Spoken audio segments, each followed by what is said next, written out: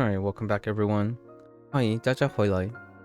今天是第322天 It's day 322.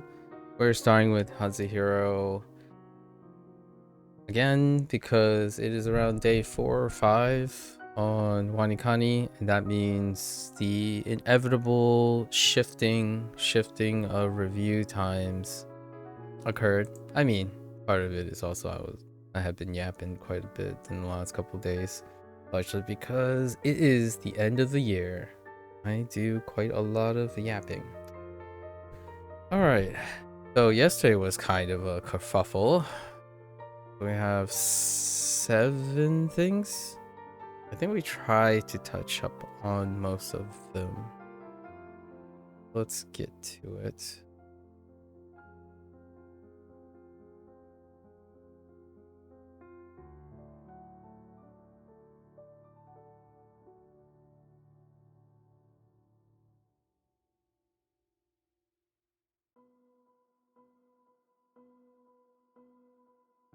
Strong, right? Strong frost. The perceptive eye is the adjustment.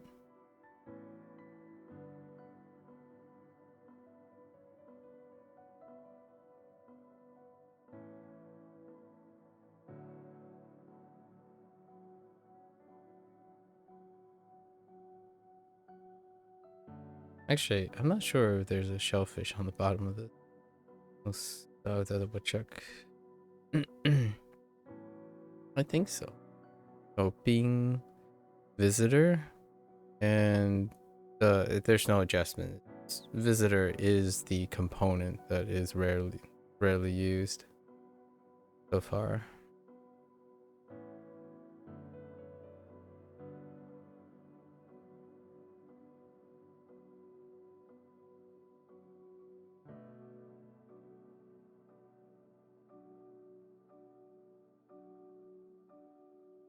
Of Tan Sai. That's a hiccup. Fine with that.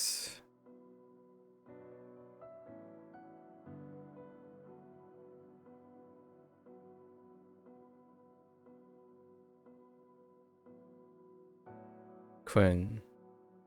Bundle. Trying to make a emphasis on bundles of things, win bundles of medical supplies, swiping a bunch of bundles with this butterfinger of turtle fingers, whatever that is. And then the mouth portion. So it's a double body part thing. And usually body parts, we would have to go back and systematically change all the body part thing in order to make them non-generic, because they're a little bit non-specific, so they can lead you to many different initials. Speaking of body parts,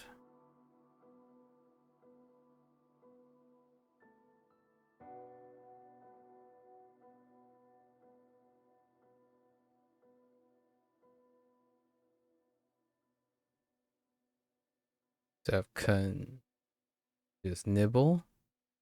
Once again, 2 body parts, the foot and the mouth. Adjust the foot and the mouth. Sort of. I don't know how I would characterize Kermit the Frog's mouth.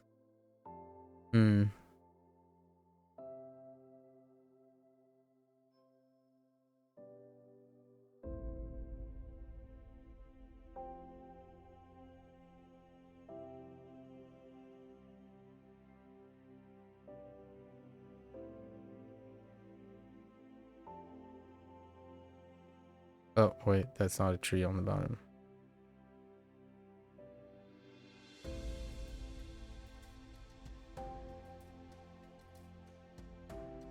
So we have the name, Zheng. Trying to add a little bit to the spicy hill. The hill was the stuck point, so secret rendezvous at the hill was added.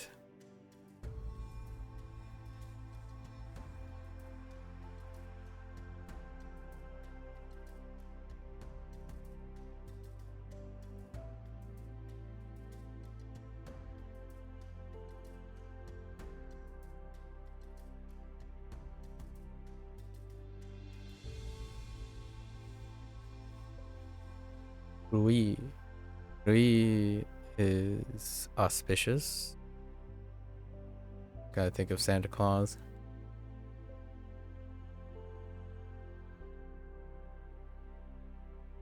Okay. Those are the 7 from yesterday. Get into our lessons here. 瑞雪 Reishe. Oh, not Rui. Reishe. I'm thinking of Japanese. Reishe. Reishe, auspicious, no? Makes sense. I'm not sure. Oops. 瑞雪 I'm not sure how this is talked about. The auspicious snow makes the farmers very happy. 这场瑞雪让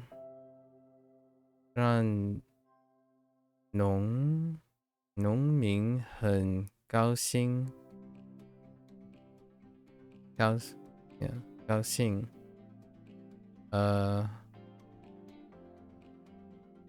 I guess. I thought there might be some sort of. I wonder what the story is behind an auspicious snow. 柔软 Roll run. Roll run. Off. 柔软国富 Awful. Data was fun after the discussion, but then they made you calculate means. It's so time consuming. You're working on it in the background. It's not even about interesting data. Probably made up some samples. Means. I mean, you can learn to do spreadsheets and use like what you do on Discord and stuff. There's ways to calculate. I'm not sure how you're calculating means, but there are certainly ways to create bootstrapping for mean calculations. I don't know if your class is teaching you how to enter, like consume. You've genuinely used Excel twice? I guess you don't really have to. You can do an API script for it if you're interested in that. But yeah. You can do that. You said it's so time consuming, so that's one thing. How are you doing it now?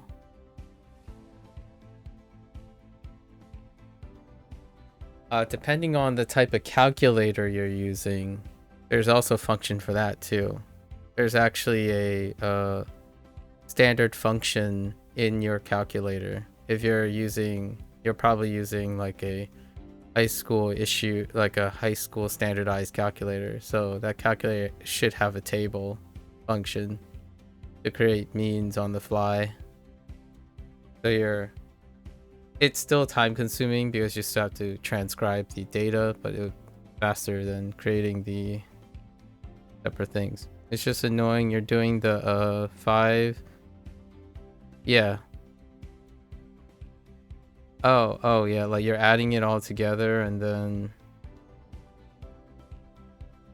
dividing it by the number of units or something.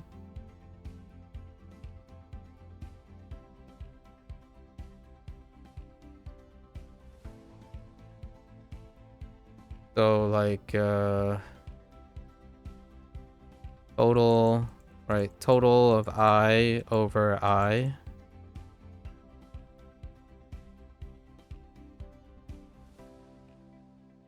You couldn't figure out how to do mean on the calculator about specific numbers without manual calculation? Oh, okay.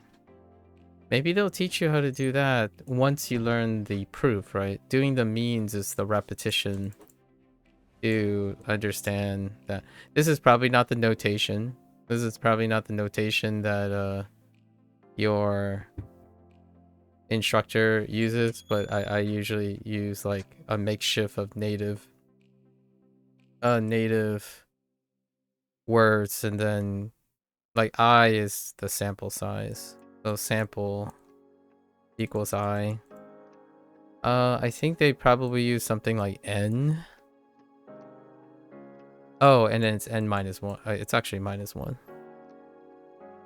Or n, sorry. It's not n, it's n minus 1. Means were supposed to be covered years ago, but these exams required them as well. Yeah, so it's a good review for your exams. And you should know all these concepts and then find out. They use n, also why it's at minus 1. Because you don't count the first number. So when you say 1, 2, 3, right? How many things are there?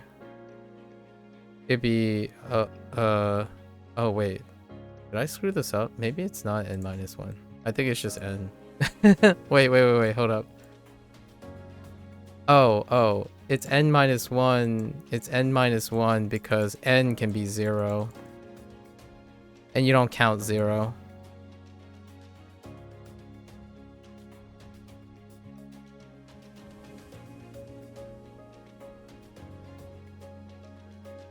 Like, sorry. Like, if n is 0,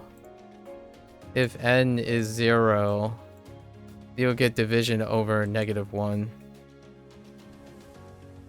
So it's usually you need at least one thing. There's got to be at least one thing. So when it's 1, it would just be the number itself. That's kind of how I think about it, but that's not the proof. That's not the proof for this. But the idea is if this is your only sample, 1 minus 1 is 0. Oh no, wait. That doesn't make any sense. That would make it 1. No, actually that doesn't make sense at all. What is the mean calculation? Mean formula. Oh, it is over n. I'm a doofus. So it's not n minus 1. It's just n. Yeah, you just take it over n. Just kidding. I'm thinking of something else. I'm thinking of like factorials or something. It's just n. I overcomplicated things.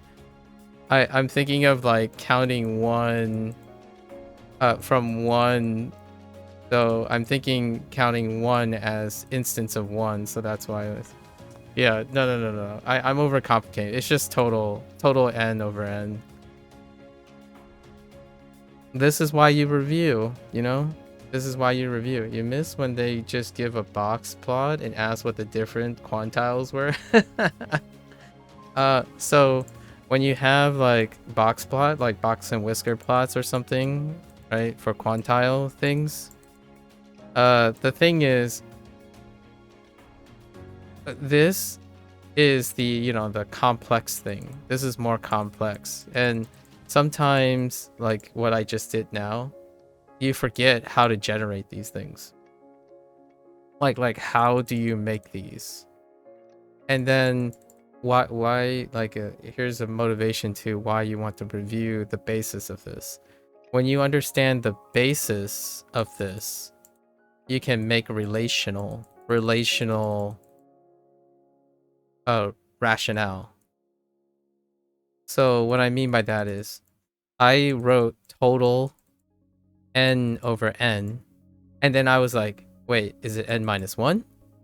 So after a while I have to think about it, and I'm like, I think it makes sense without the -1. So this, when you do this type of thing, this type of comparison, you can't actually see these things. So if you're practicing these things, it's hard to know the relational things. So here you can do a different type of relational thing. So you can compare ranges, you can compare modes, you can even compare an average or the mean in these box and whisker plots.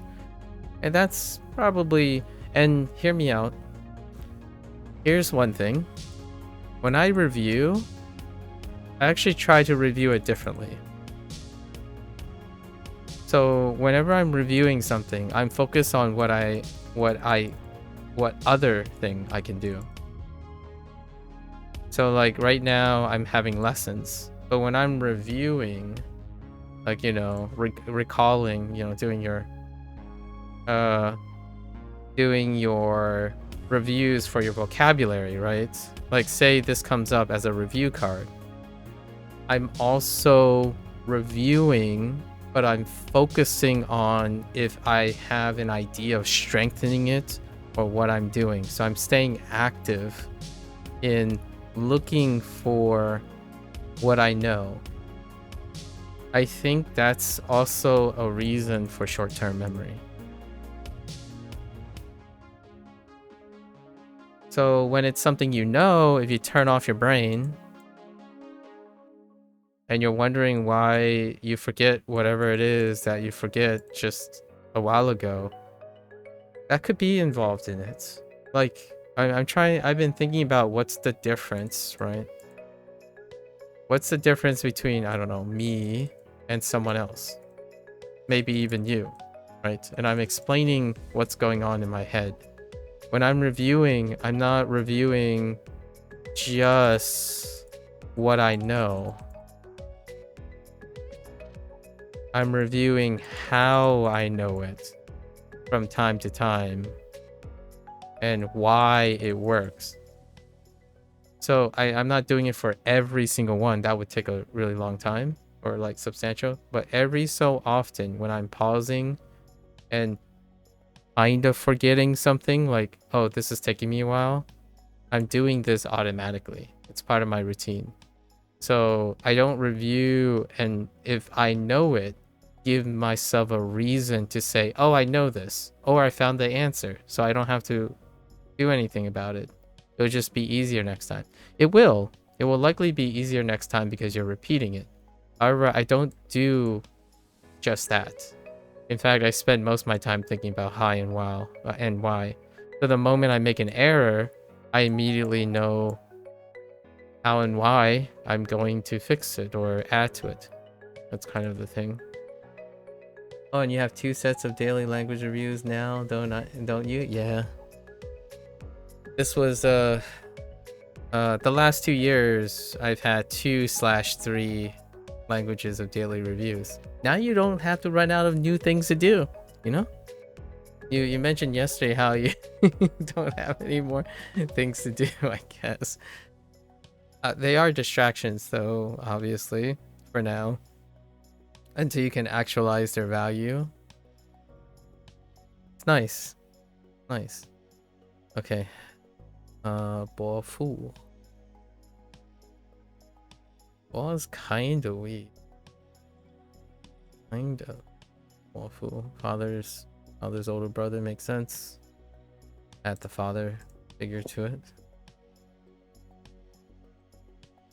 伯父 Ooh. 莲子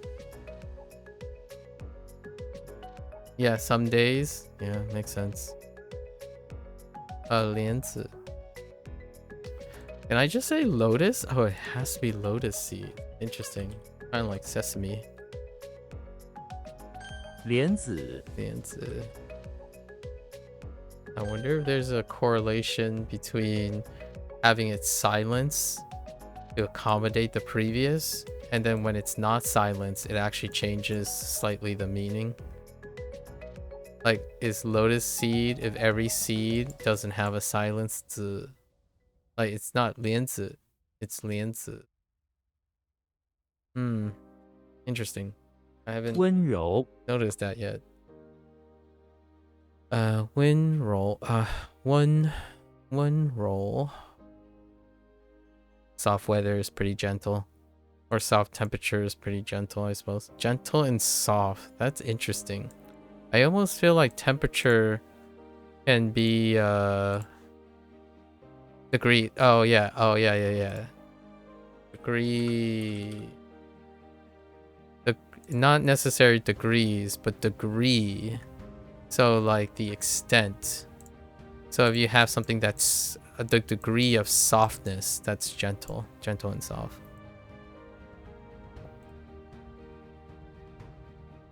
温柔。温柔 You got more sick since last week again. More coughing and sickly feelings. Yeah. No, take care of yourself.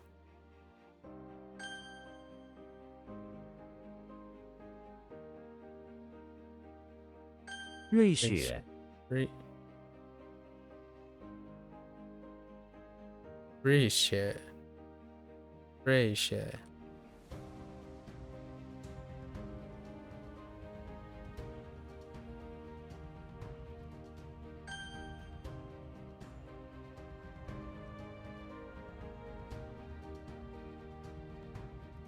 柔软 Roll.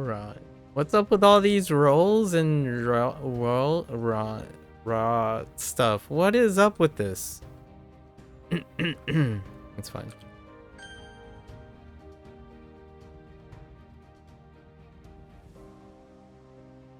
莲子 Ah, yep. I had a feeling that was gonna happen. 温柔 Roll.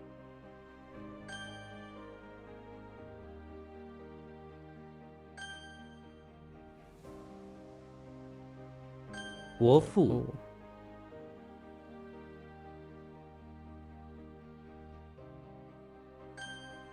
All right. 伯母 Omu. Yeah, father's older brother's wife. As opposed to...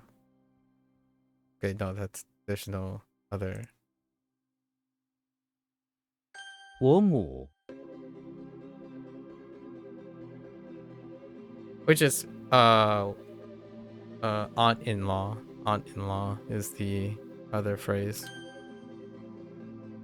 They're making you get quartiles of 31 things. They really couldn't add one. They really couldn't add one.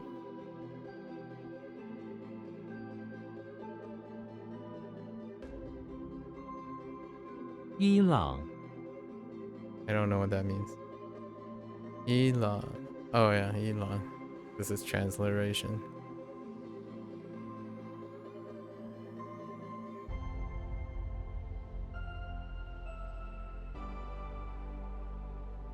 伊朗亚洲 32 would be easier to split. What's the context of the quartile? It could be 31 days for a month. And 32 would be weird.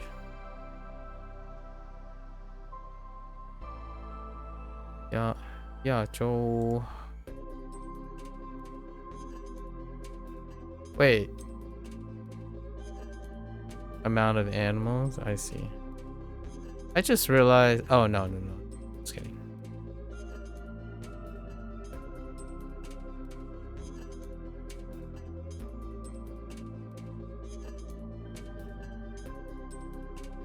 "亚洲郑和 Zhenghe, it's kind of funny. Yazhou is like one of the first, maybe the second, like in the second bundle within 2 weeks. Yazhou is the first, like the vocabulary that you get in Duolingo. Zhenghe, okay. I mean, it's just Zhenghe. Can't really do anything much about that. 郑和 Zhenghe is Zhenghe. 北宋 Beisong. I mean, can't get any more than Beisong. 北宋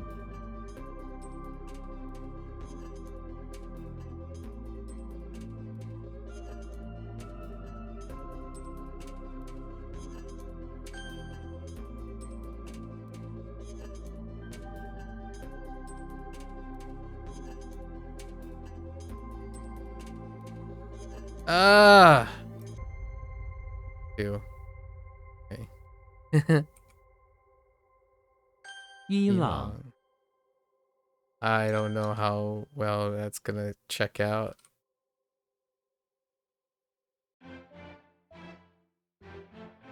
郑和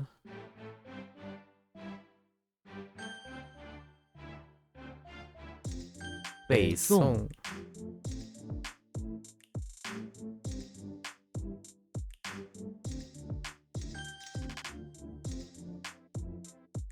我母 Wait, I wonder if this works. Hold up.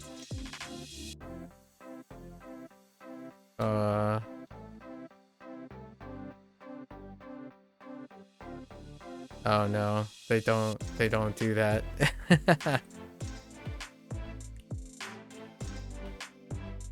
亚洲 Oh, but it would be the older brothers though.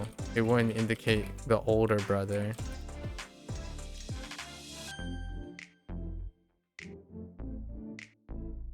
You know, when you just have no interest in doing something you're doing, you just sit there looking at a random place in the room?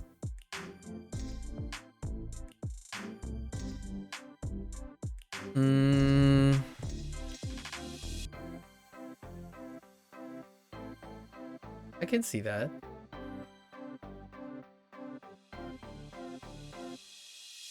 But I wouldn't be staring at a random place in a room thinking blankly though.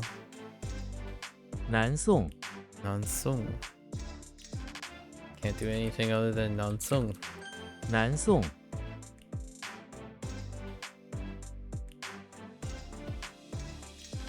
伊甸园 Yi Dian Yuan. Okay, this is half transliteration. Yi Dian Yuan. 伊甸园 What goes on in the mind of, well, whatever I want to think about at the moment. But usually, if I have no interest in the thing I'm doing, I would be staring somewhere else in the room, thinking about how I can make it interesting.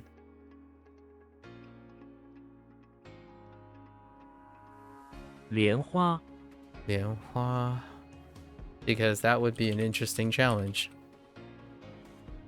莲花攀 Oh, hey, I have an average number of characters today. It's been a while. Look at that pun. They just want to throw in a couple X's in the middle. Oh, I think this is pictographed. Yeah, this is a pictograph. You have big trees and a hand. And you're climbing up things which kind of look like X's. You're grabbing onto things. This is a pictograph. At least I think so. This would be like, for example, Mika, this would be something that you would probably excel at. This would be the top 25%. The pictograph ones. Unfortunately, I feel like pictograph ones make up like 25%. Maybe like if we wiggle a lot, I would say upwards to 40%. You can probably apply the thing. 40% of the time, you can probably apply your strategy that you already demonstrated to me about how to use pictographic way to do it. And I think the other 60%, and it actually goes probably higher to like 80%, are kind of abstract.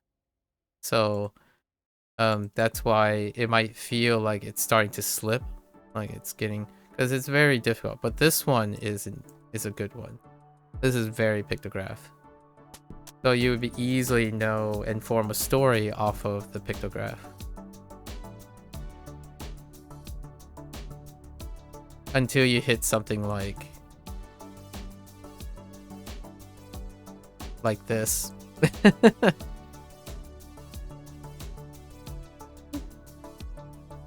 or maybe this. Then it gets a little wonky because these are abstractions. These are abstraction characters.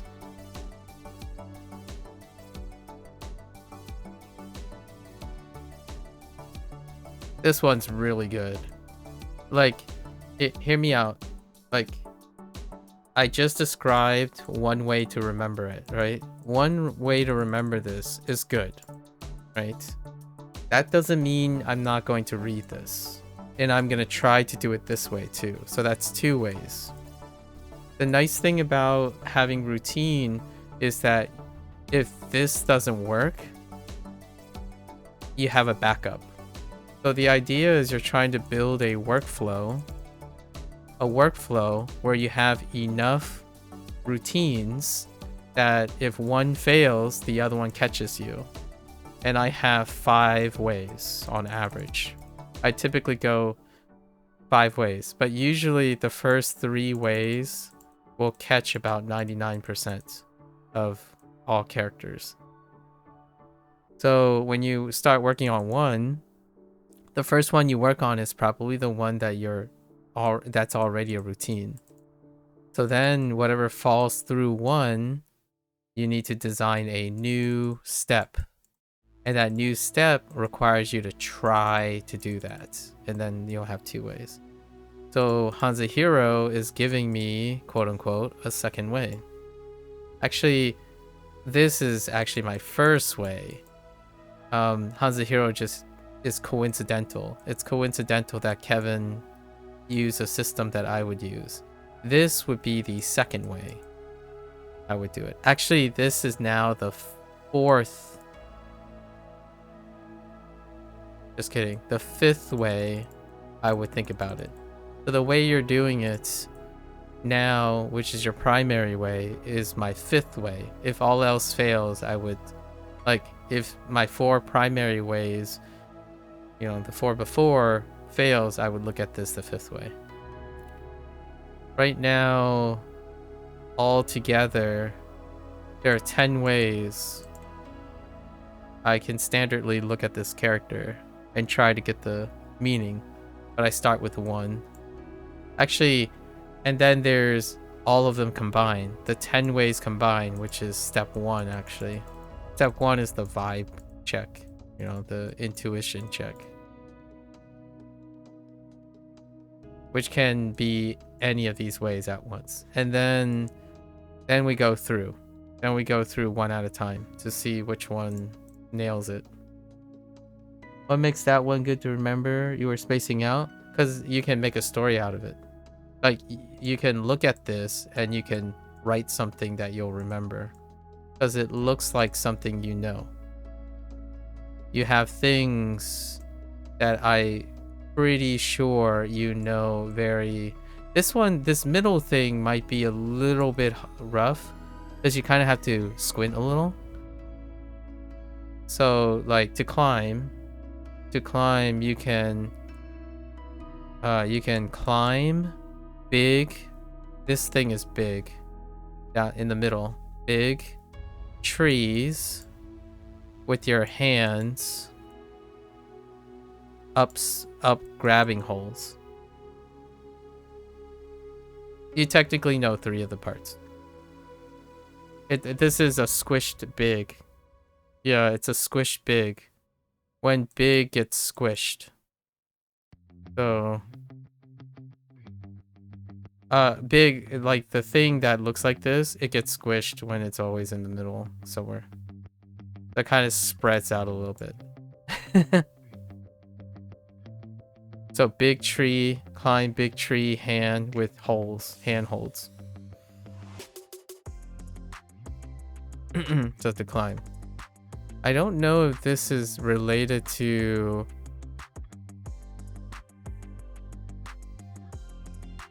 I have 4, right now I have 4 kanji, 5 kanji about going up, ascending, and climbing. And this is a traditional character, by the way. So this is an example where there's a chance, because of how complicated this is, in Japanese, it's probably simplified.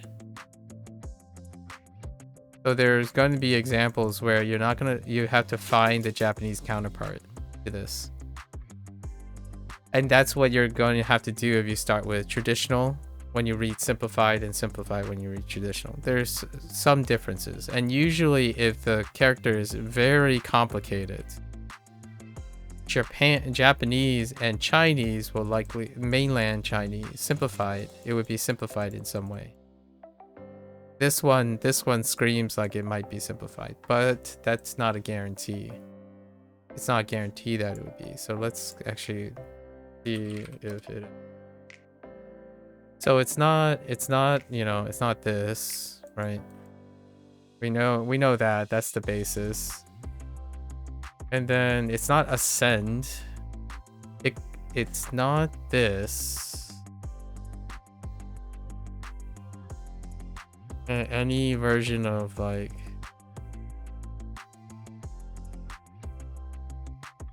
any version of this conjunction with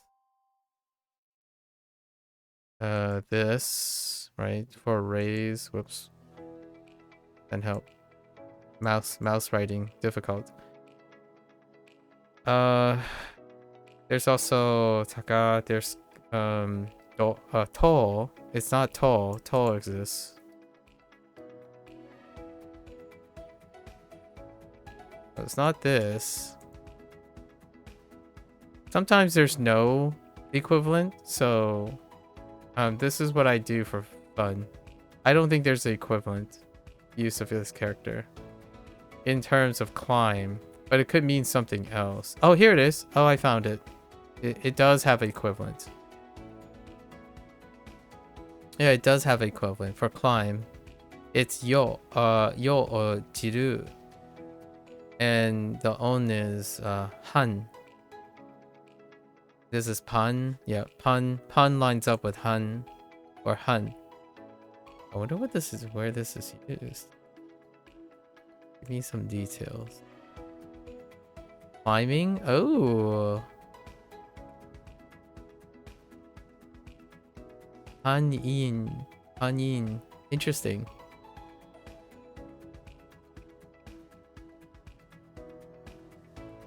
What type of climbing are we talking about?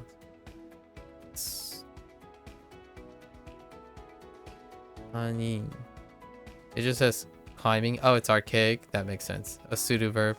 Most Chinese things are a lot of Chinese things are either formal or archaic in Japanese. So yeah, instead of using that, you know, noboru is fine.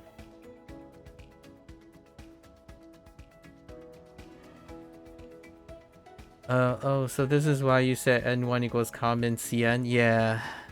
Yeah. Oftentimes the archaic, old, and formal stuff tends to be lined up with Chinese. You swapped to doing Anki reviews because you couldn't deal with the math anymore for the day, and that's fine. If you do, so here's the thing, right? I know you mentioned procrastination before, and I'm gonna tell you now, procrastination is no longer procrastination if you plan it. However, we're not talking about procrastination today. There is a way to incentivize you to not do procrastination. And it's what you're doing habitually already. Try to do some math and say you're going to do like 30% of it, right? Because you know that's how much attention span you have, instead of vibing it. So I'm saying instead of vibing it in the future, right now you're currently vibing it. You're like, oh, you can't deal anymore for the day. But if it turns into a consistent thing, you can you don't have to vibe it. You can determine how much you're going to do, and you'll know, because then you'll schedule the other 30% and a specific time, the other 30% a specific time, and then along with your day to finish it off, if you understand where the deadline is. So, and you already understand most of these things. Actually, when you were sharing with me your like schedules and stuff, you're already doing it. The difference is you're vibing it, as in like it's constantly inconsistent. You have a great tune on how to space things out already. The reason why procrastination feels awful a lot of times is because it feels like everything's unplanned and uncontrolled. So oftentimes one of the things about procrastination can be like lifted, the benefits of procrastination. There are benefits and appropriateness. The alternative is you plan to do as much as you think you can instead of constantly forcing yourself to do so. So next time when you're doing 30%, you can do 31%. Right? And then the rest. So you can then start to adjust your threshold. And what happens is, what does this look like? This is time management. That's what SRS is doing for you, by the way. So whenever someone says, why use Anki, why use Wanikani, why use HanziHero, usually the person I'm talking to is probably someone in their 20s and they don't have time management skills. Without time management skills, it's difficult to create a routine. It's one of the foundations that you need. One of the life skill foundations to create routines. So oftentimes, what is the most benefit of apps? Time management. They give you the underlying thing. I don't think the content is as valuable as the time management, personally. The content is like, here's a mental gymnastics game. The content is 100% the reason you choose an app. But the app's success is mostly, in my opinion, contributed to 60% plus of the success of the app. So like the tools app right now, like the tools that are most successful, most of their success come from the underlying time management system, not the content. However, people chose and look for apps based on their content. The difference here is content is static to the person who's making the decision. The irony here is time management is the thing that is a skill, that is a static, that they haven't developed. So when they go and say, what's your favorite app? What's the best app? All of them, nearly all of the apps have a basis of time management to create a routine, because their target audience that they're looking for these tools that make the most money and all that, they lack routine. And it's not a bad or a good thing, because you're doing other things while not working on a routine. What are you doing? You're consuming content. Content is the other thing you're consuming. So live service models, subscription-based stuff, are taking advantage, right? Taking advantage. We're not talking about like morals here, but taking advantage of this known idea, this known statistic, that their target audience lack routine. They have no way of staying regular, powering through things, due diligence, creating a habit. So the tool is going to create the habit for you. And when the tool creates the habit, you're always going to use the tool. The moment you lose the tool and get rid of it or move on from it, you're going to say, oh, how can I do anything without the tool now?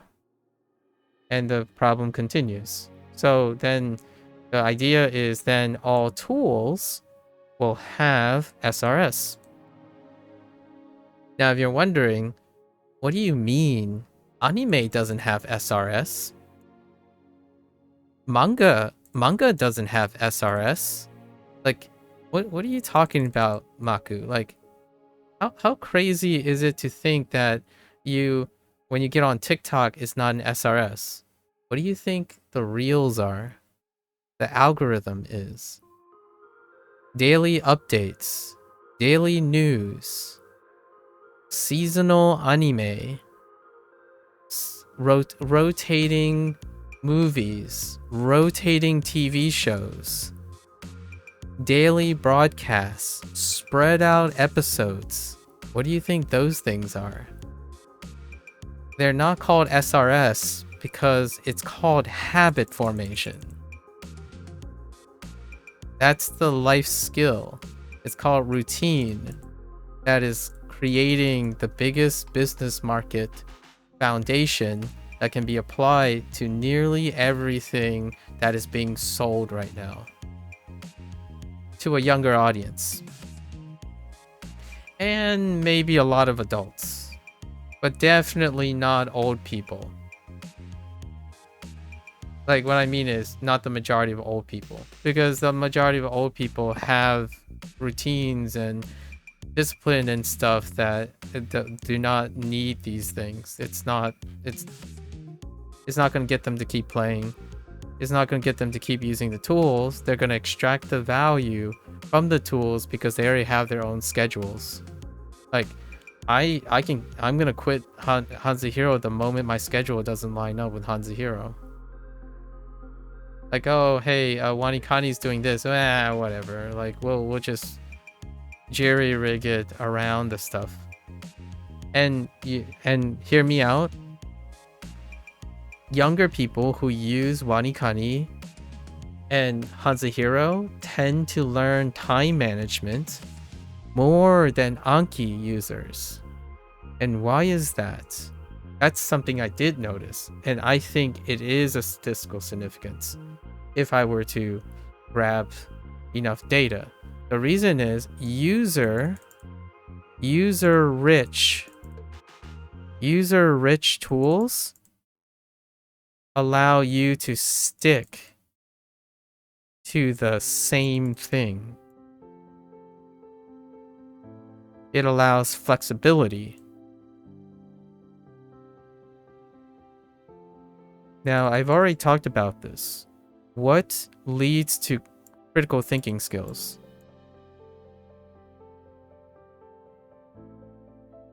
Problems. User-rich tools are meant to remove problems by making them not problems. So if you're never solving problems, you don't engage in critical thinking skills. So to me, when someone is using Anki, they are sometimes less likely to develop time management skills than someone who uses Wanikani, for example. Because Wanikani forces you to try to manage your time around Wanikani. Now, if you might be thinking, it's like, but Wanikani users still suck at time management too, is because where's a will, there's a way. So one way they can solve it is by changing the timing skills. So that's kind of a gymnastics thing. The thing is, what happens is Wanikani users is finding ways to do that. That is practicing problem solving. This way is you can choose not to solve anything. So oftentimes the richer, the more user rich or feature rich something is, voluntarily most people stick to the same thing.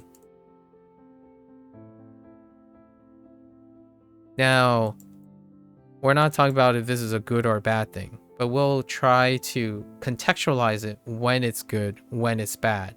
So like, I'm not saying this is universally good or universally bad. When you stick to the same thing, if you are happy, as in whatever you're sticking to covers most things in life already, like an adult, right? An experienced adult, a successful experienced adult, then you don't have to change anything. These things are awesome because they will work. They will work because you are experienced. You know how to make it work already. So you're not looking to learn new things. When you have a user-rich feature given to someone who is inexperienced and have not enough problem-solving skills, they are going to find more problems that they're going to try to avoid. And they can avoid it because it's feature rich. So that still solves their problem though. So this feature rich thing still solves the problem. Notice I didn't say the user solved the problem. The tool solved the problem for the user. These are the two very distinctive users that I've come to kind of categorize at each end. So if you're if you're either XP or in XP, right, and you're on this number line, if you're here and you want to learn to get better at solving problems, you're going to need problems, right? And where are problems come from? When it's prescribed or have to do something because it's a challenge. Usually ease, flexibility is great because there are no problems. And usually experienced people don't really need to gain more of this if they don't want to, because most of their problems are already solved with the experience they have. When you're choosing tools, this is kind of what I think about. And when someone says, yesterday you asked, what does Wanikani and HanziHero have to solve? Like, for example, Amika, like, what are your problems? If you can't figure it out yourself, like abstractly, a specific challenge and stuff can like give you ideas to present you with a problem in which you can solve. And that could, and I'm not saying it will, but it could inspire you. There's a chance. Like, for example, Inktober, right? We talked about drawing, right? Inktober affected my art substantially because I have experience, but the restrictiveness of Inktober is what created me to challenge myself to get around hurdles. Like, I went from doing pieces in 10 hours to doing pieces in 1 hour because I'm challenged to do so. So I had to figure out, how do I do certain things to meet the demands? Now, the one thing that I want to keep in mind, you ask me, or like from time to time, how do you stay motivated, right? That factors in. We have to assume, what's assuming here that I'm drawing here is that in both cases, both of these individuals are motivated, right? Do not try, I want to be very careful that if you're inexperienced and you're going to try to solve a problem by engaging in something that's going to present a problem, you have to have enough routine in already existing. So things that you already know how to do has to provide enough happy dollars to engage in that. Otherwise, it can go back and destroy your willingness to want to engage in problems. Experienced people tend to have routines already. That's why they can engage in no problems and lots of problems, either or. So that's kind of how I feel about learning right now, where the easier the learning gets, you learn more of the content you're looking for. Absolutely.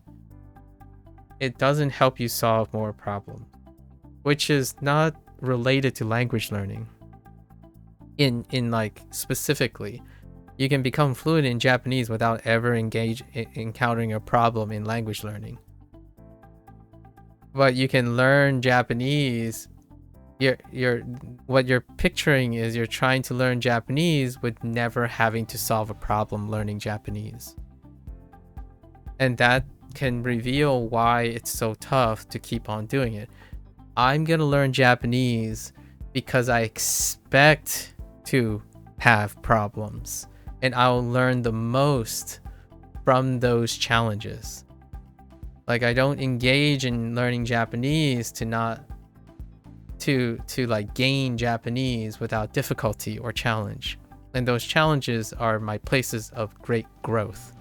Memorizing Japanese doesn't give me any reward. I honestly, I'm going to tell you that now. Like, if I know a lot of Japanese, it doesn't give me reward. The problem of using Japanese to create something, the ideas that I need to use Japanese to talk to other people are the best parts.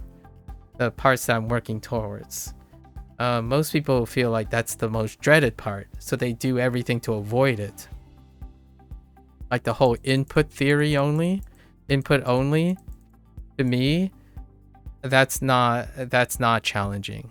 That is doing whatever. It's encouraging people to do whatever they do well, and then just continue doing that and avoid the one thing that you're learning a language for, which is the output of that language, in my opinion. Because for me, if I'm not doing anything with all the input that I'm taking, it's not worth anything to me. Like, I'm not saying you should feel that way, or anyone else who loves immersion only and input only methods. I don't get any value from it. So the quicker and sooner I am able to tackle the challenges that involve getting the application that I want, those are the things that you solve problems for. Like, how to overcome your adversity or insecurity about being Nihongo jozu desu. That is the problem.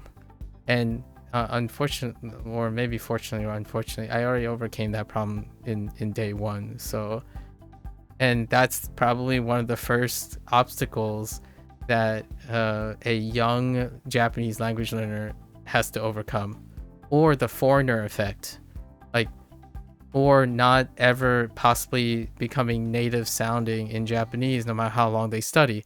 Those are the first hurdles that an inexperienced person trying to learn something difficult will probably encounter. Insecurities about like 5-year and 10-year plans. Those involve due diligence, time management, and SRS removes that for you. Apps, subscription, live service automates the process. Seasonal passes, battle passes, daily character reveals, monthly skin reveals and additions. That removes time management from you because it makes it regular. So when you constantly say you're expecting a certain patch to land by now, that is routine. That's routine of expectations. Expecting people to leave you after 1 year, being people who say it's normal to leave other people after 1 year, that is routine. Those are expectations that paint routine. Now, they can be used to your detriment, or they can be used to your advantage. That's something experience and problem solving can help you with. Like, I don't see parting ways as the end of a journey. It's the end of something, but it's the beginning of another chapter. So it's one of those things, like, sometimes it has to be experience with the caveat that it doesn't cause the person to stop. If it caused the person to stop, then the problem is never solved, or it's never satisfactorily addressed. And that's kind of a double whammy right now. The easier things become, the more ease and the more crutches you have, the less and less likely the moment it is removed, it can hurt really, really hard, the motivation. And any small steps along the way can feel like agonizing, demoralizing, and demotivating processes. And that's how I'm trying to visualize the people that I'm talking to. Like when I'm talking to younger people, I'm trying to figure out if there's any way to make that transition smoother, right? So when someone asks me, do I recommend this? Like, do I recommend HanziHero? My first thought is, HanziHero is tough, so let's try to set the person up with things that they have to take into consideration. And yesterday when I was talking about HanziHero to you, Mika, I highlighted the one thing that I know if you are able to understand a lot of the things in advance or be exposed to it, it'd be like the internet telling you, hey, you want to pay attention to these things.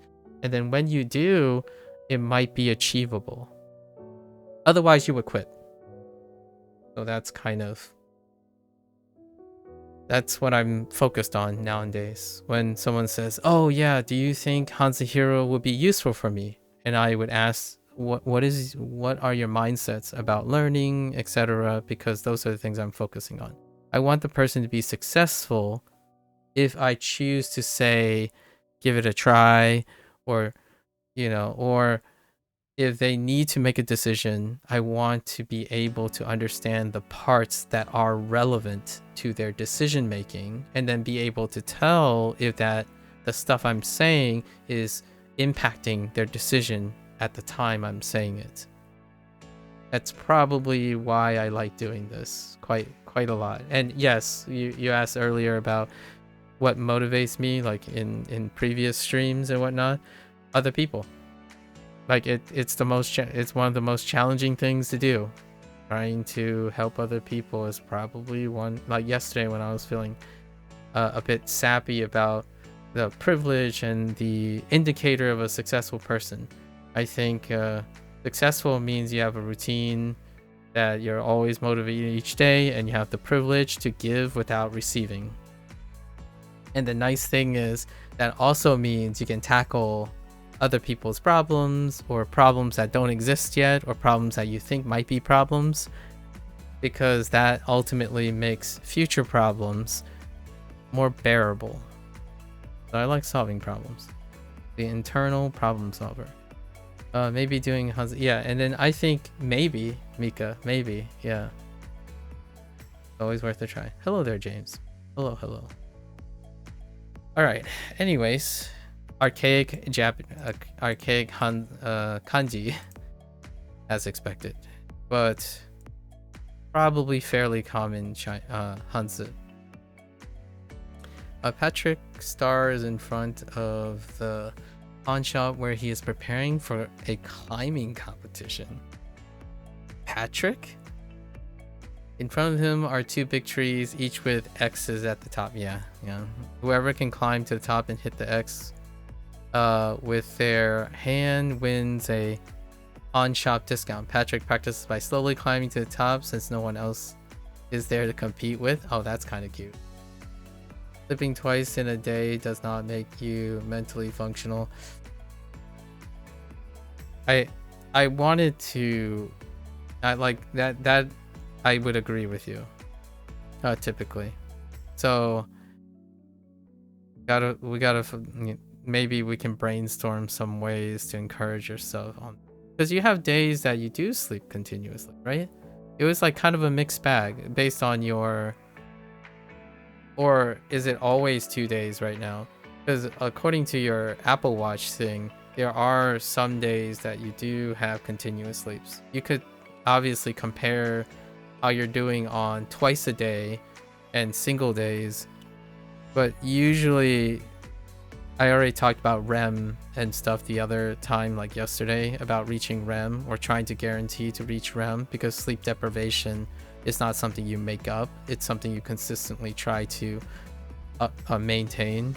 So over time, you don't see it from the day to day as much as you see it over a course of a long period of time when sleep deprivation starts taking a toll on mental function. Again, not enough data to prove causation, right? It's sort of. However, sleep deprivation studies are among one of the more morally acceptable sampling experiments, because sleep deprivation can be temporary and people do voluntarily and self-voluntarily participate in sleep studies. And that's one of the ones that have more consistent data that is reliable compared to like other health related things that would require unethical or potentially morally questionable experimentation. But sleep studies are very, very numerous enough to suggest that sleep deprivation by sleeping too short of a discontinuous sleep cycle interrupts REM, and there is something very special about REM that is correlating with mental function and recovery. In fact, Mika, I don't want to tell you this is causal, but there is an incentive for this.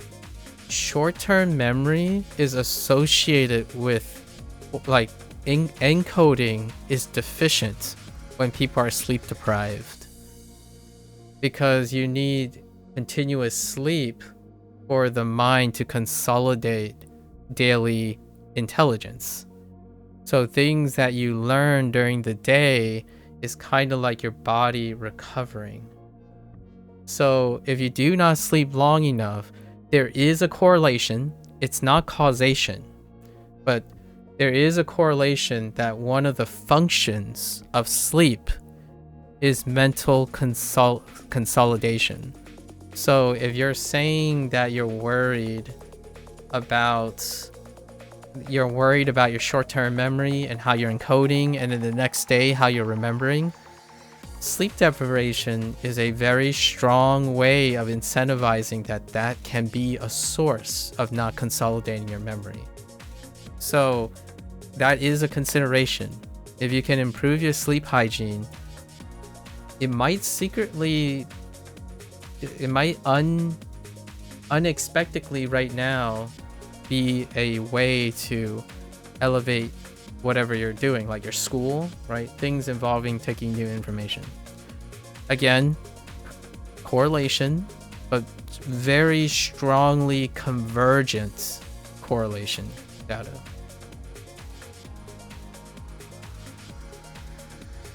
Okay, reason you're so messed up is sleep.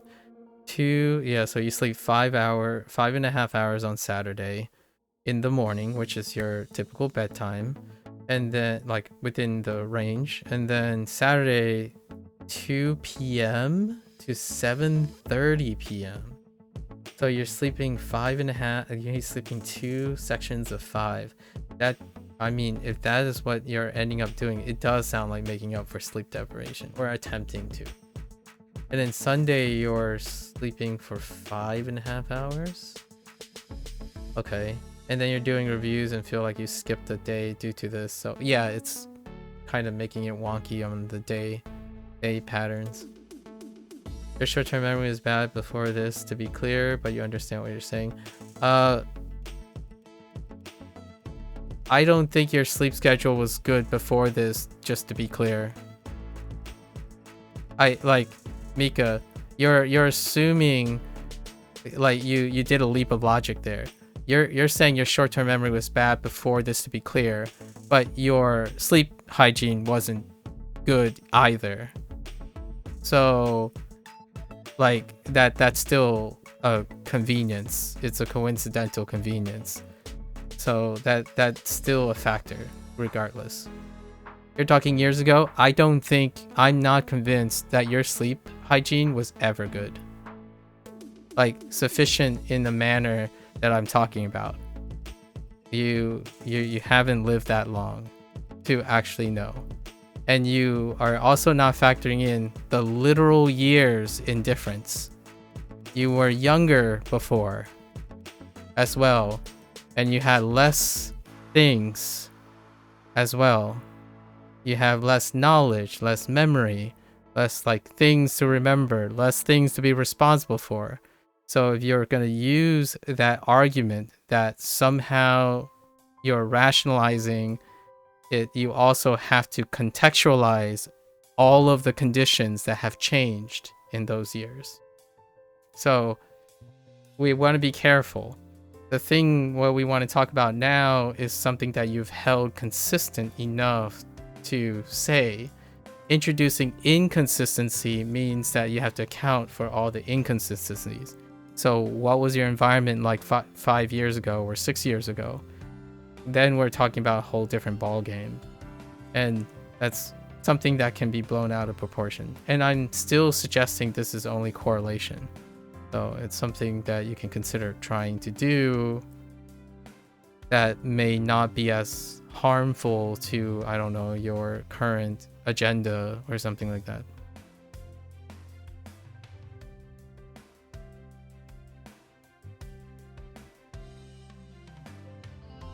Something to consider. Anyways, we're gonna change this a little bit. Patrick is in front of the pawn shop, and the pawn shop is hosting a free discount on, or hosting a contest for free stuff. And of course, Patrick gets in on it, right? Gets in on it. And it requires people to climb a big tree to the designated X at the top. So Patrick tries and fails miserably because he's a starfish. Well, yeah. How's he gonna climb? The remaining kanji deck stack is 15,945. That seems okay. It seems pretty okay. You got this, Ika. Use your routine, right? You've already gotten some form of routine down. Go get it.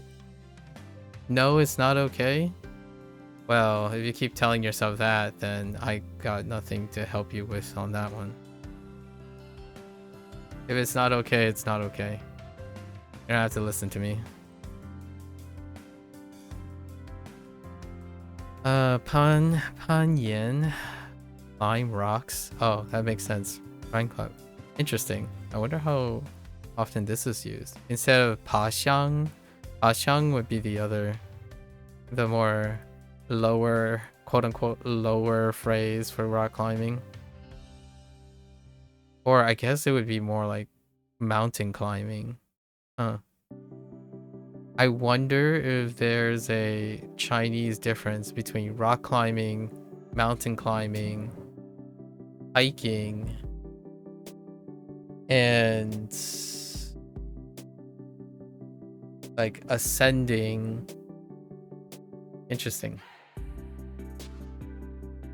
You've got 96 German reviews and 198 Japanese reviews to do. Right on. That makes you feel less bad, you guess? Oh no, we're having misery deserves company. Every day I have on average like what, 100 Japanese reviews, and then every 5 or 6 days we'll have 100 like 80-ish lessons on top of the 100 reviews, and then for Chinese is 20 lessons every day and 150 reviews every single day. You only spend 5 seconds on each card, so you smash it out in like 30 minutes. That sounds fair.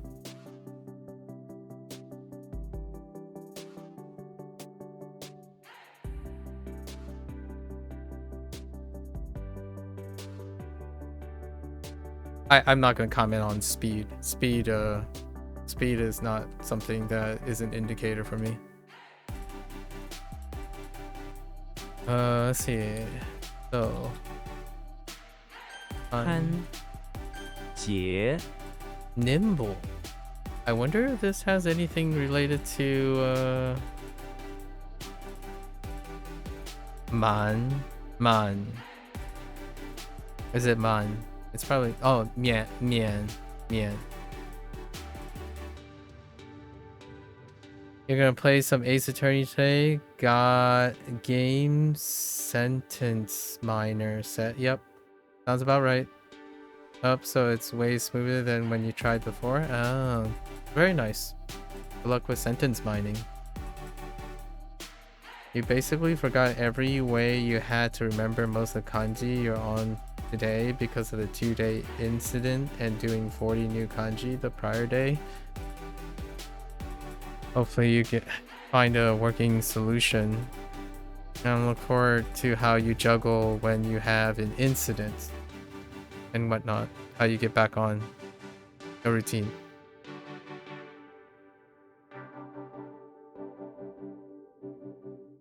Jimmy Neutron is inside the electricity plant where he's showing off his nimble nature to his finger co-workers.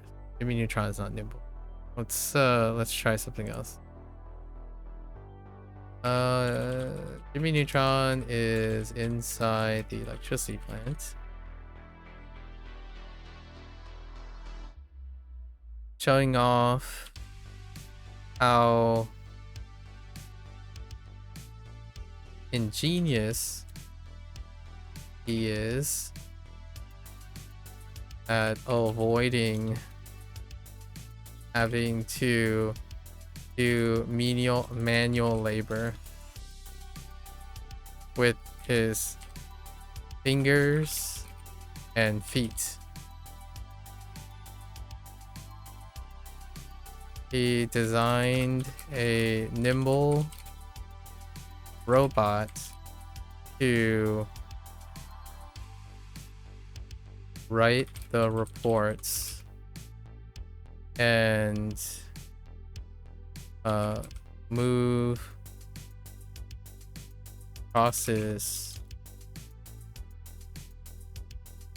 and materials for the generators. Crosses might get lost a little bit. Okay.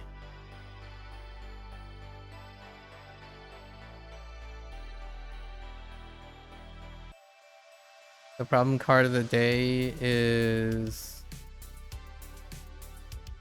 Ken. Okay.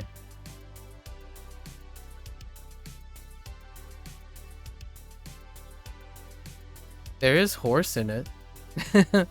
And a squid. It's horse and squid is kind of 2 pictographs. So you got horse plus squid. The right thing looks like a squid.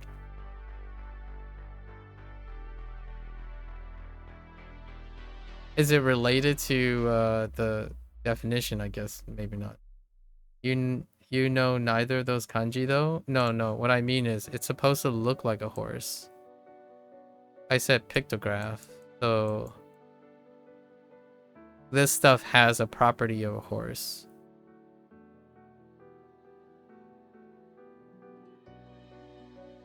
Yeah, they're not actually horse and squid. Like this character is not. It doesn't have anything to do with horse and squid. They just happen to look like a horse and a squid.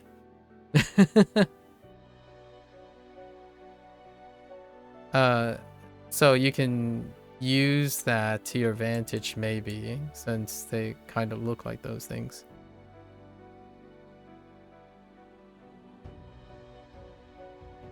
Wait, that does look really yeah, it's a squid. Like when you eat something, you know? Here's the tentacles, the tenties.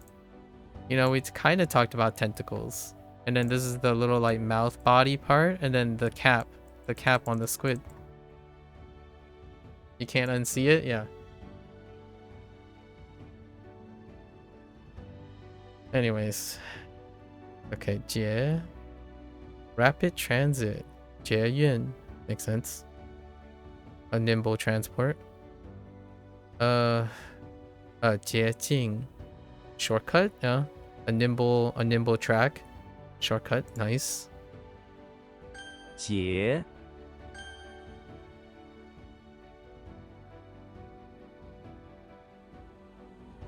南宋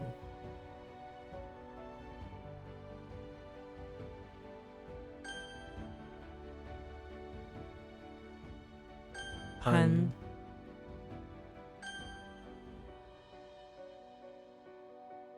伊甸园 伊甸园 transliteration.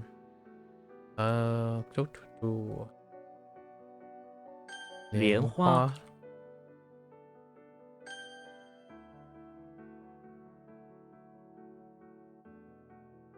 Yeah, so the cross is probably the weakest part 节 of the mnemonic.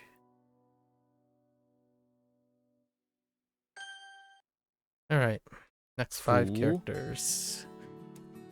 Ooh, to bend over. Oh, I wonder if this has anything to do with qi, like qi fu qi. That could be. That could work. Qi is actually kind of weak. Or we could use like one like fu one fu. Like a bend, a curve and bend over. Or it could be bend over as in like bend horizontally, like fu hong. It could also be like bend over but still down, so it could be fu xia, something like that. Interesting.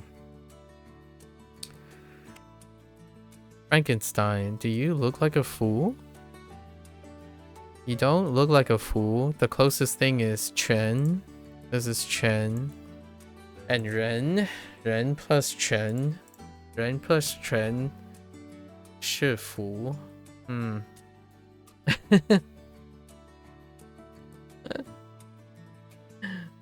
Frankenstein is inside the living room of the house, playing with his monster bulldog. That's funny. Monster.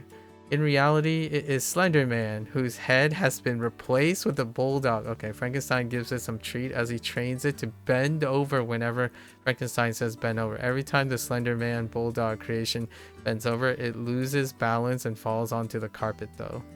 That's actually kind of cute. I like it. Is that dog in Chinese? It is. Chen. Inu. Inu. So... however, it's a more archaic, or I would say it's not more of archaic, it's more of a later thing. Yeah, instead of Gao. Yeah, Inu. So, Gao is like,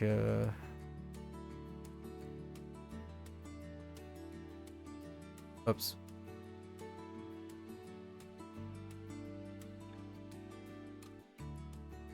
Something like this. Sounds like the French. Oh, yeah. Yeah, true.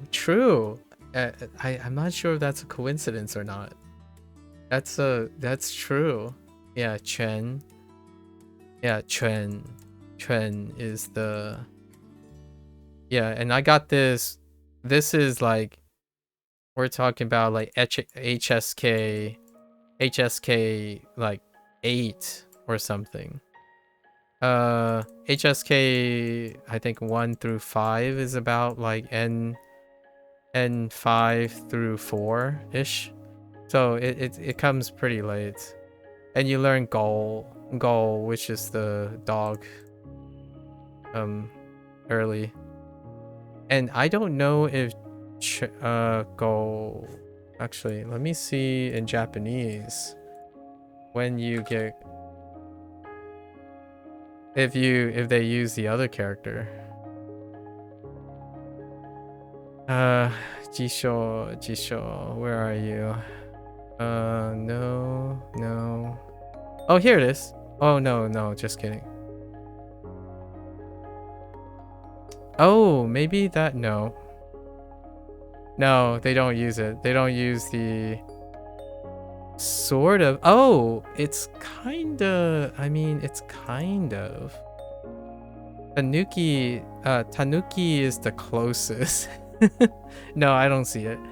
I don't see the standard character for doggo here. That's interesting. But yeah, that does mean dog. Convenient, very convenient. I like learning Chinese and Japanese for this very reason. To lie in ambush. What? My fool? Bury to bend over? To lie in ambush? Okay. Like prone? Yeah, oh, interesting. Wow. That's so advanced. That's so like oddly specific. I was just thinking maybe like I don't know. Like this. Fu xia or something. That is wild. Yeah. Oh, and this means the same thing too, James. My is berry. So the kunyomi or any other onyomis or any other reads for berry. But generally the most common one is probably in like berry for the kunyomi and whatever ending. I mean, there's various forms like get buried and to bury, etc.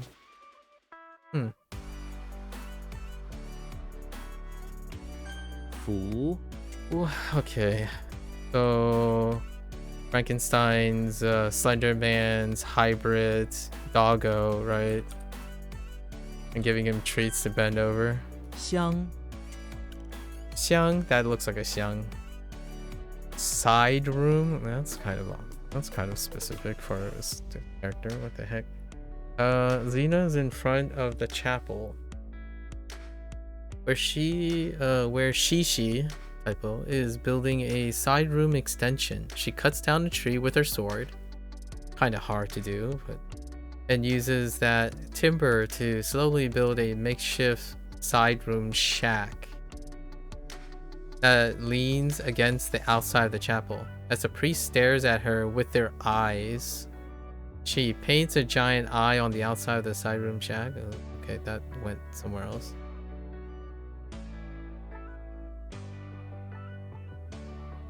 It's good enough. Usually I want to make the eye a characteristic of Xena, so let's adjust this a little. So Xena's in front of the chapel, being hired to maybe guard the chapel, right? So she needed better sight for her, I don't know, her warrior vision, so to speak. So she cuts down a tree with her sword because she's OP and build a shack as a side room with a high position to keep an eye on the chapel. Okay, threw in a couple extra ones in there just for the heck of it. Railroad card, yeah. Chexiang, that's interesting. Railroad car, the car's side room. Xiangfang, side room. Literally side room. Xiang. Okay. Zhang. Jiang, you do look like a Jiang. You did. Wait, how's this different from the other swollen? Wasn't that Jiang? Jiang. Was this something else? Oh, Zhong. Jiang Zhong. Maybe 降种 swell. Oh no, what type of swell though?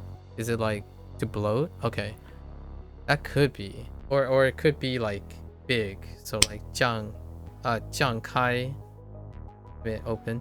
What language would you pick up next if you had the time? It would be Spanish and French. I already technically picked up Spanish a bit, but it's more like a time management issue at the moment. Spanish is my first learned language, actually. Like, what I mean is, it's my first post-adult learned language. So it's actually the most familiar one. Chinese is second, so that's why I did Chinese second. And then Japanese is the least familiar one that I listen to on a daily basis. So since 5 years old, been surrounded with Spanish, Mandarin, Cantonese, but Cantonese is not like a formal resource thing. So, and then technically English and Fujianese and Mandarin were the first ones that I heard in my life, like when I was a child. But since 5 years old, all 4 of those languages have been present. I guess 5. That's English, Fujianese, Mandarin, Cantonese, and Spanish.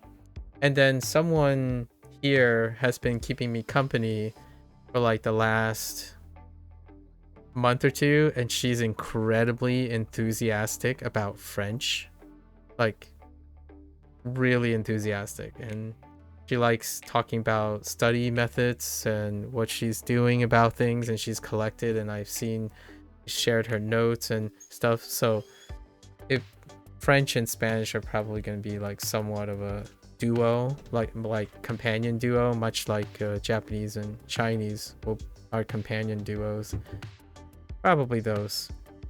I tried fitting in Spanish on and off this year, but it's really difficult to fit in time. There's too many interesting things about learning language. So, and I yap a lot, and yapping is what has become more of an incentive. You really wonder how people self-study French? Me too. And I guess we'll find out. Spanish is going to be quicker by every means of the imagination. So like I was going back to Duolingo, right? Because Duolingo's flagship was Spanish. I had to compare it with the Chinese course and the Japanese course in order to see where the weaknesses and pros and cons and etc. So when I was doing that, the Spanish thing was rapid.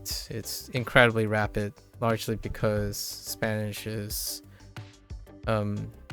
probably the thing that I'm most familiar with. Not everyone, when I'm moving around and walking around in the United States, the most common language I would encounter is Spanish, as opposed to Mandarin. I didn't spend most of my life living around the metropolitan area, so Mandarin and Cantonese, largely Mandarin, doesn't come up very often. And then Fujianese is my mother tongue, so I have to speak Fujianese. Otherwise, me and my parents are going to have a really big problem communicating.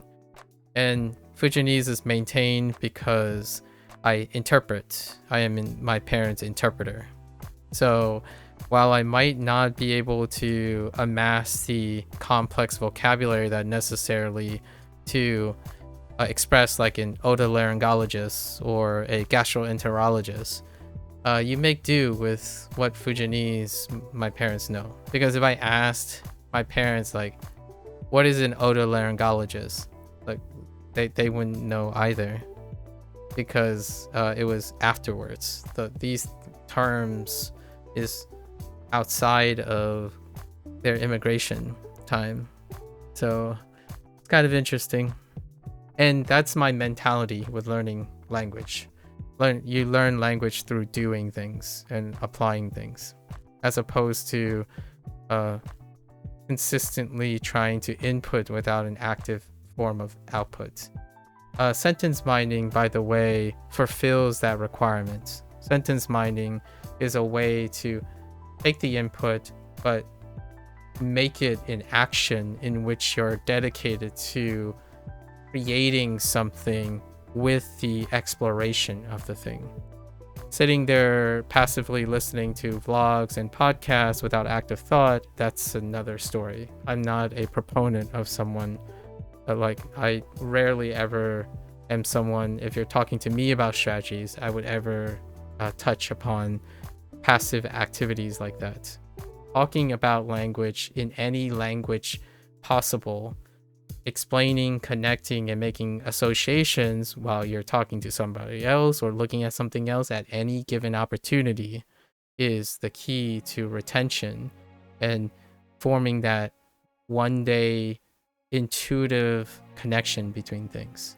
So it is in all of the methods.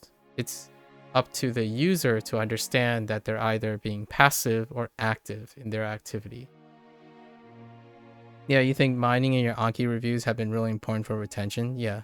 Practice here, like James, like, I have a bias. I prefer that when I go to learn something, even if I learn at a slower rate than someone else, I prefer not having to forget it and relearn it.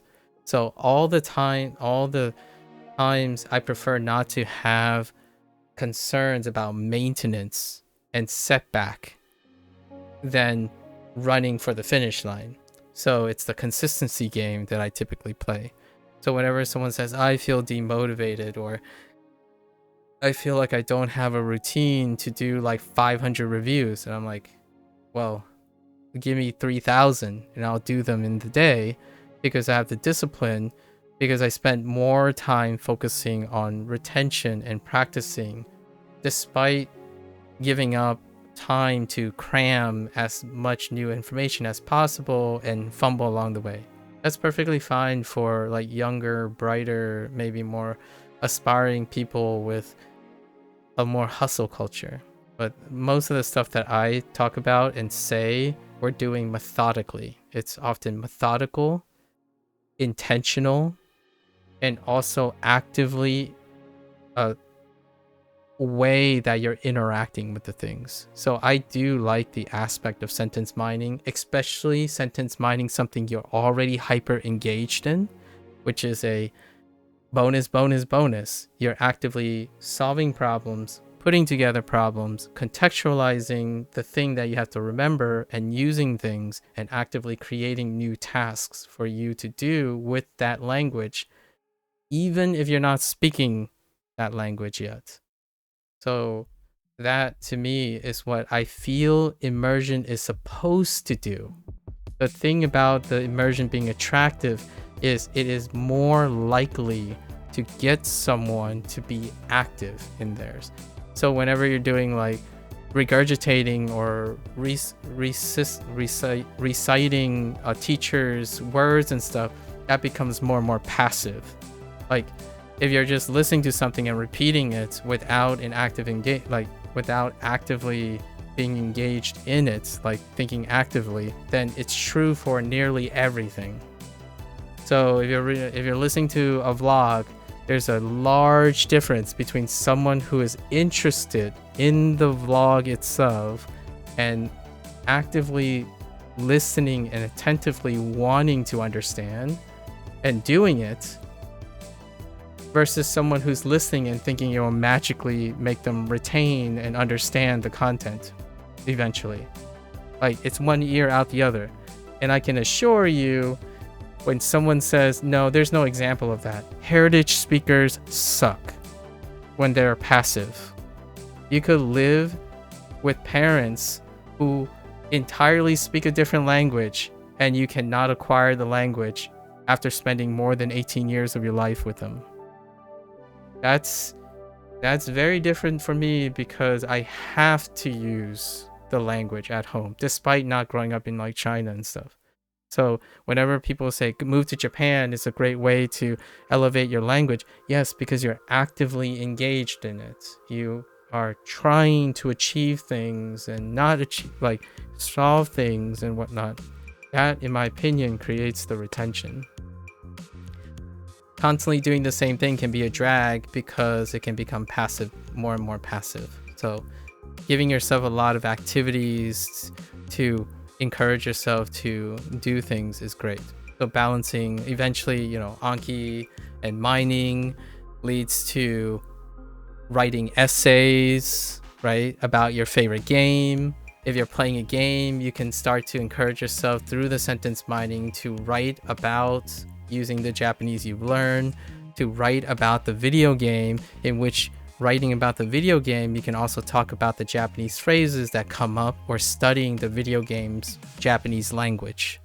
That will ultimately make it so that it sticks and it feels like a routine. That's kind of what I'm going to do in the future. Not yet. I usually give these things a year, but I would say 2027 is when we're going to do things like talk about what kind of phrases show up. What's my favorite phrase in Like a Dragon games? And what do I think about those phrases? And then we can talk about those phrases. So when I sentence mine, it's going to be about phrases that I care about and phrases that I want to use. Like you said, using materials you enjoy is really important, because then you have an emotional, yes, you have an association. And usually the buzzword that I use, if I ever sell a product, the word is association. And association comes with objective and subjective things you can use. If you get both, if you're able to get both, that association is so strong that it retains, and it also even encodes like immediately. Like it's salient. It becomes salient memories because it's tied to other things by association that already exist. So how would you learn this? You're Japanese.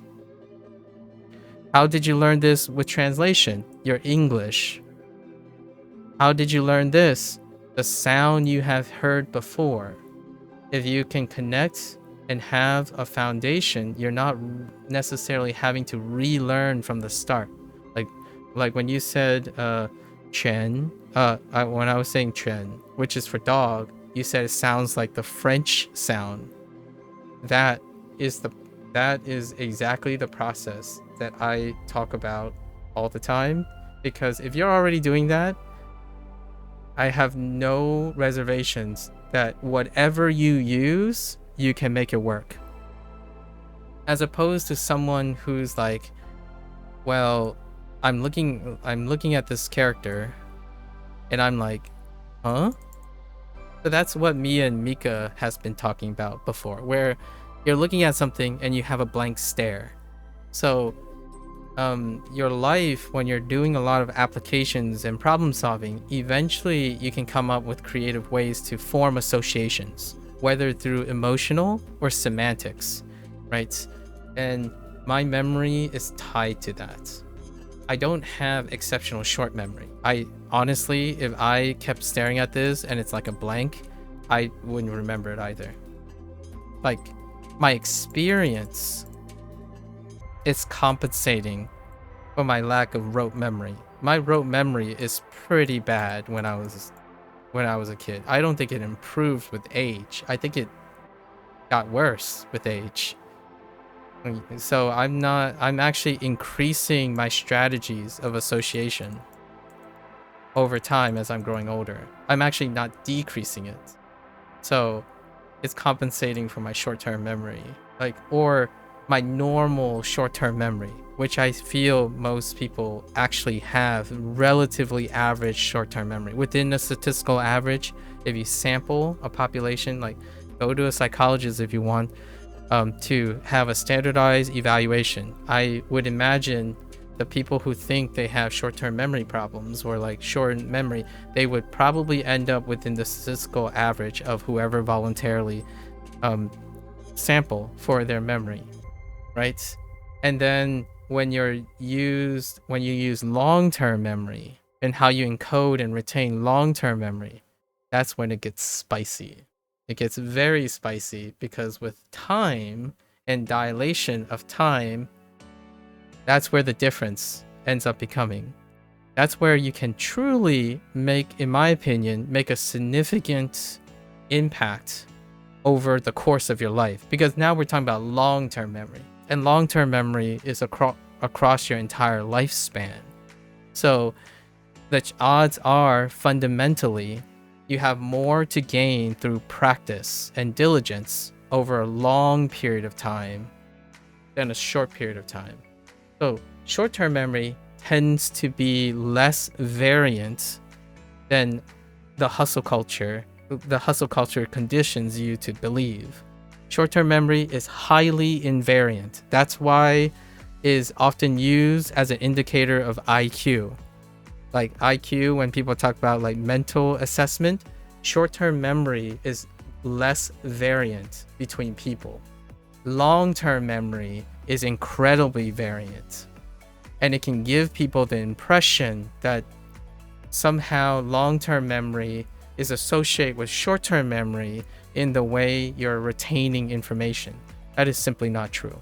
That is a leap of logic, especially with the current amount of statistical longitudinal studies when it comes to performance with regards to short-term memory and performance when in regards to long-term memory. There is no shot you're within the average. Go find out. I disagree with you. I think there's more than a 50% that you're within the average. I mean, you can convince yourself, you can keep saying that, but you can go test it. Go to a neighboring place and do a test assessment. Even the simplest forms of short-term memory assessment, if you give it your go, you're gonna likely fall between the statistical average. You didn't get good grades because you have somewhat of a no shot within statistical average short-term memory. Retrograde amnesia and things like that are absolutely way outside the bounds of statistical average. So you really have to try to not land within the statistical average. That's why you like SRS. You can access how encoded the vocab is. Yes, exactly. By how long you go between reviews and still succeed. Yes, James. That is what SRS, that forms the foundation of nearly all the routines. Like your immersion routines still have SRS.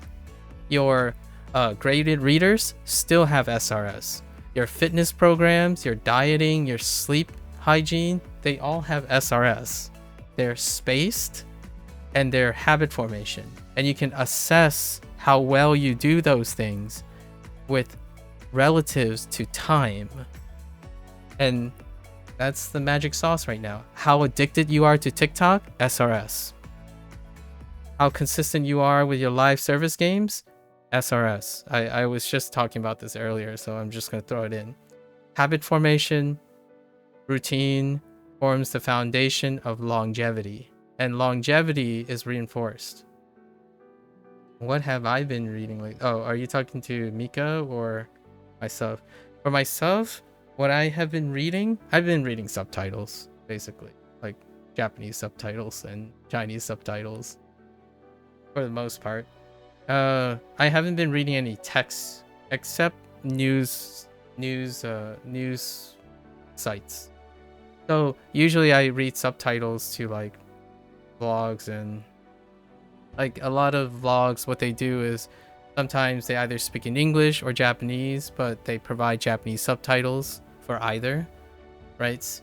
Most of the vlogs I watch are people who speak English and Japanese, or English and Chinese, and English and Spanish, but they provide both the subtitles on it.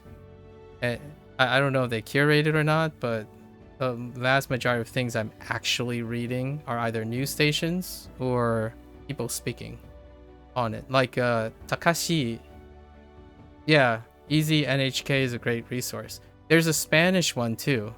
There's a Spanish one, and Bree has a French one, and there's also Chinese ones. Not necessarily Chinese mainland, but since I'm reading traditional, like outside of China, so like Taiwan, Malaysia, and stuff have opportunities to look at traditional sources. Yeah. Okay, if you ever get tested, you'll let you know. You have no idea where you can do that, by the way. Yeah, I mean, if you ever find out, we could take it together. Like, Mika, if it's like an internet thing, sure, we can take it together. I will probably tell you that my short-term memory is not that different from yours. In fact, I would argue that you may not have to do it if you look at you can look at examples like from other people. For example, you can like maybe find an essay on short-term memory examination and see like if they did the stuff or not, and maybe you can try to form a comparative analysis of individuals and in how they perform on the tasks that they have. Like for myself, you haven't seen me perform a short-term memory task in actuality. Like for example, if you're hearing me do this and you know we've been talking about different cards and whatnot, and you're like, how do I remember this? I don't really actually approach short-term memory the same way you do at the moment, so it's very hard to control. Like if someone asks me, okay, here's something, like this is how people access short-term memory a lot of times. They would give you something that's nonsensical and then ask the person, what did you see? Because when I see this, I'm not seeing random. But Mika, our experience, like when you're talking to me, this seems random to you. And then that's where you think you have poor short-term memory. So if you're giving me something random that I'm not incomprehensible to me, I'm going to tell you that you and I are probably going to fall pretty close to each other. The thing is, it's not treated equal right now. We haven't controlled for what we do know. So whenever it feels like maybe I have better short-term memory, like I'm not, maybe that's how you feel right now, it's probably not true because the conditions are not normalized yet. Short-term memory deals with is affected by the level of abstraction. So if I'm looking at this, I'm like, holy heck, old. I can't reproduce this. There's just no way. I think I might be able to like get this line, like the beginning of the line, when like it goes away. I'm like,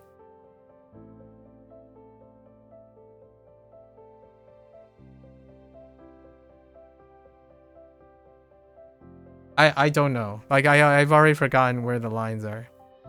Like I don't know. See, that's the difference. That's what I mean. Like if I don't have anything, you and I will struggle just as much. Mika, like I think you're overestimating or by underestimating. I don't know what word we're gonna use, but I think your idea is kind of blown out of proportion. Like short-term memory is pretty invariant. Although then someone can argue, well, all your tricks and strategies are part of your short-term memory. Sure, I guess. I don't know. Feel like you're struggling. There is a let's see. There is a human benchmark test website, although I think it wasn't designed necessarily with this in mind. Yeah, like feel free.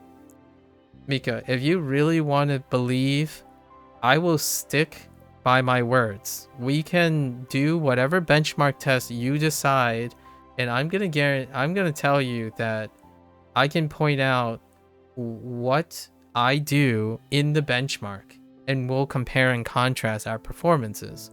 It might not be as startling and significant as you might think, because if we decide not to use the strategies, like if I don't use the strategies that I have built and try to do it in approach in your way, I will probably fall within your performance.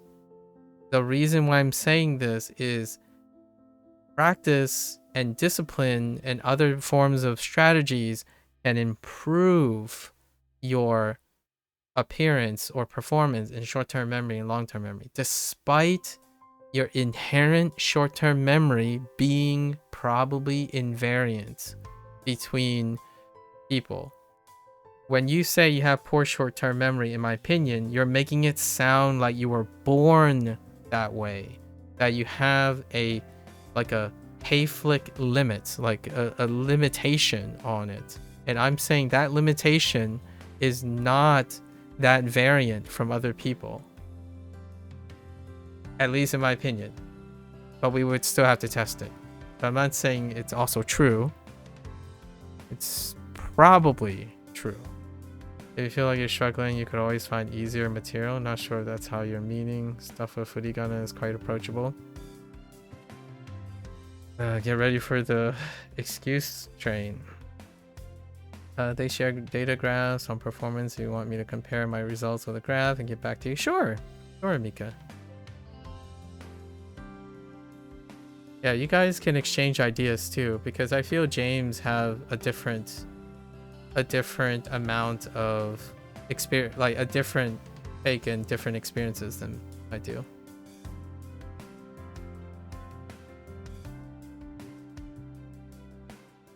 Yeah, definitely feel free, James, to like chime in and exchange if you have time, obviously, if you have time to exchange some of your experiences with Mika, because I feel like these last couple of days, me and Mika, we have it will take some time to kind of bridge some of those. So my experience is quite different, and I feel like you and I, James, are in different stages, and while we kind of have similar underlying principles, our approaches are a bit different. So maybe you can there's some inspiration there to be gathered. Yeah, okay.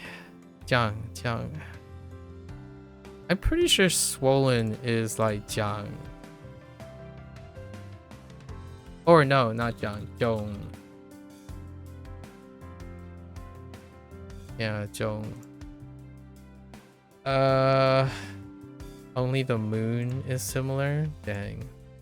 That's fine. The other Jiang, Jiang is long, right? Or not long, actually. Jiang is a chapter. And then Chang is what that kind of looks like. Chang for long. And then we also have Jiang. Jiang is water. Where do be my water? There's also Jiang. To rise. Yeah. I guess that's where we're gonna go. Connect the ideas.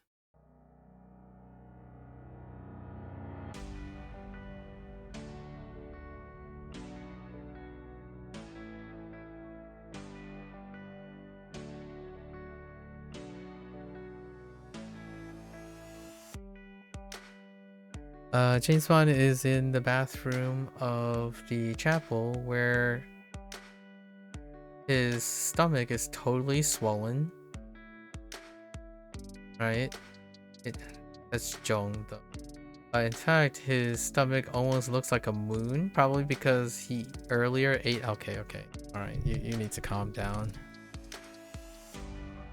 Alright, James Bond is in the bathroom of the chapel. Where he is trying to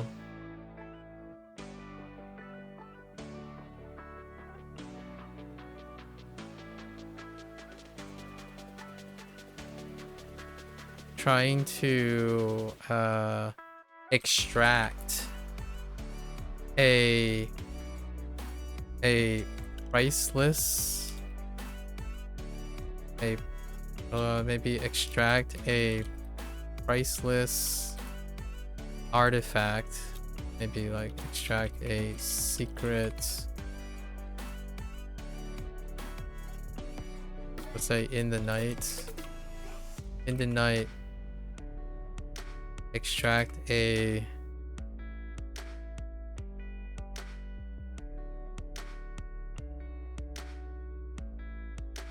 spend a long night trying to extract a secret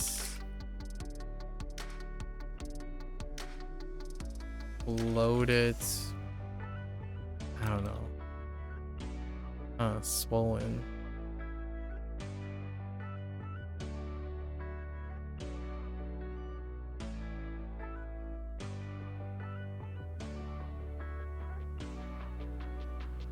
Huh.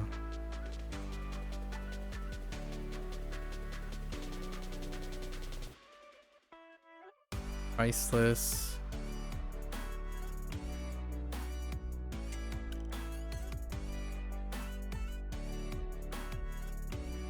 Moon-shaped, I don't know, artifact?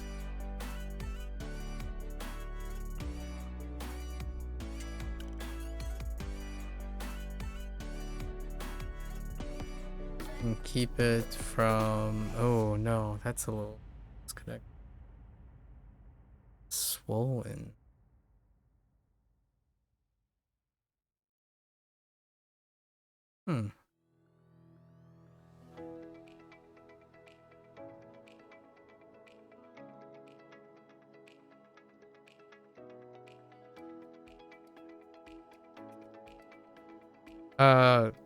We already went over data, Mika. Under average by little means that it's probably statistically negligible. And you only tested visual memory. Short-term memory is not simply the visual memory. And of all the things that you tested, you decided to choose the test that you believe is below average. So now you gotta test auditory memory, which is your strength. So when you put it together, it's probably going to be still within a statistical normal distribution. So hopefully you get a boost of confidence. Like, what I mean is being normal is good. There's no auditory option? Oh, that's kind of disappointing. Huh. What I like, I have a secret agenda. I'll just tell you, so if you know what I mean. Being normal is good in this case because it will provide some confidence that the difference between maybe James, you, and I is something that you can control and work on, as opposed to like constantly relying on the idea that there's some sort of intrinsic barrier to not being able to learn a language. Verbal memory. 75th percentile or so? That's above average. Well, actually, I don't know how the scale works, so maybe 70th, I don't know, but according to that, then 70th percentile means you're above average. At least that's what that's supposed to tell me.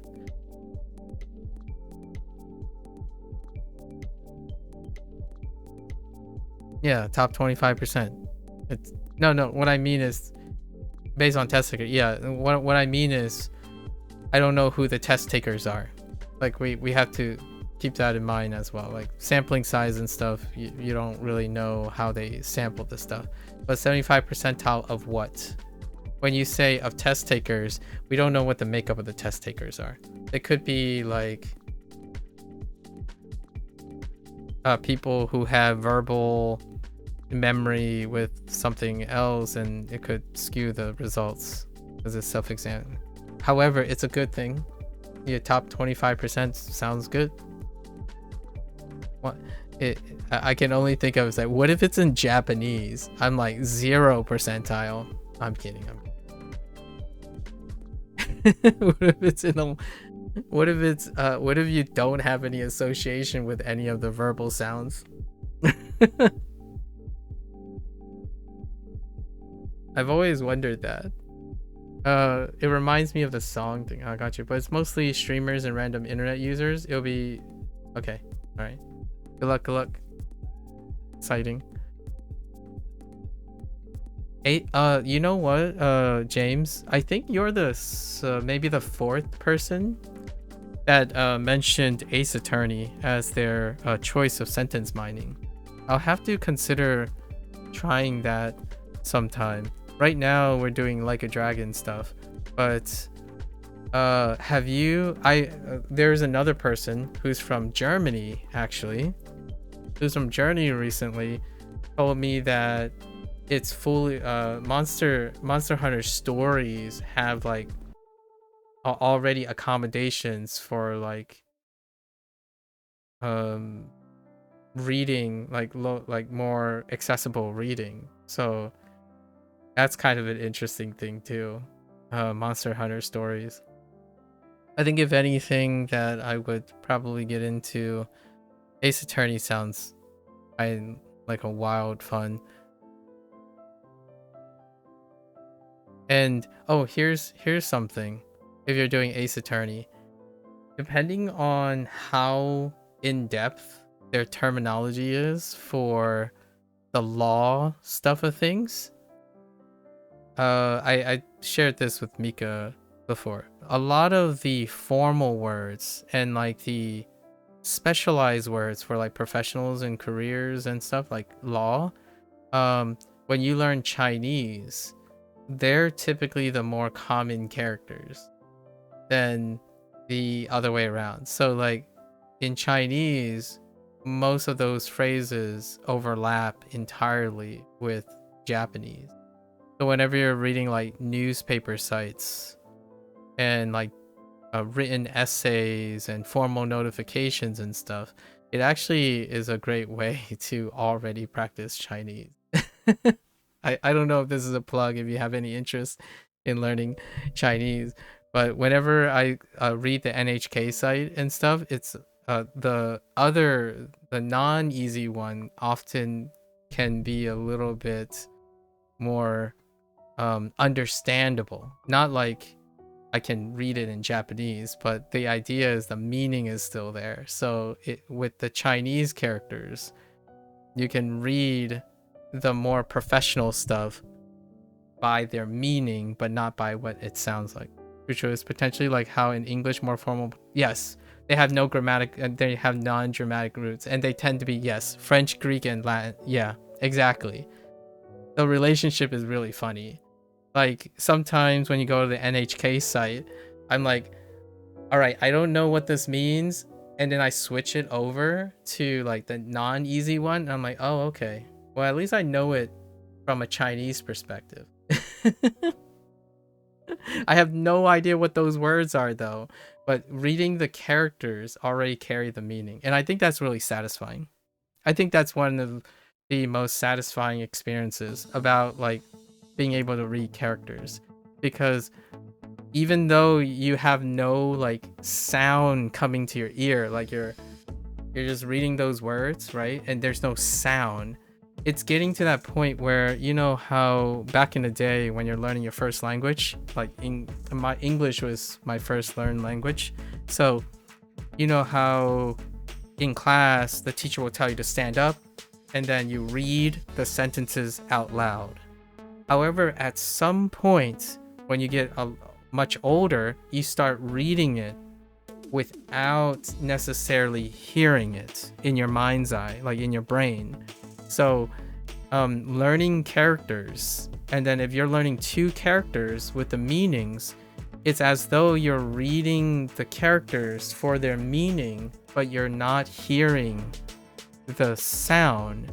And I feel that disconnect is one of the things that eventually language learners have to bridge, because speaking then involves trying to bridge what you have spent a lot of time reading into the sounds. And that's kind of interesting. I will probably explore that in the next 2 or 3 years. I would have to make that connection. You could potentially tackle Mandarin eventually. You're planning to go for German next partly because it's going to be a lot easier than Japanese as an English native. That's fair. That's fair. Doing Mandarin next would be double difficulty. I don't know. I feel like you might be. I'm not trying to strong arm you, but I think the way you're learning Japanese now, I feel like you're kind of underestimating a little bit by how much Japanese is gonna help you with Mandarin. Of course, German's cool. I don't know what you're using German for. The first thing I always think about if I were to learn German is immediately go watch Dark again. Eventually. The series, the German series Dark. I guess, what do you call it? Psychological thriller slash like a different type of horror suspense thing. I would probably like learn some German to an extent where I could then go and watch the Dark series again. It's kind of like German Stranger Things, I suppose. You mainly want to use it for travel and literature. Ah, I see. Yeah, for here, Spanish, English native. English is my most commonly used language. So Spanish is the Spanish was the choice that I ended up going with. That's a good rec though. Haven't seen it. You'll definitely use that for input. Oh, you haven't seen Dark? Oh. I'm not sure if you're into like what type of thing you're into, but it's a really fantastic German show. Like it's the breakout, in my opinion, in this modern age. The modern age, if there's a German show that is fun to listen to without even having language, it'd probably be Dark. Neat. Yeah, let me German, huh?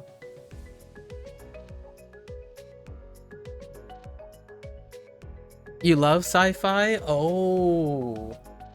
Okay. Yeah, if you love sci-fi, then it's done. Like, I absolutely love sci-fi. It's my guilty pleasure. It's unfortunate that sci-fi shows get canceled a lot because it's kind of still niche, right? Like recently I watched Resident Alien, and it did conclude, but it was on the Sci-Fi Channel, so it technically got canceled after season 4, but the writer already knew that it was gonna get canceled, so they wrote an ending for season 4, and it was a really nice one.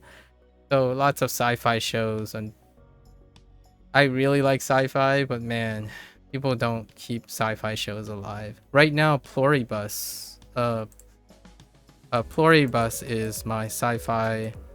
I'm looking forward to seeing the rest of Pluribus, which are the Better Call Saul guys and Breaking Bad guys. This is sci-fi as well. It's kind of the hot thing right now.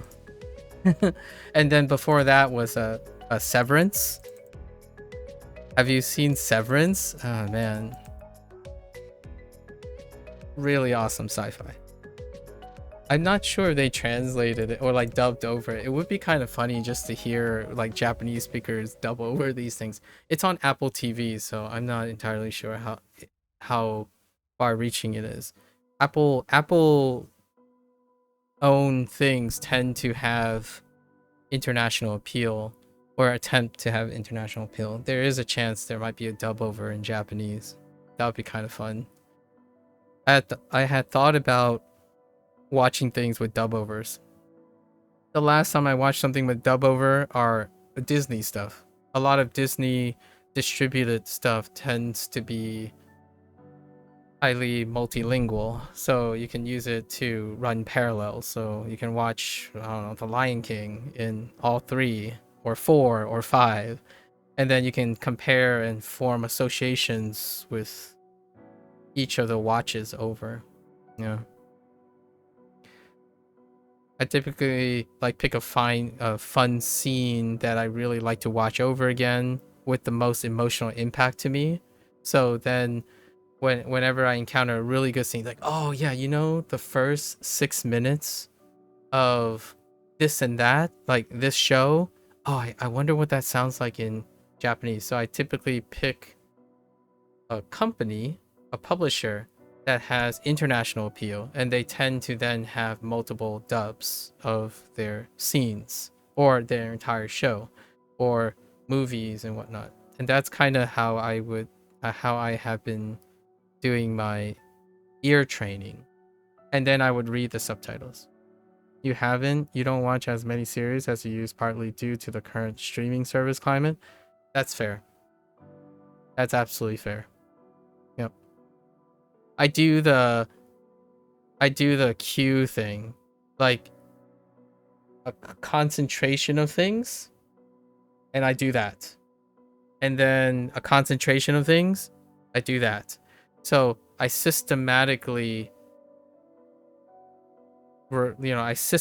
discontinue and continue things, which I don't think people like habitually do most of the time. They just keep adding on to things. So I definitely understand about the current streaming service climate and what it can be conducive about. Yeah. Inflation. Oh wait, is this monetary inflation? It is. I see it. Yeah. You can see currency. Tsuka. Right? Tsuka is the first compound word, so it's dealing with inflation currency. 通货 通货膨胀. Yeah, this is what I mean by you might get away with a lot of Japanese, because this would tell you that it has something to do with money because of the first two characters. Tsuka, which is pass through an asset or freight or something like that, which stands for more like finance related things. I don't have the character in the third one though. Peng and then Jiang, to swell. Peng is probably something like raise up. Inflate. Okay. Fair enough. Yeah, communicate or pass through information on commodities, freights, properties, assets. So the assets that are being passed through, currency and stuff, became inflated or swell or increase. Inflation. Nice. 涨 Swell. So technically it could also be like an intensifier, something that is going, like increasing. 底 To enlighten. Yeah, you think it would help quite a bit for sure. Still would have its unique challenges. Absolutely. Absolutely. I don't know if you do this for fun, but have you ever had fun trying to read English with a Japanese accent by just seeing how intuitive your pronunciation is in Japanese? I do that a lot now, like in my head, where like, you know, kanyo se, right? Like that's kind of funny. Can you see? And then you can also do it with Chinese. Basically, Chinese, you use the tones. So you try to think of the tones, like 餐有色为热 what? Yeah, the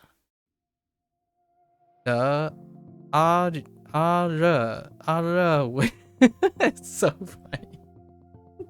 That's kind of it's a fun activity because now you're thinking, to me, that's how I would think a Japanese person or a Chinese person, when they see English, what would it be like? So you're trying to think of only the sounds. You're trying to read something with only the sounds that they are used to. And that is really fun too. I find is a really great way to pretend like you're to see what English sounds like if you were using a different language's sound, and it's a great benchmark in my opinion on how comfortable you are with sounds, as opposed to like having to rely on a trigger for reading. Tan is good, and kan and tan are supposed to be together. So can, tan, kan are the three languages. They overlap with can, which is really funny. And yo, yo, and you know, just yo, yo, and you can line up with you, you, ooh, and sorry, okay, I'm done. You gotta make language fun too. So back did something else too. Got slightly above 50% on numbers and sequence memory. Got one left to do. Someone is slightly above average. Someone is slightly above average. What if I find out that I have below average short-term memory? What would that do? It wouldn't affect my self-esteem, I can tell you that, if I find out that I have below average short-term memory. And if I have above short-term memory, it wouldn't make me work any less. I would still work as hard as I can to do things. Life is too boring to either rest on your laurels or think you have a disadvantage, or even being average, like something that makes people. Your results would vary based on what time of day and how hungry you are, etc. Yeah, exactly. It would also result on the self-selection of the test itself, like what you might have visual acuity for a predisposed thing. I don't know how rigorous they are with the methodology that they use to like disproportionately choose a representative sample on how they do the exam. So then you would have to take multiple tests, because like multiple tests from multiple agencies and multiple metrics in order to create a converging evidence of statistical average. So you would need like multiple performance from different sources and different independent examiners. I did get examined for aptitude when I was 14 years old, and it sounds like it's similar to what Mika is telling me, because there was a verbal acuity sample. I scored the highest on verbal acuity when I was 15 though. And for math, like for visual acuity, it was pretty average. I remember some of these things, like seeing the scores. And then there was sequence. Sequence was above average. I scored in the 99th percentile for verbal acuity.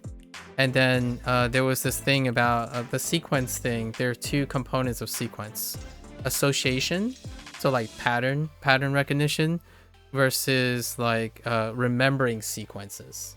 So there was a memory sequence thing, and obviously this wasn't supposed to teach just evaluate short-term memory. It was a psych evaluation. So the psych evaluation dealt with other things like reasoning. Associations was my top score.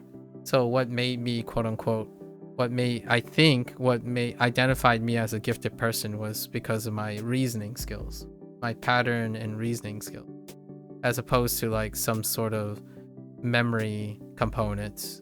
Like I can, like, usually you get sequences, like you get a sequence of numbers, and then they ask you to say it backwards, you know, like throw it backwards, or they keep increasing the sequence for you to remember and then go backwards. When you're younger, you don't really have that many skills to test, right? So oftentimes it would be like several things and then repeat them backwards, or what was the third thing, what was the fourth thing, how do you sequence, how do you group, how do you chunk. So I think I did relatively average on all of those tasks. The task that I scored the 99th percentile is the task how I associate complex concepts together. So that's like someone asked me. It's funny because it deals with language, so it does relate to language. The task that I scored in the 99th percentile dealt with the interpretation and how to go about coming up with an answer to something I can't possibly know. So, but they're deliberately picking things that I can associate with something that's beyond my current experience or my knowledge. So they would give me, like, say, a enlighten, right? But I haven't learned this word yet. Like, what does enlighten mean? Well, immediately I would say, well, okay, it sounds like I would say it's the opposite of dull. Or I would also say it reminds me of the opposite of dim. Or it sounds like learned. That's how I responded to the psychologist that was evaluating me. I was already evaluating and answering things based on association when I was younger. So the techniques that I do now, that I emphasize now, are the same techniques that I've been working on and elaborating on. I didn't say, oh, enlighten is to, it sounds like, but when I don't know the word, I would answer in this way. Well, N sounds like it has something to do with trigger. In sounds like a past tense thing. And light sounds like something that's becoming brighter. And I would say that to the person. So maybe it has something to it brighten something. That's how I would speak to the psychologist when I was 14 years old, learning English.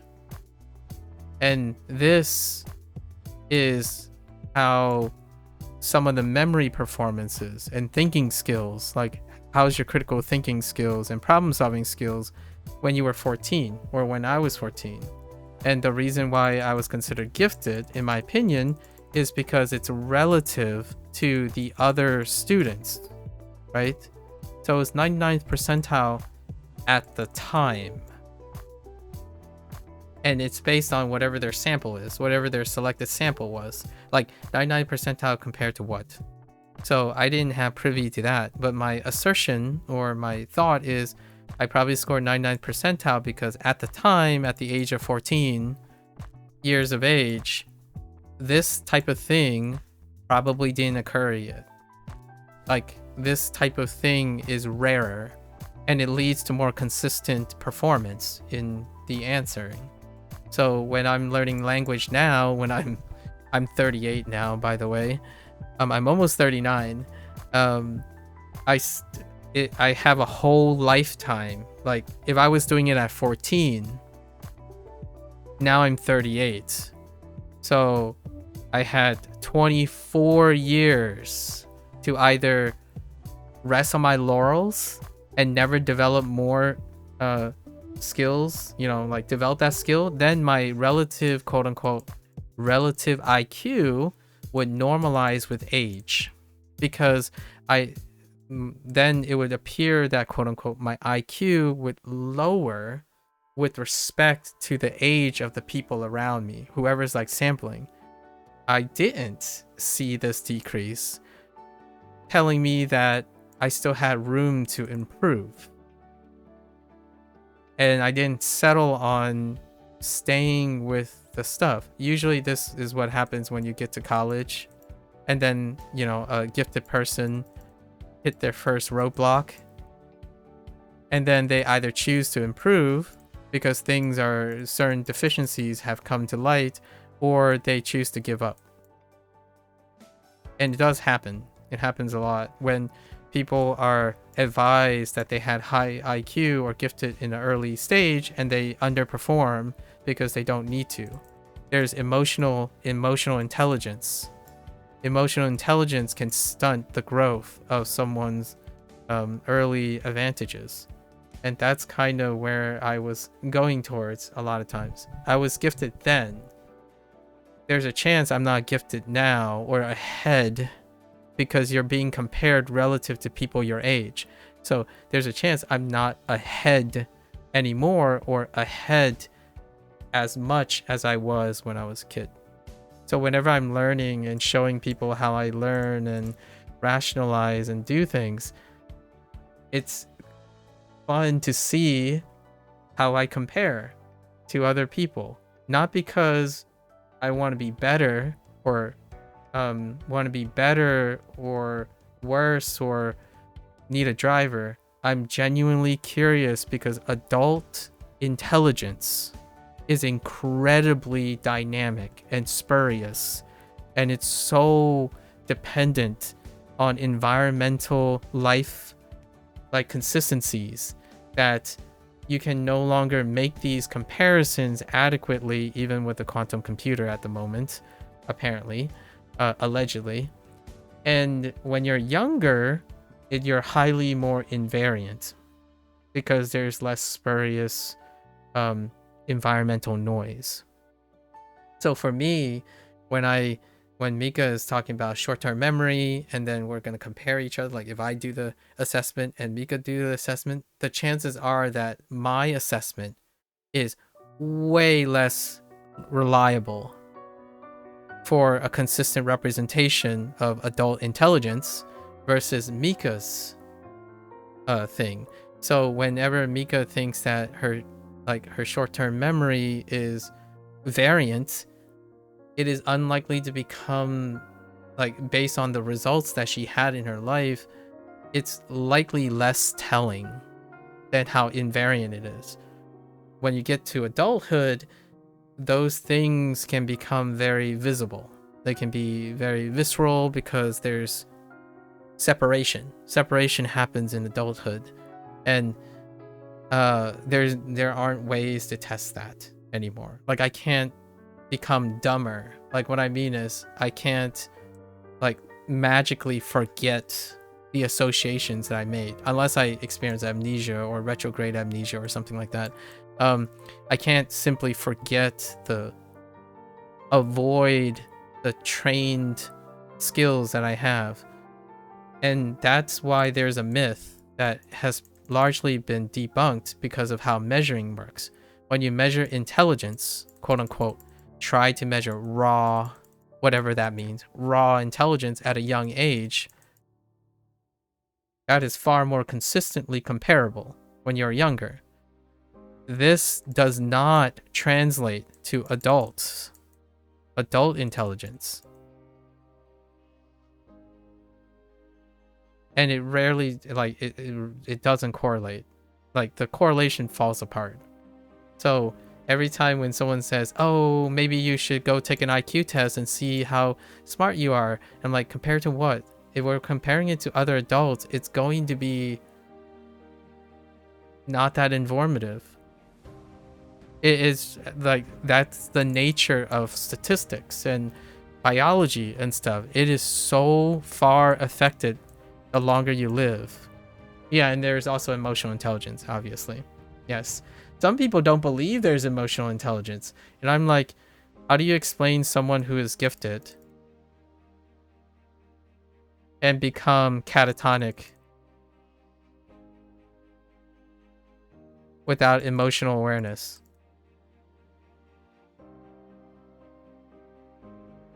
So you're telling me that if there's no such thing as emotional intelligence, this is a great counter argument. It's a pretty hot take that people attack me for when I talk about emotional intelligence, because I believe I had some sort of intellectual intelligence, but I have witnessed over my life the gains and the tragic things that happen when a foundational amount of emotional intelligence is necessary for a intellectually gifted person to not become catatonic when they are older. So despite that, there's a rate limiting non-overlapping component of intelligence that is not purely intellectual, or the thing that people say only exists.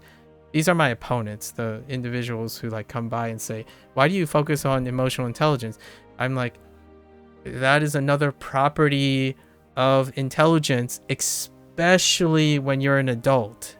Like, the adult can leverage a lot of these things that make the difference that isn't quite focused on when you're younger. Like grit, due diligence, discipline, morality, responsibilities. Time management is an emotional task as well. So those things really do impact your overall performance, especially your portrayal of necessary intelligence to achieve like the results that you want, I suppose. Your aptitude, your outward aptitude. Did actually do audio number tests for exams. Oh, testing. They said you had a very good audio number memory, but was really bad at writing speed and at cross-referencing a symbol key with symbols. Interesting. I'll keep that in mind. Yeah, the backwards number audio test is what you did really well at. Well, that means that you have good short-term memory. Or at least workable average. At least average short-term memory. Number sequences are one of the more reliable ways to create an abstraction that deals with how well you remember something in the short term. There are strategies that people practice. Chunking is one of the classic ones that you develop later as an adult. You don't develop it as a kid. A kid would need some form of higher experience first. Like, for example, if you have to remember the sequence, right? For a kid, it would be like a random sequence of numbers 1, 2, 3, 4, 5, 6, 7, 8, 9. But for an adult, you know that the sequence is 1 through 9 with steps of 1. Because you already know the complex nature of numerical relationships. So in order to remember this, you're not remembering literally 1, 2, 3, 4, 5, 6, 9, 7, 8, 9. You're remembering it's 1 through 9 with one step. That's adult intelligence versus raw intelligence. So to test a kid's raw intelligence, you test them early, because this is really complicated. Like, there's another way to remember this. 123, 456, and 789. 12,345 and 6,789. These are adult experience ways of creating memory. And then you could say, like, you remember some of the numbers because they suck. Like, you remember, oh yeah, 5 is my favorite number. So I'll start with 5, and there's 4 numbers before it in one step and 4 numbers after it. That's emotional intelligence. You're incorporating your attention to the things that don't suck, and the things that do suck, and the things you like, and the things that catches your attention. That's emotional intelligence. So you will likely remember sequences when someone's evaluating you, right? Somehow you maybe, if there's a random sequence of numbers like 3, 4, 5, 5, 5, 6, 5, 7. Emotionally, you might say, oh yeah, I heard 5 a lot. It was at least 4 5s. So then the 5s are the anchors. The 5s are going to be producing the anchors to remember the neighboring numbers. So when you're visualizing, you'll probably see this. You can end up seeing this in your brain right now. And then so you immediately use the 5s as an anchor. And like, okay, so what was next to 5? It was 6. This was 7. And then before it was a sequence of 1, but we skipped a step, which is 4, 3, 1, 3, 4. So those are advanced. They're like incredibly advanced and far more complex ways outside of a kid. So when you were younger, you had, depending on your experience, you might only have 1 or 2 ways to remember a sequence. when you are an adult, depending on your environment and how much problem solving skills you have, you think emotional intelligence can also be largely interpersonal? Yes. How we communicate and understand each other? Yes. My number one skill, often when it comes to trying to enrich people about intelligence, especially emotional intelligence, as well as intellectual, by the way, because they're connected in that way, is communication skills. This is a life skill. Communication is a life skill. So most of your interpersonal skills deal with emotional intelligence, and interpersonal skills can encourage non-interpersonal skills, intrapersonal skills as well. So oftentimes communication skills can enrich for strategies like this. Like, I don't think like this. I'm telling you, conceptually, I do not rely on these things. So whenever you have like 6, 6, 7, 420, 69, 420, 8, 8, 8, 6, 6, 6. I bet you remember some things based on emotional intelligence alone. Oh, yeah, you got 67. Yeah. So 67 is next to 420, next to 69 with another 420 and a 666, separated by 888, which is the thing you're probably going to have to remember, and a 6 beforehand. That's a combination of interpersonal skills, emotional intelligence, adult intelligence, chunking, and not just random numbers that you have to remember with short-term memory. So that's what I mean by it's probably going to be different, and it's not going to tell very much if you're comparing an adult with a lot of experience compared to maybe an adult with not a lot of experience, or even the younger version of yourself. Because this is incredibly memorable. Like, how do you remember a password? Right? The way people choose passwords can tell you how much experience they have with memory. I think this is a fun experiment. By the way, if anyone out there who has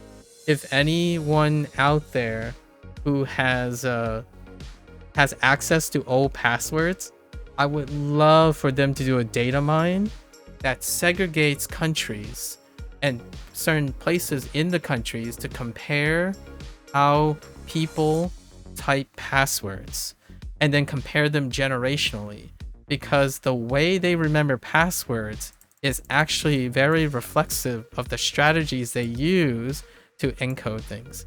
My passwords require 6 steps, and it's all littered around my room. Like, my password, like, I'll give you an example. It'd be something like a 14 SE 98 DE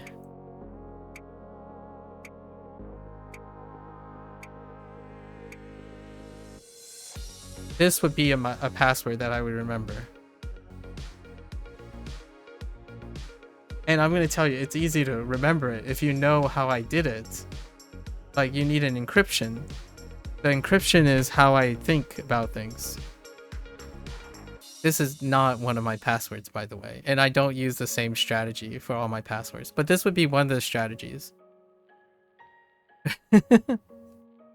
These are all different units put together. You would need to know what my encryption is in my head. Like how I encrypt, you know, what the layers of encryption I have.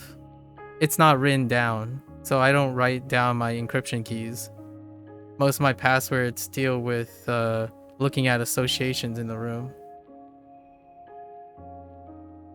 One of these have to be a capital letter. Usually I capitalize the first letter, like in the sequence. So this is usually capitalized to meet like password creation things.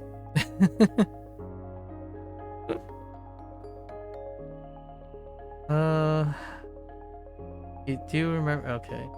Have you considered teaching or tutoring? You seem to have a lot of passion for stuff related to learning and pedagogics.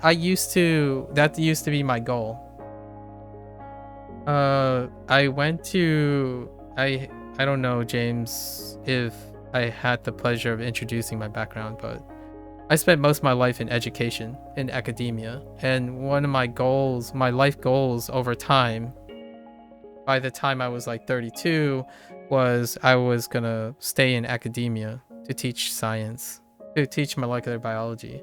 But during that time, COVID happened, and also, let's just say the logistics behind needing to acquire tenure positions in academia, and then the whole like internet boom and all that stuff kind of derailed that situation. So I still retain most of the things that deal with teaching, tutoring, and learning.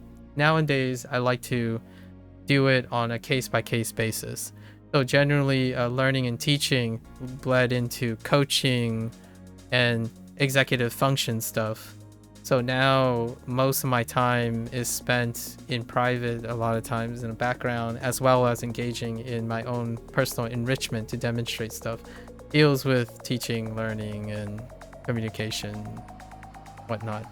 So yeah, I do have a passion for this stuff. It was a lifelong passion. The moment I got ahead, I was always behind in my life in terms of catching up, because my parents were not of money and opportunities. However, whenever I get caught up, I usually have a habit of engaging in teaching what I have learned. So ever since like middle school or high school, I generally helped with other people's homeworks and like tutor in response and do outreach and whatnot. So most of the time, whenever I'm ahead, I also look back and help like underclassmen and stuff. It was one of my pleasures. Like that's where I got most of those strategies. Like a large amount of the strategies that I'm talking about it didn't come from me being ahead or like trying to catch up. I was ahead. The first time I've ever felt ahead was around like the age of 29, when I got into like, when I started my like thesis project. That's where I truly kind of felt like I was ahead. But most of the time it was more like I learned something, I have to be able to teach it and like be able to reproduce that result and pass that information to someone who is about to learn it.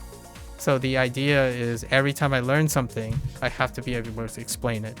And because I get involved in that, I know the strategies that worked for other people because we collaborated on it.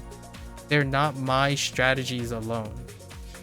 If I was consistently ahead, I would typically, one way you would look at this is the person would only develop their specific strategy, their specific way of thinking, and only when they have problems, they would then contend with discovery of new ideas. If you're consistently helping someone academically, you also acquire all the troubleshooting and the problems that they have. So for me, when I'm talking about like how you think about a number sequence, right? Like 3,000, do you like 3,000, 4,000 next to each other? Or does this make it harder? These things came from academia. They came from helping other people with their problems, and then them helping me with my problems. So the academic exchange is what makes someone robust in teaching and tutoring, and that's what I call XP. You cannot substitute XP for personal accolades and pursuits and their own. That's the mind of a specialist. And I don't consider myself a specialist, rarely. I do consider myself as a problem solver though, largely because I spent most of my time problem solving and teaching and tutoring or coaching and whatnot, especially depression, mental health, life coaching, routines. Those things require these skills and they are often generalized. And that's, you're right on the spot. I have, and I might still privately tutor, privately teach. I don't do it professionally right now. I'm kind of working on it, I guess. Whether it's professional or I'm being paid or doing that, I still inject the same amount of passion in all of it. So like right now, this very moment, it would still be a testing ground. What I'm saying now would probably be something I'm saying in a tutoring session, in front of a seminar, or defending my thesis. I will still be using this type of approach to try to illustrate and explain things. And then, I would be in front of a chalkboard and be scribbling on the chalkboard as well on top of that. So generally speaking, this is my background. So while learning Chinese and Japanese is really, really fun, I really enjoy it. We also talk about like game theory, video game design, introspection, retrospection, expectations, optics. You can't, if you go through life in my head, it feels like every day you have something to learn. And the thing that I really want to share with everyone is, no, you don't have to be intelligent or like born with a high IQ or some sort of advanced short-term memory or hit the luck button with these. Emotional intelligence is kind of part of the key, as well as harnessing the ability to navigate wanting to do that thing. Hank Green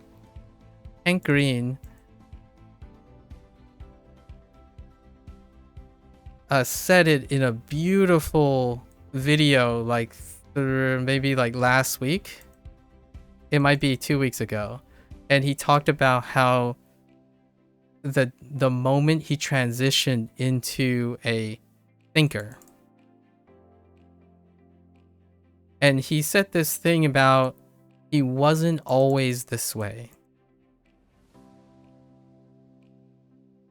And that's kind of what I want to emphasize to anyone who's younger than me, maybe slightly more inexperienced, who's looking to the future about, man, why can't I learn things? Why can't I seemingly want to be interested in learning things?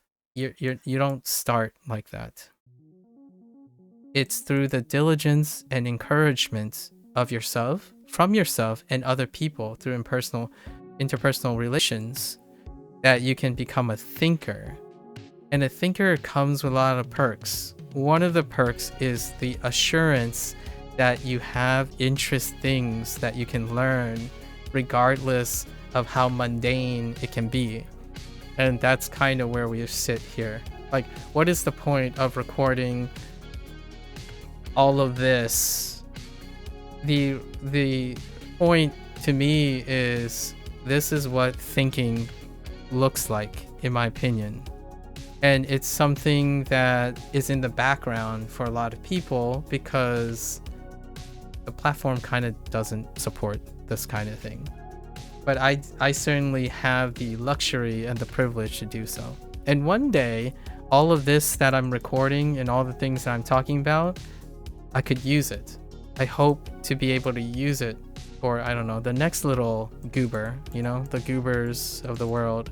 Because obviously, one of the most rewarding things about teaching and pedagogy is to pass on the knowledge, at least to encourage the experience. I can't pass on experience, right? Humans cannot pass on experience, but they sure as heck can inform the goobers to be interested in getting that experience.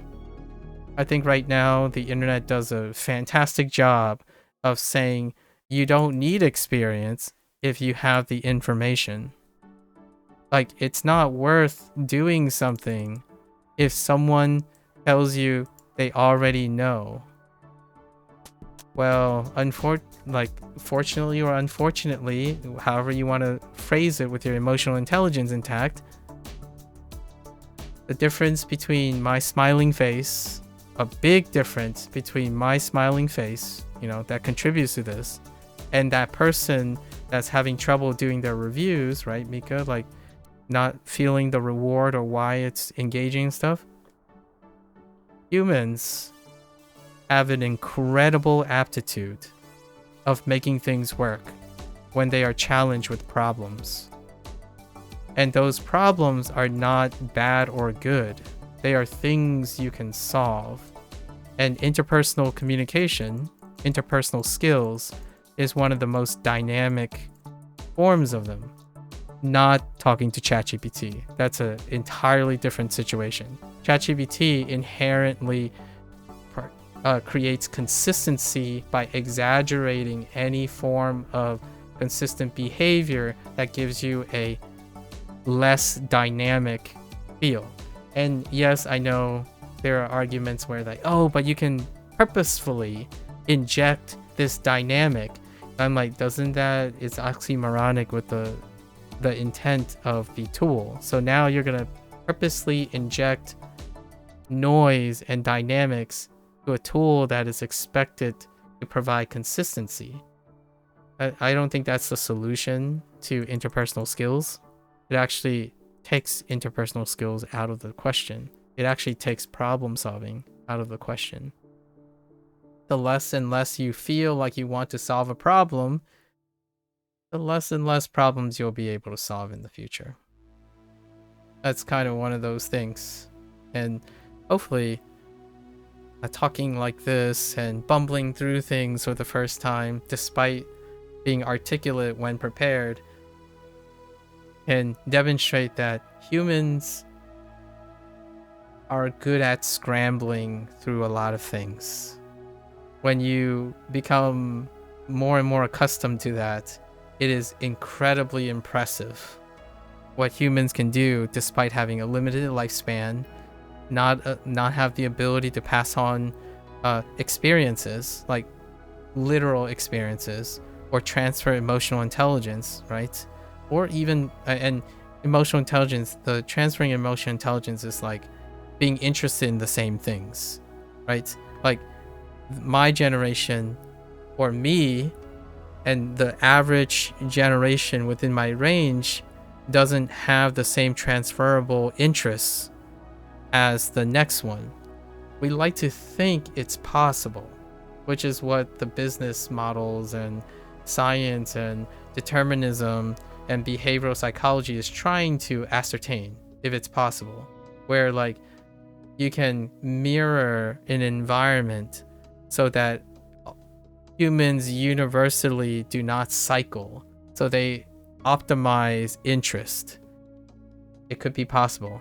I mean, I don't think I'm going to live long enough to actually know that. So we'll operate within the observations that I have and the experience I have. Others can, fingers crossed and say science and behavioral psychology and neurobiology can solve how to have optimal engagement or optimal learning in their lifetime. So then one day, everyone will solve how to not be depressed in the same way. That's pretty cool if and when it happens. For now, we still stick to learning, problem solving, critical thinking skills, interpersonal skills to solve those problems. And I'm probably not going to live long enough to see that if any of these life skills require you to not work on them. Right. Final test was remembering the order numbers on different location we're in, and you got 93rd percentile.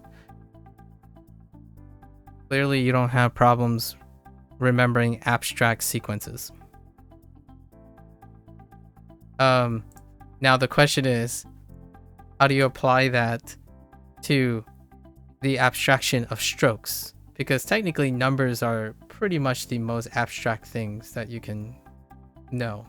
Despite my 420 and 67 and 666 examples, usually numbers in a large sequence tends to be pretty abstract. You can still commandeer some other strategies to increase your ability to do order sequence. But now the question is, how is this not happening? Because if this happens to look like a 9, and this happens to look like a 3, and this happens to look like a 1, right? What's going on there? I don't know, man. You just said the zigzag looks enlightening and there's freedom from being enlightened, which is definitely not the intended way. There's no intended way other than the way that, in my opinion, there's no intended way other than the way that helps you remember. So maybe for emotional intelligence wise, Mika, find your way, right?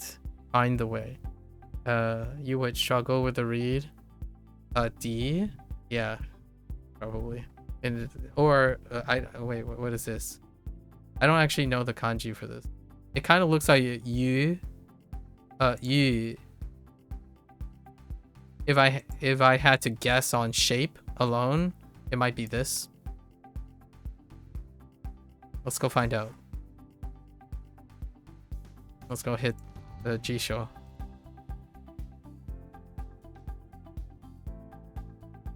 This in.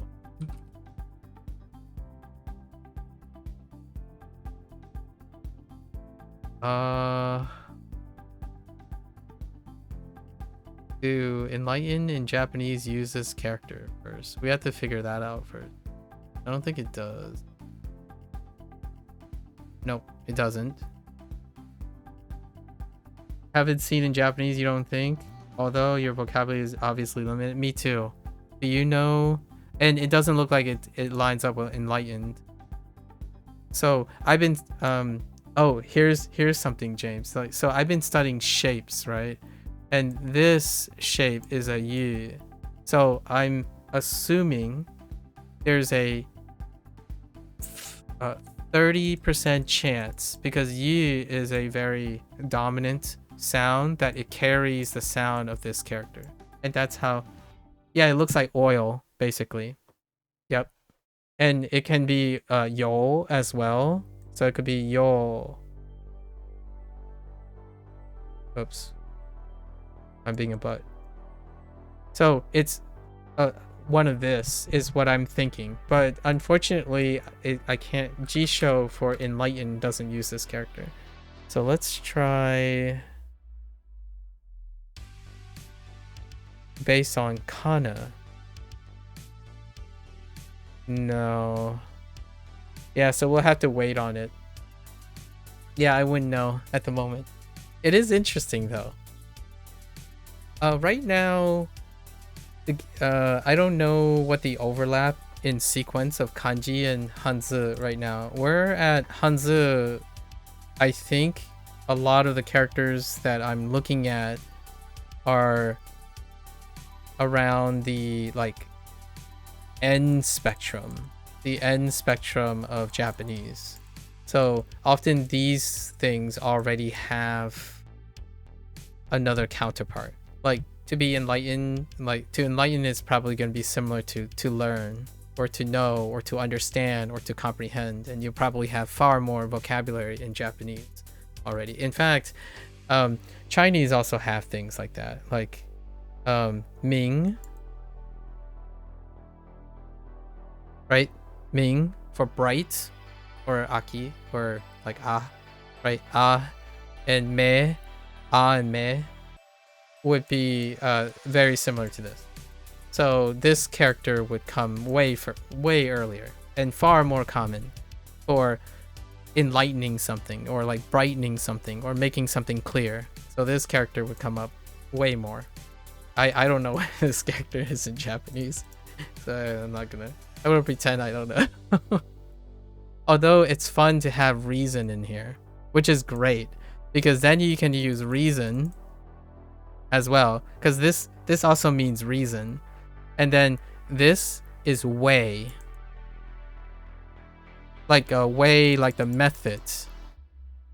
So if you combine the two using a different type of encoding, you could say to find reason in a way is to become enlightened. So this is like character study, like how character study leads to discovery. So if you know the way through reason, you are an enlightened person. That's another way than doing this. You don't have to do this, but I usually do this too. My encoding and recall uses like 5 prominent ways, as I mentioned earlier. So it could be pictographically. It could also be using radical design, mnemonics in multiple ways. The only use on Jisho is in the kanji for Disneyland Resort line. That's a good one. I like that. Have you actually literally done that before? I think that's pretty funny.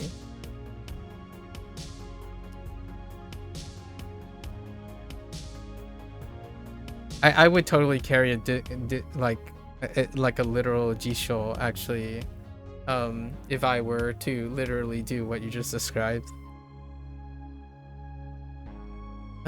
Anyways, let's see. Alright, so Diddy Kong is inside the house on a quest. On a quest to become enlightened. He finds a strange sprout growing out of the carpet in the house, okay? And he goes up to it. The sprout goes up the road of his nose. Okay, this isn't gonna work for me. We're just gonna write something else. So Diddy Kong is inside the house trying to learn how to grow a banana tree. He's not very bright. I mean, Diddy Kong is a monkey, right? How to grow a banana tree, or how to take care of a banana tree sprout. Trying to enlighten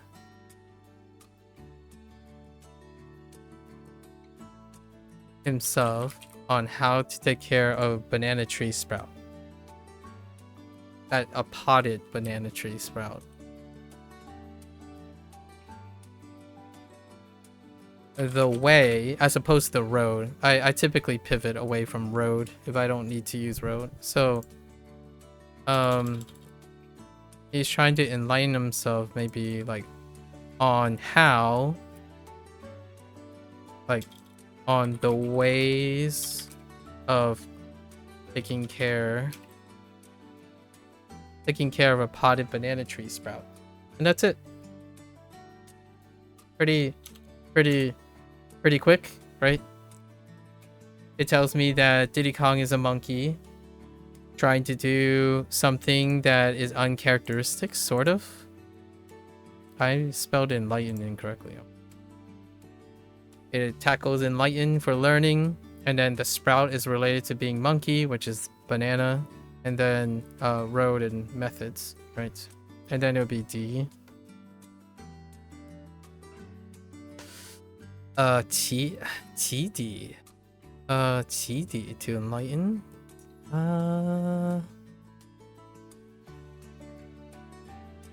Open, enlighten. Interesting. Open-minded. They're using open to open and enlighten, so to expand or open the mind. Interesting. I was thinking maybe D Kai would be something, or D Ming. Like add this to it. Or maybe even this.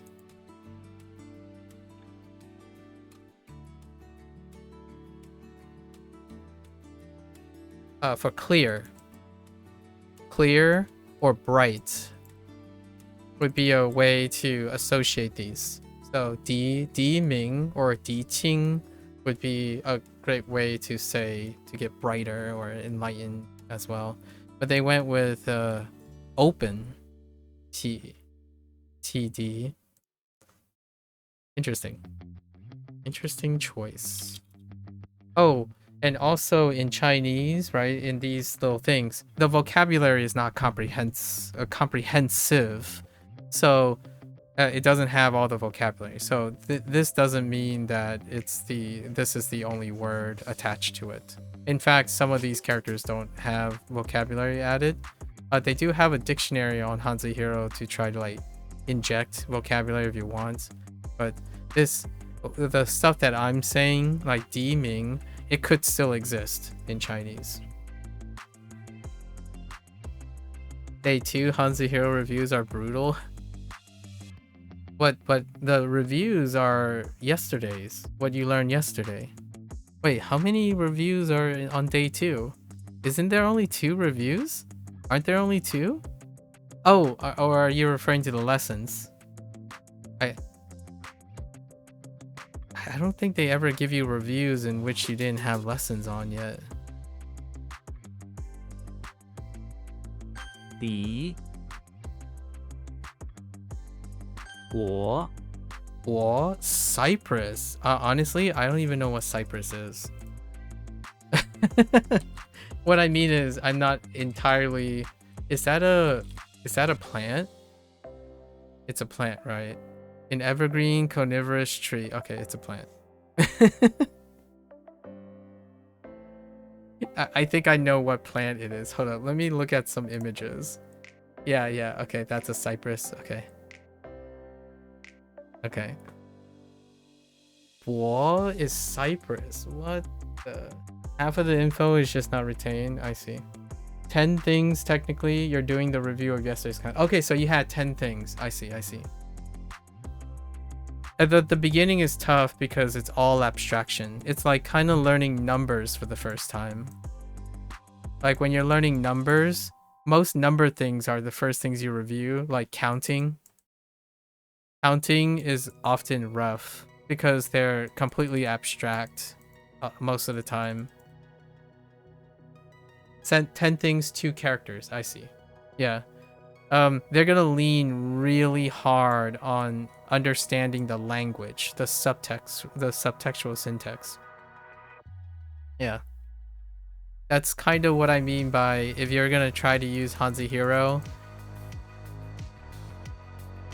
it's gonna end up being a trust me bro situation where if you can understand the subtext, then you rarely ever have to create new rules for reading. Reading is like the joy. Like you can read 柏树 and you would not have any idea what this means. Like this, I don't need to know what it means to know what it sounds like. It's 柏树. Now, like, I don't even need to know the Chinese. I could just use the Japanese. This is tree. Still. And I don't know about this one though. This one would be like something about white, a white tree. So maybe it's still a tree of some sort. And then they'll show me a picture of a tree. It's like, this is it. It's like, okay, cool. Right. Asphalt. 柏油. Interesting. Cypress. Wait, does asphalt come from cypress trees? Wait. The oil of a cypress tree is what asphalt is? Hold up. Hang on. Asphalt oil or cypress oil for asphalt. That's actually. Oh. Wait. Hold up. Oh no, it's not. I was like, for a moment there, I thought that the reason why they use cypress next to oil for asphalt is that cypress is used for asphalt, but it's not like cypress oil, or at least I don't think. So I have no idea. Wait, does this sound like asphalt? 柏油. Hang on. Let's see. Chinese cypress oil and asphalt.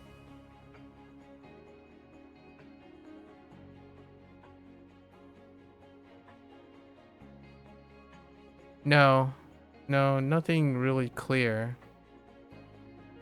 Yeah, nothing clear about it. So I don't know why this is boil. That's interesting. All right, so Bart Simpson, lay it on me. Bart Simpson is inside the lobby of the office building, where he is employed part-time to take care of a white cypress tree. Okay, located there. He got some white fertilizer powder and puts it in the pot that the cypress tree grows in. Bored, Bart also coats himself with the white powder and skateboards around the cypress tree while the office workers going to and from the elevator snare at him. Okay, I like it. Good. Let's go. Oh, so you just started. Oh yeah. Mika did. Yeah. I don't. Mika's trying things.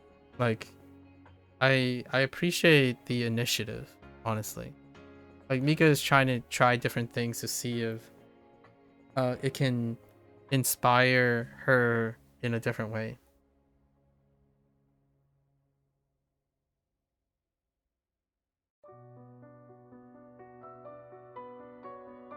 Okay. 我 Asphalt. Oh, not asphalt. Cypress. Okay. I still have to do Wanikani today. I'm actually waiting on my lessons to turn over my review in Wanikani. I definitely yapped long enough for that to happen. Okay.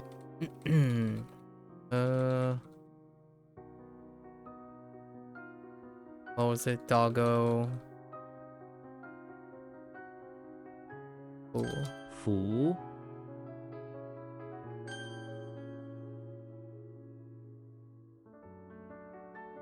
丈 Zhang.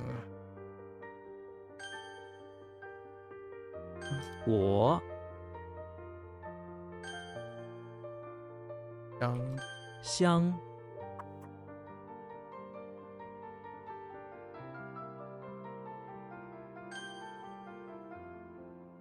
Ah, you do look like Yo. So, oil. Dang. 底 Does look like oil. Okay. Alright. I digressed a very long time, so I'm gonna take a quick break. I'll be right back.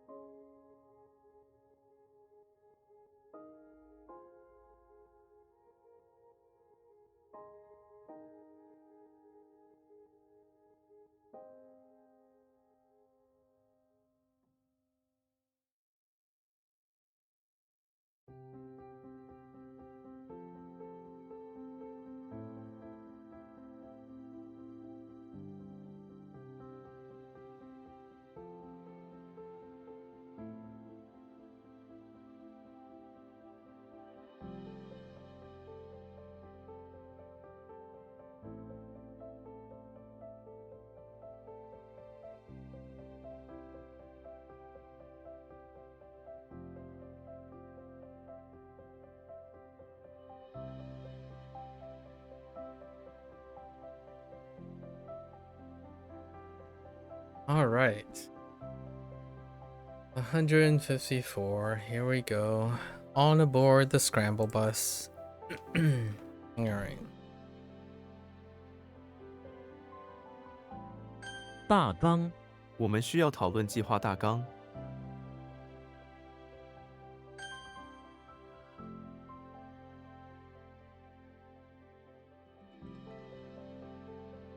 Japanese word.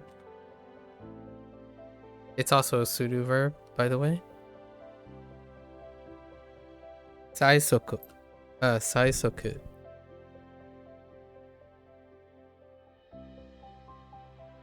Oh, this is a great study for Japanese. This part, soku. Soku is a dominant.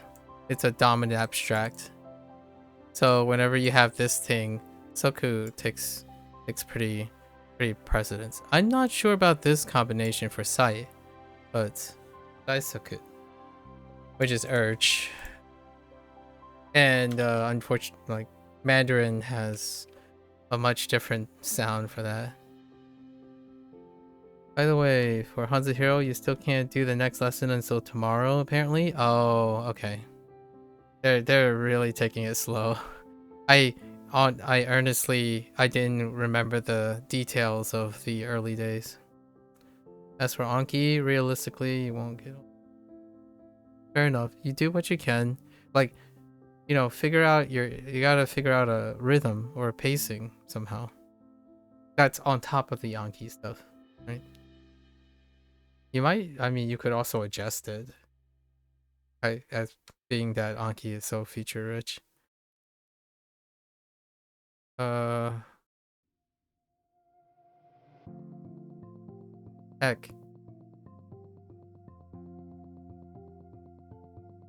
Heck. Oh no! Oh no! Wait. Oh no. I can't unsee Soku. Oh. 催促、催促。妈妈催促我快点吃饭。 Okay.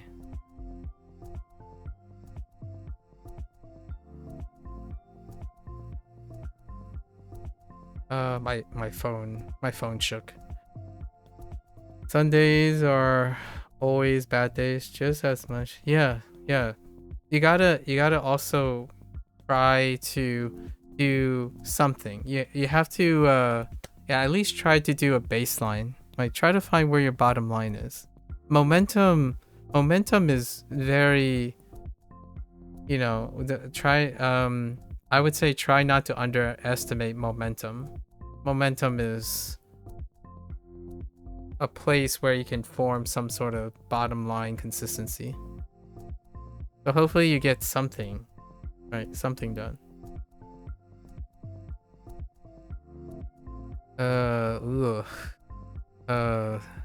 What? What the dirt? 堵住。堵住、厕所马桶堵住了。厕所马桶堵住了。堵住 I guess. Okay. I was gonna say 时钟. Oh, it's probably 时钟. 时钟、有一个时钟挂在窗户旁边。 Heck, probably like hour time. You've heard that you can be one disadvantage of studying two similar, such as Italian and Spanish. The similar cognates can interfere with each other in your memory. Yeah, although Japanese technically are related outside of the characters. Yeah. So I negotiate those. Yeah, so it can be disadvantageous. Absolutely. It can also be advantageous. If you're able to sort out associations. I actually associate them literally. So like figuratively. So I intentionally associate them. Largely because my life experience is to associate things. So in English and Fujianese, they're tied together.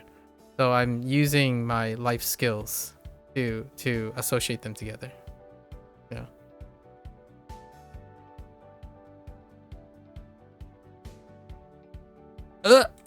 Wait. Hold. D is good. We'll come back. I'll just come back. Let's see. 像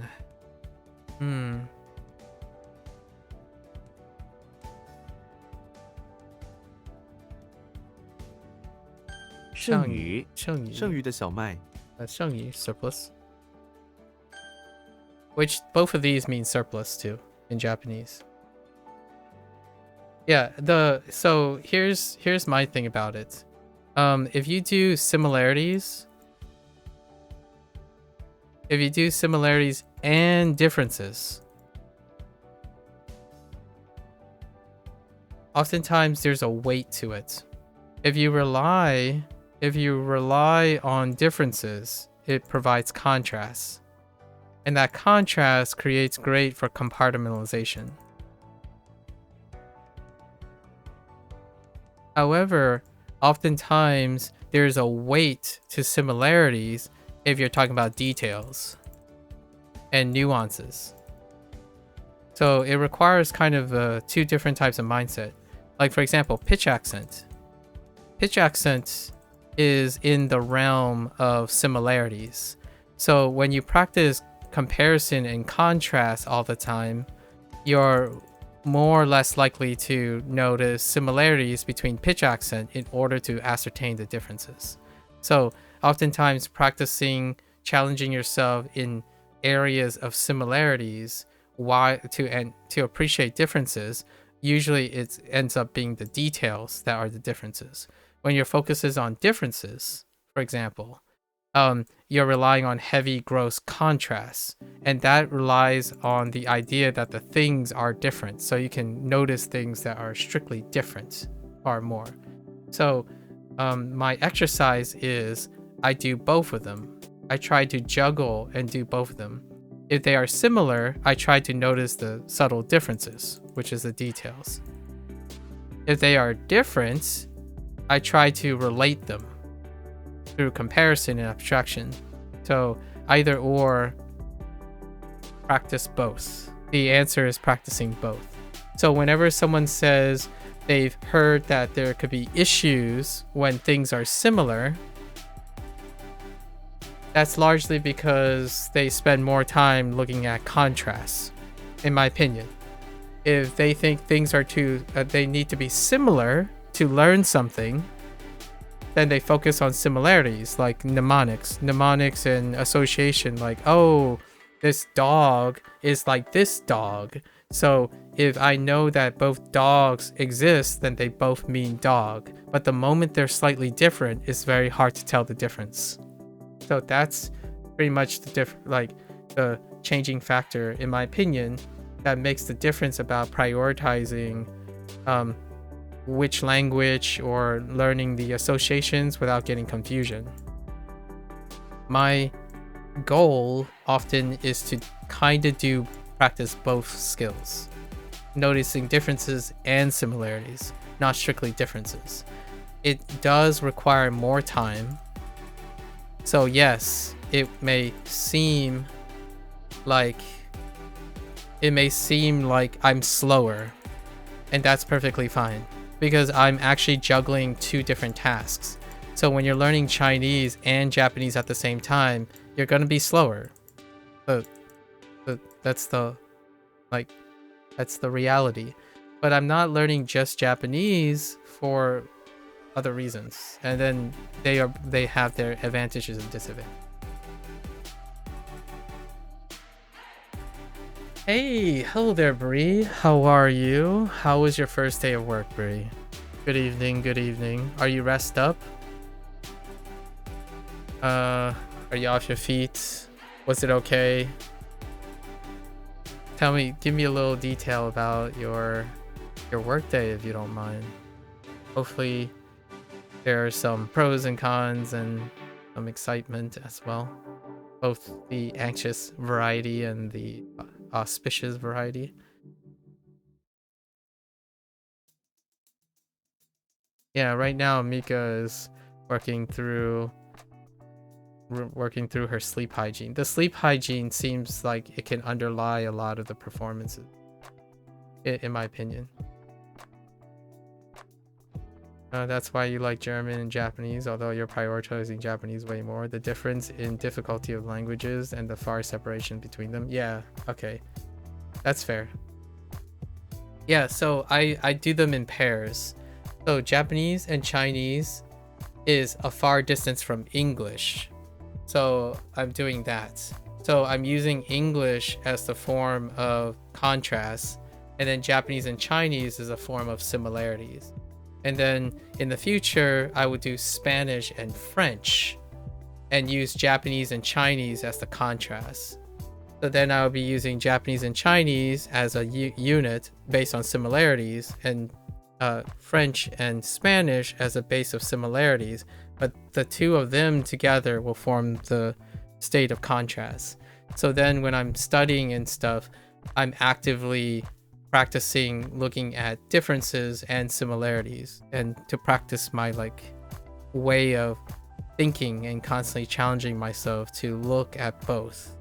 Sometimes that's my way of staying engaged with my language or like learning things. Like when I play a video game, I want to be doing a form of understanding what I do well, and also introducing new ways to do it a different way. So then I can contrast with the new way versus the similar experiences that I have with the past. And if I can do that, it is the ultimate form of my engagement. If I can only do one or the other, the answer is it depends, right? So some days I would have a guilty pleasure that I do the things compartmentalized because there's no like time or convenience to do it.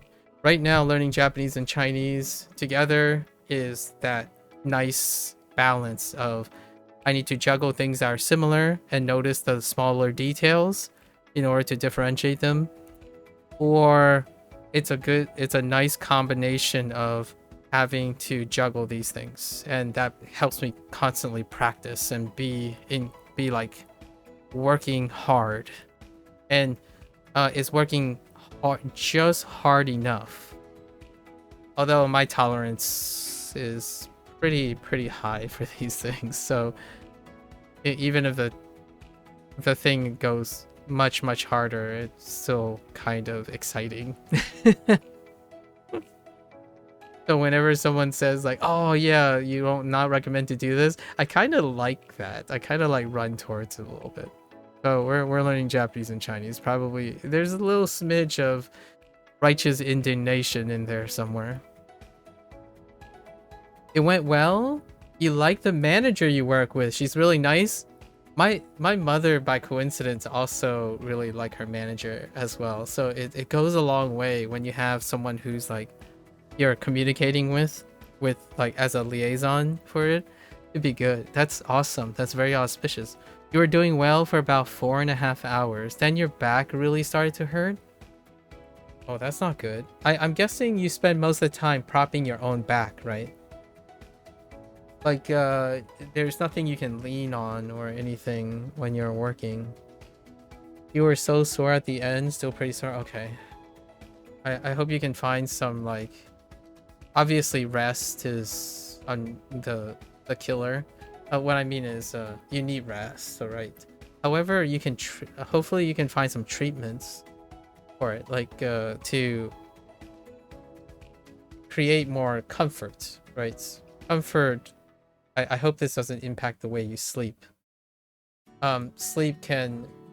Excessive back strain can make sleeping very uncomfortable. There's also icy hot. Icy hot is a very cost-effective way to try to increase vascularization in the back for like the early temporary relief before you like go to bed and all that. You stayed an extra half an hour too, so left at 2 instead of 1:30 because someone couldn't come into 2.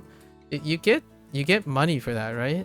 You didn't get great sleep though. You were so nervous. Oh, well now you don't have to be nervous, right? I imagine the experience was good.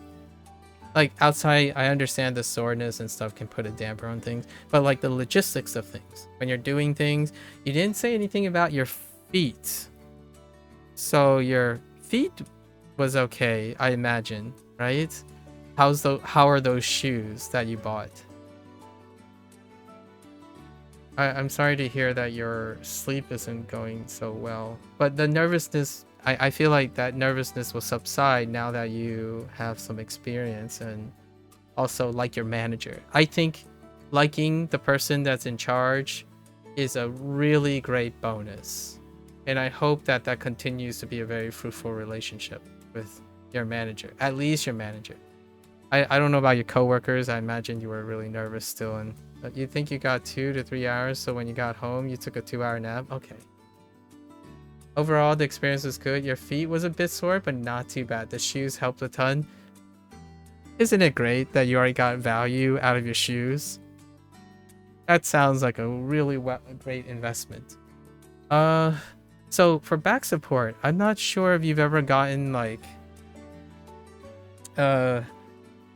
I'm not sure if you're comfortable with wearing things, but there are like straps or compression that can help try to redistribute weight, like the posture weight, temporarily. Obviously, this is temporarily. It does not substitute for stretching dynamics and try to keep yourself moving a little bit progressively through the years, but there are really cost-effective like ways to like it kind of pulls your the posture in different directions to help you support for a longer time.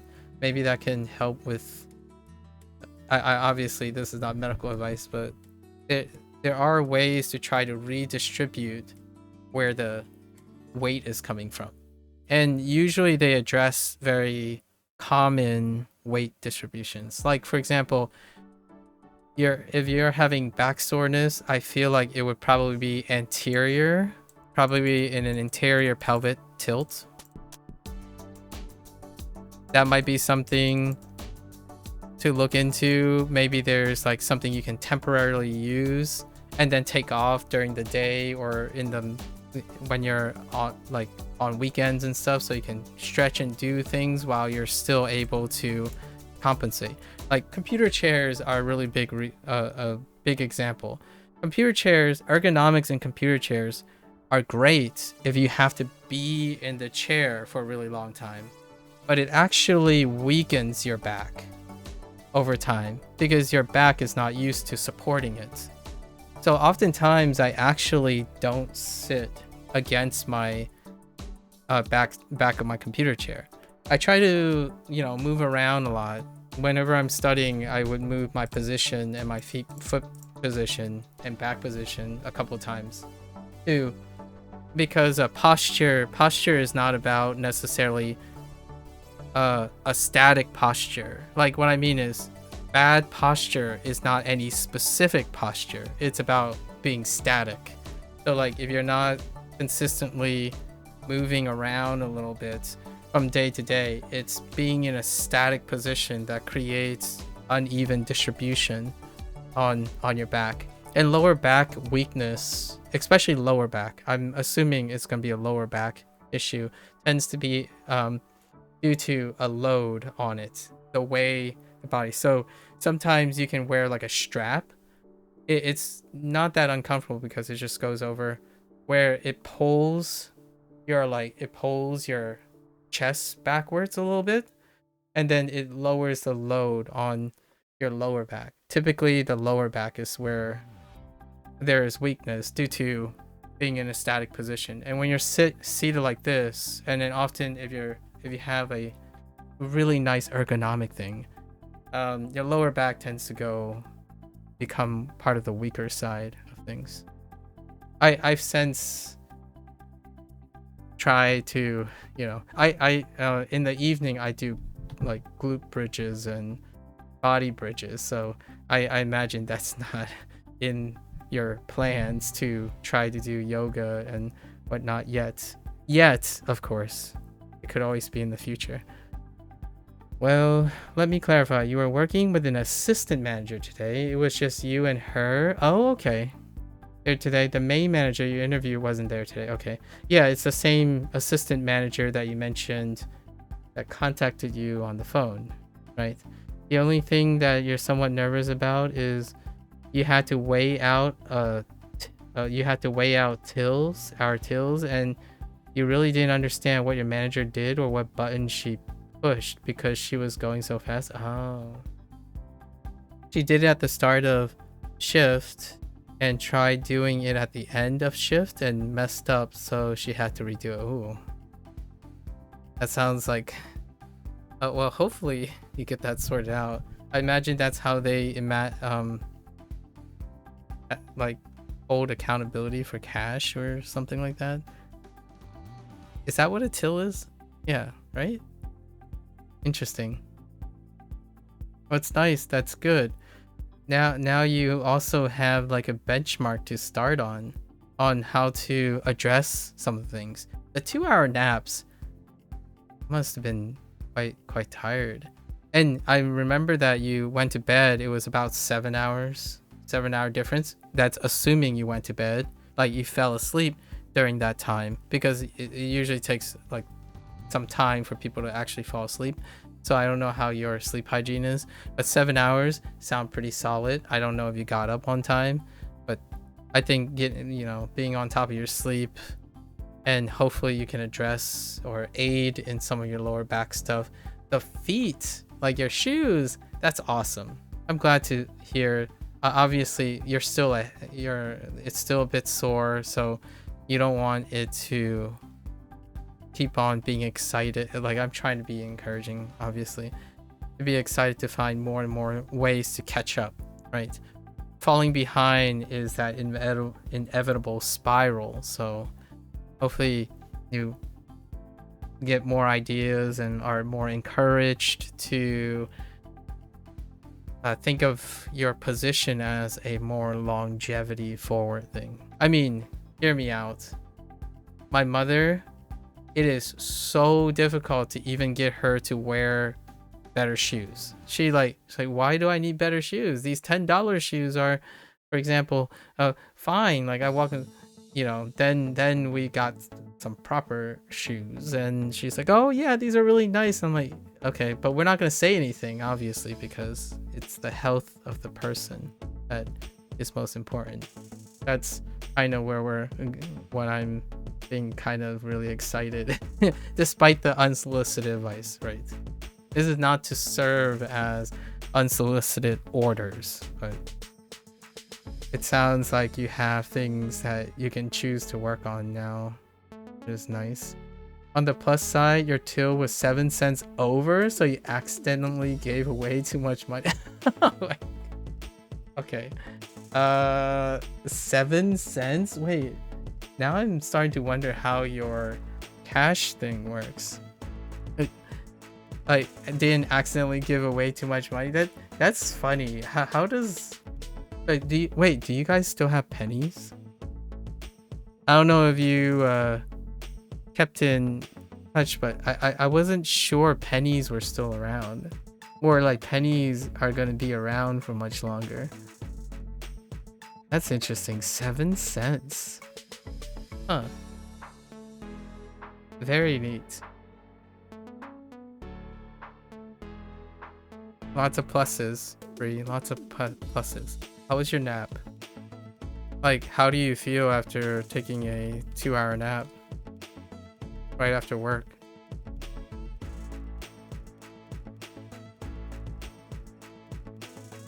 Let me see. Chaolu.抄录抄录文字可以帮助记忆。抄录文字可以帮助记忆。抄录。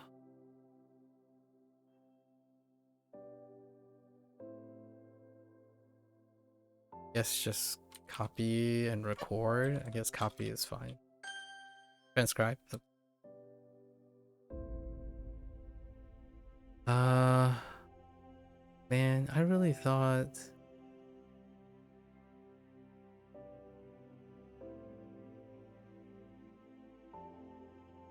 Oh wait,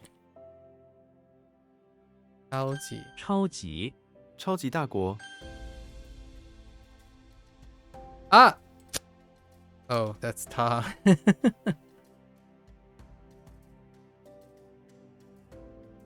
Oh, uh, sure. No? Hmm.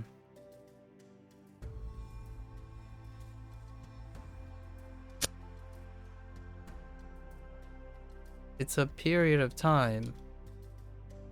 Maybe a moment. Yeah, you have penny. Yes, you guys have pennies, but you can't order them anymore. So if you run out, you have to round up. So usually the tills are short, not over. Ah, okay. The nap was good despite being in so much pain. I'm sorry to hear that. You did go to the grocery store right after work before going home to nap. One of your partner's friends was there. She works there, and she ran up all concerned because your back hurt, and I was walking around like a 9-year-old woman. Well, I hope you find things in your routine that will make the pain not be a limiting factor, right? And then perhaps there are solutions or things that you can do to accelerate recovery for now, right? It's good that you were able to rest afterwards. Squeezing in rest seems to gonna be a priority to keep your back ahead of your work schedule. Does that mean you work on weekdays now, right? So that means tonight in a little bit, like an hour and 10 minutes, you're gonna head off to sleep to get your 7 hours, or do your work shifts change? Like it's not gonna be 7:30 or 7:30 tomorrow. Maybe like it's a little bit later. I don't know how your shift, but hopefully you're getting enough sleep too, and that the nap doesn't interfere with your earlier sleep, right? Like your long sleep, oftentimes naps can interfere with how it can push how much later you sleep. You mean before you couldn't stand for more than a couple hours, so you think working on standing over the last week did help? Excellent. So you're hoping that the longer you work, the better your back will feel. Provided that, keep up your sleep and all that. As for shifts, you don't work again until next Sunday. Oh. Well, that certainly gives you a lot of opportunities to recover. Nice. Opportunity to recover. Glad to hear that last week paid off. The last week of prep work. Very nice, very nice. Fuyou Fei. What?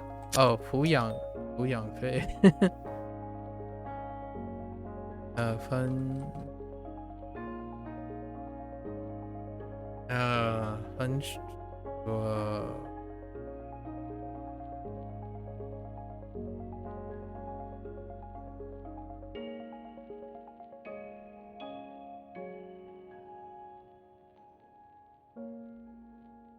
Say what? Oh, like 分裂，分裂这个分裂，问 not 题让 late，团队分裂分裂了。分裂。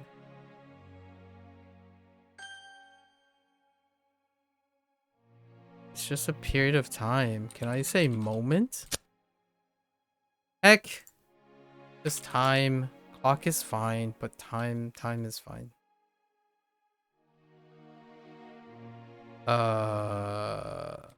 那 What? Oh, it's probably receipt.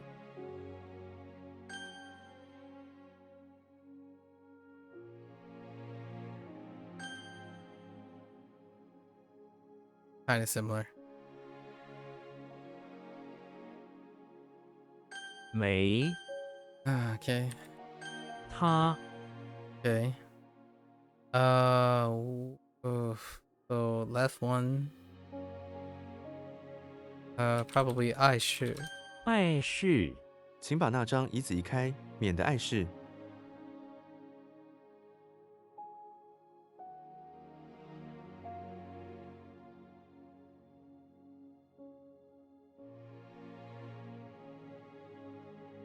Try and like block or get in the way. Okay. You have one morning shift, one afternoon shift, and one evening shift next. Okay, Sunday, Monday, Friday, so hopefully it won't be too bad. Very nice. I'm happy to hear that overall it's positive. And then you're given, I mean, the silver lining is that you're given enough time to recover, right? And then work to adjust.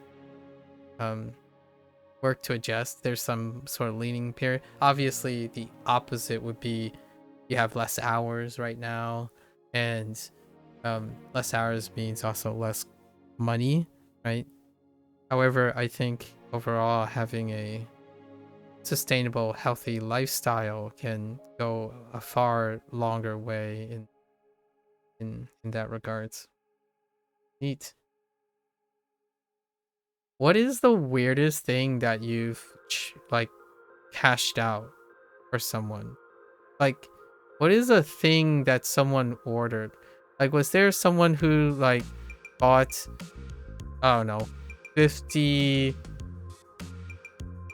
kazoos or something, or like something weird like that, like 100 party hats? I'm actually genuinely curious. Well, there was a time when I wanted to like do a cashier job for a year or two, just to see what it's like to experience that, where you're kind of like, oh, okay. Because I remember specifically when I was a teenager, sometimes when you work at like a cost-effective shop like Walmart and Dollar Store, Dollar Tree, Dollar General, oftentimes obviously you work during the day, but when you're working in like weird hours when they're open, I used to be one of those like goobers who had friends and whatnot that we would go there and we would buy very specific things, and it would tell a story based on what it's checked out. You know, it'd be like 6 packs of Fun Dip or something. Like $1 packs of Fun Dip. I always thought that was kind of humorous. Kind of like also being a barista or being a bartender. You just hear and see things. Kind of neat. The internet is so different in that way because you have to voluntarily choose. But when you're in that position of service, like, yeah, I've seen things. You know, you're just checking out. It's like, all right.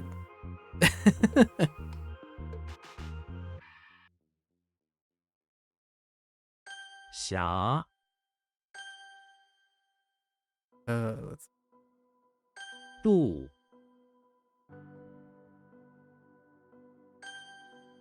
okay. What?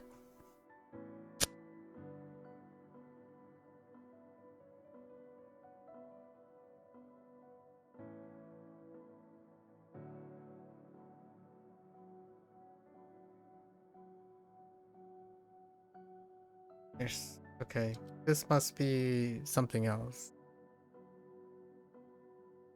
Nothing too weird. There was a guy who had this random little light stick that he was looking for batteries for. We, as in you and Sam, your manager, helped him find the batteries. Then he pulled a screwdriver out of his pocket, and Sam helped him change the battery. Then he proceeded to spend an hour talking to both of us about all the different kinds of light sticks he has from Disneyland. I mean, nothing too weird. I think that's a story right there.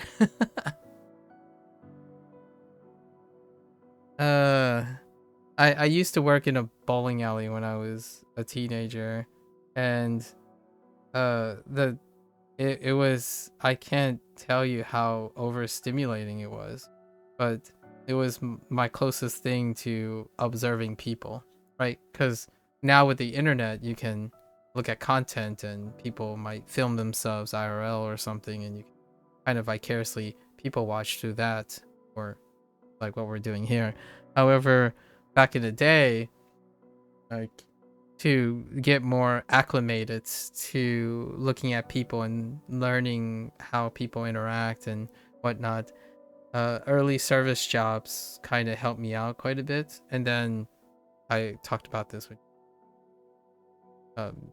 shared with James and Mika today, where then the rest of the stuff is interacting with like students and being at the college and university area. However, in high school, most of school wasn't as fascinating to me, I suppose, as working a service job.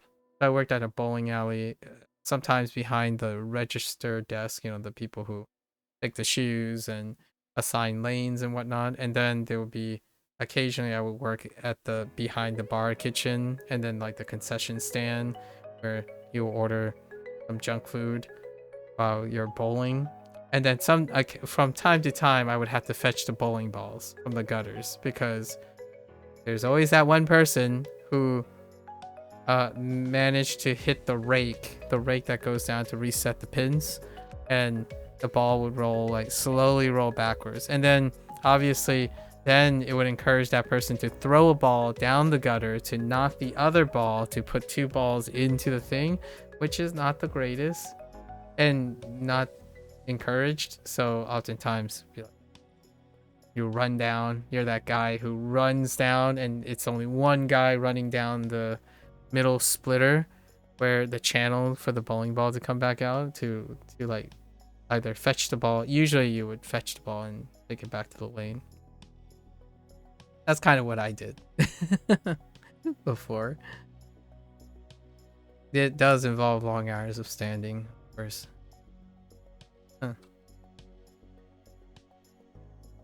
I'm looking forward to your next story. That's a pretty interesting story. Like, Disneyland magic sticks, huh?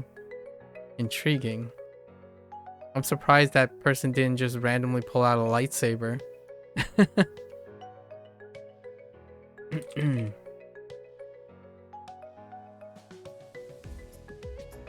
分斤8两，分斤与8朋友相两处时不要分斤8两。啊，不要分斤8两。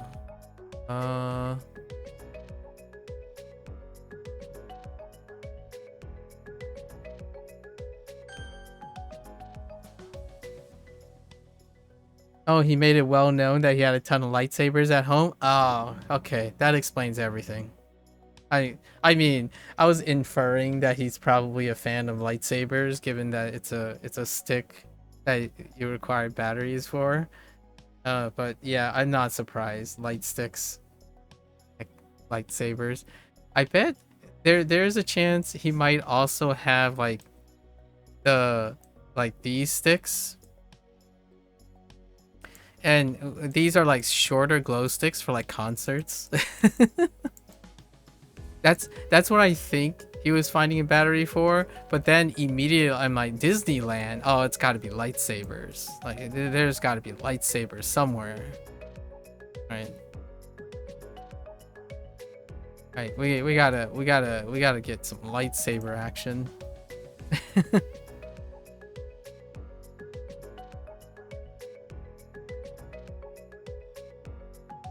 Quite endearing. Quite endearing.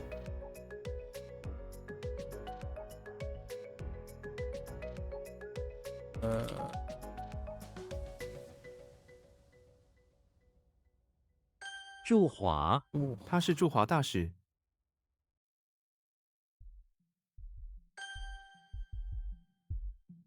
What? I'm just gonna YOLO this. 蒙，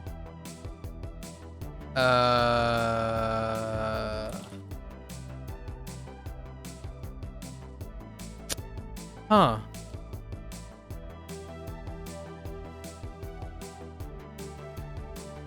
think it's just cover, not cover everything. Cover. 生拉什么？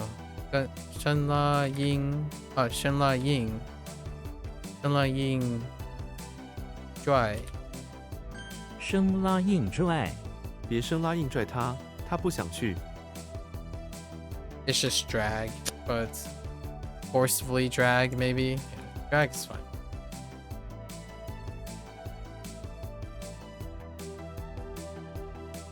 He was talking about his whole collection of Beanie Babies, Star Wars, Star Trek, and Star Wars things, Pokemon things. Poor Sam was trying to to go on her break, and he just wouldn't stop. Okay.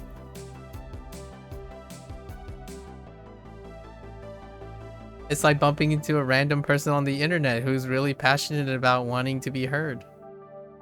I think that's kind of, I think that's an incredibly memorable story. Doesn't seem, well, maybe it does seem a little.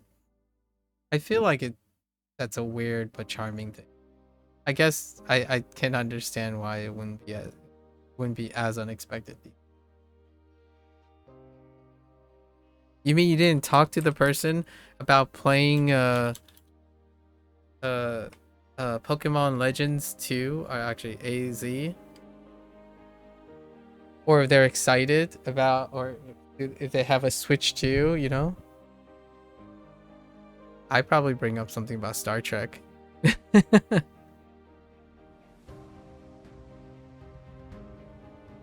Going to bed, Mika? Good night, good night. Hope you get some restful sleep.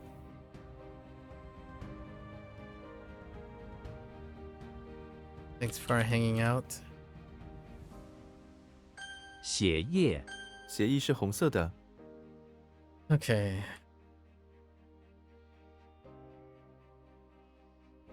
香水，香水，法国香水，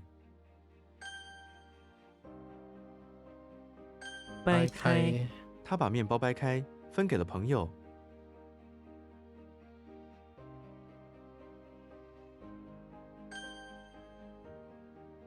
You'd think his main collection was Pokemon cards and not the games. Okay. He was a bit older, maybe 60s. Not that he couldn't enjoy video games, but he mainly talked about the cards in his collection. A 60s. Dang. Now I'm kind of curious what kind of like people frequent the establishment, like your frequent patrons in the establishment that you work at. I legitimately treated most of my days at like my job. So if I ever had a job out in the public or a service, I typically take that opportunity to understand who I'm working with, who I'm working for, who am I serving, and whatnot, because sometimes you can kind of learn how to, like, sometimes you can take advantage of those things, and not in like a neglectful way or something. The idea is whenever you observe these things about the way you work, oftentimes there's some intuition, a part of you that says, oh wait, you know what, I think I literally notice this so often, let's go and do something about it. Or you can maybe bring it up whenever the opportunity strikes. So whenever I was working at the bowling alley, that's kind of how I thought about it. Like, oh, how do I do this a lot, we might as well. And after a while, a lot of the things that I did ended up translating to how other people did them too. So that's kind of what makes the working environment a little bit more interesting, right? And oftentimes it deals with looking at people a lot of times. Like, oh, hey, oh, it's the same person. And I would strike up a conversation over time. Like, especially regulars, which is how my parents, this is something that's inherited from my parents. Like my parents, when they moved and opened their restaurant and whatnot, the idea was that it is their business. Obviously, this is not your business, right? The person who runs it. But generally speaking, there's quite a lot of reward and a bit of catharsis when it comes to getting used to seeing certain people or visiting certain people. And when I was in my adulthood, when I used to eat out, like I used to work, I generally stop at specific places that are locally owned. And over time, I've struck up relationships with those people. Like, because the work commute always crossed the path, I used to visit this place. It's a Thai family. It's a Thai family. And yeah, basil fried rice and drunken noodles with like a side of a Thai iced coffee. Dang. I spent so many times stopping in, and it's a family-owned place. It's usually the husband, a man was the one that was the chef, and you can often see his wife and his little one hanging around.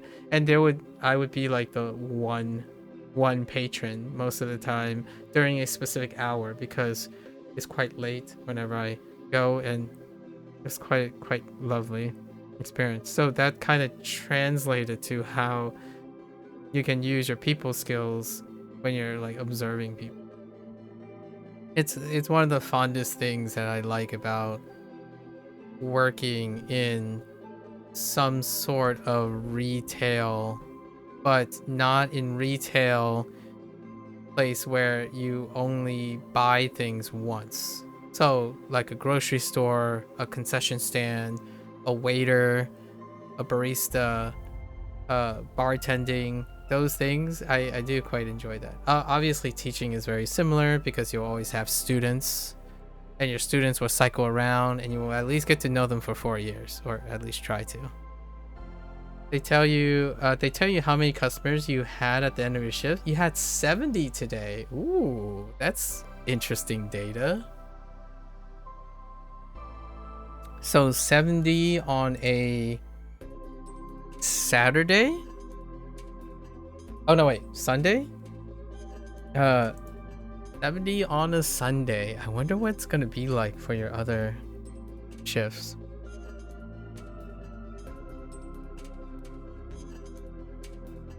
How many people do you usually interact with on a daily basis before working at your place? Like saying hi or doing something. Is it near 70?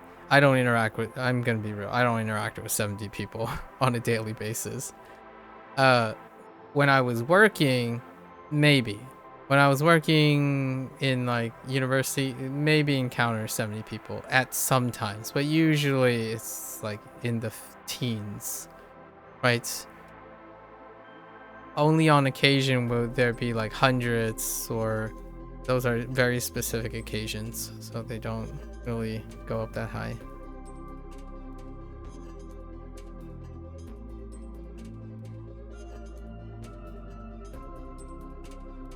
秋天, right?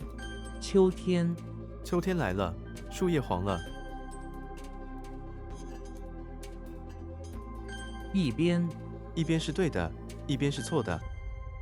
一边是对的，一边是错的. One side is right, one side is wrong. The first hour, you had 0 customers because it was snowing. Oh, you have snow. So you do wonder how many it would have been. You literally interact with you and me and your partner, and you don't go out much on a regular basis. Okay. And then you have your doggos and neckos. I don't know. I don't have a cute way to say cats. Like your kitties. I see. Interesting.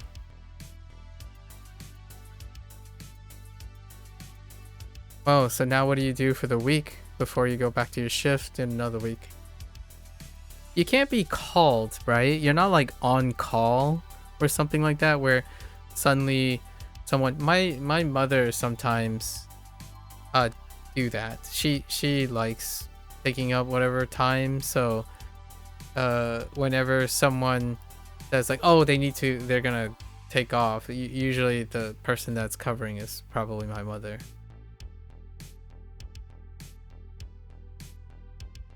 like to make up time, like a sudden absence, and then you get called in. They said if someone calls in, they'll call and ask if you want the shift, but you're not required to take it. Okay. That's good to know. That seems very flexible. Sometimes, you know, there are situations or arrangements where you don't have a choice, and it can be really disruptive, and trying to find a routine that can accommodate that would be something to work on. But since you always have a chance, you know, it's based on your choice. Yeah, you can choose what to do with that one. And you already mentioned that it's basically a walk away from your place. I think that's really convenient that it's a walk away. So you're like, you know what? I got some time. Like, that's kind of cool. I used to be across the street from my university. Like, it takes a 5-minute walk to get to my lab, like the lab that I was working in. So, you know, get out. I think the elevator ride takes almost as long because I live on a in a all apartment complex. I don't even know if I spent more time in the lab than I spent in my apartment, which I paid like $800 to $1,000 a month to have. Those were some interesting times.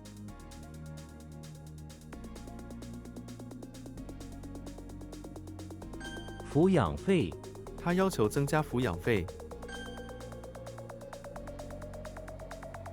好香糖，口香糖，口香薄荷口香糖， Oh, chewing gum.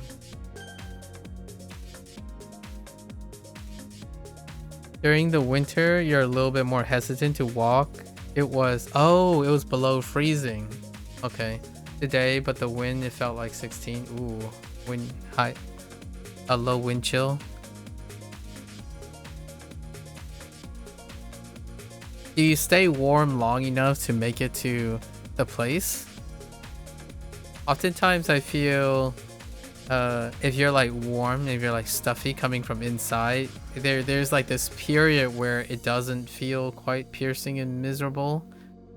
And if you are close enough, it might not feel like that. Like using my example of being close to campus, oftentimes it's like you just warm yourself up with a little bit, and then you hope that residual heat carries long enough to make it indoors. And then before I leave, I would like kind of wiggle myself around enough to get some heat going in my body, and then walking home is not bad because the heat would last long enough to make it to the place.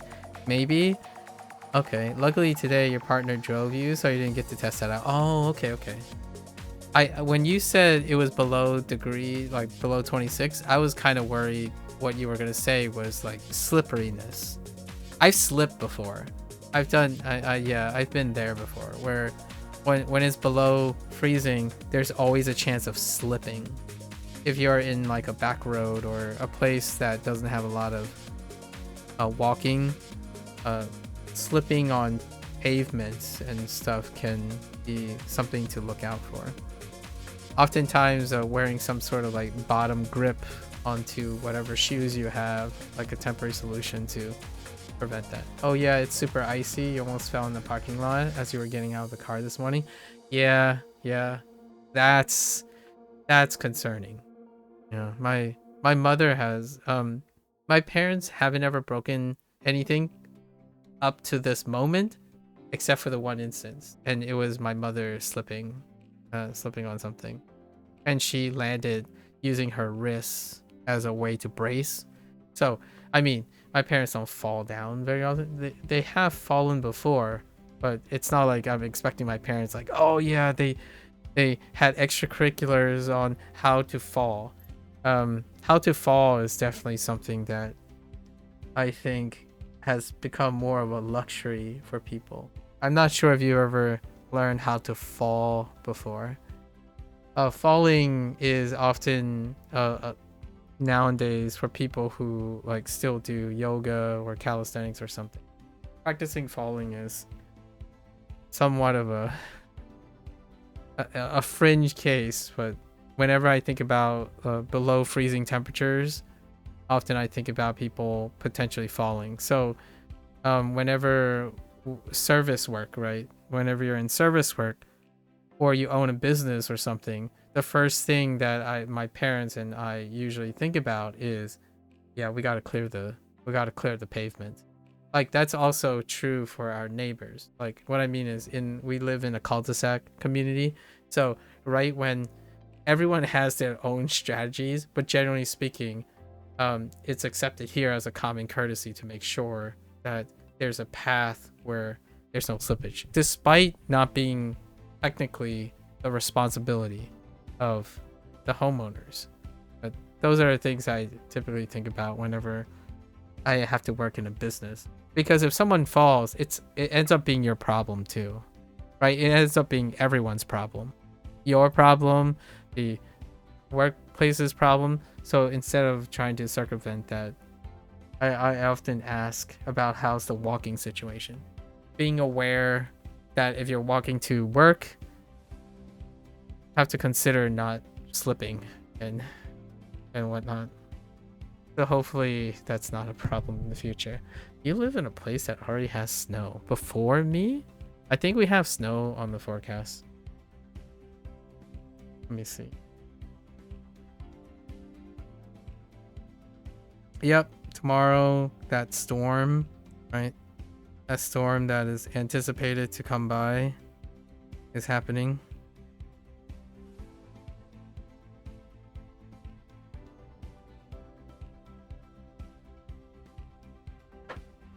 You live in Michigan. Oh. Oh.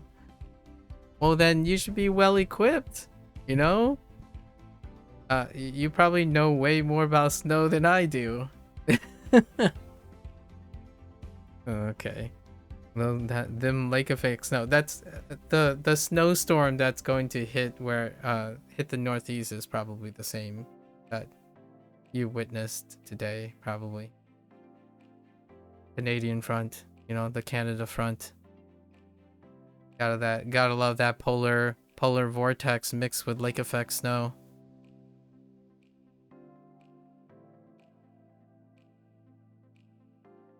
Uh 潜艇，潜艇非常安静，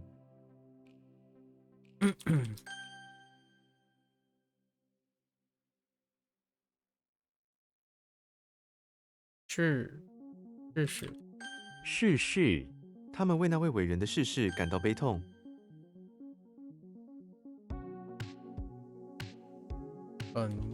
粉末，请把粉末与水混合，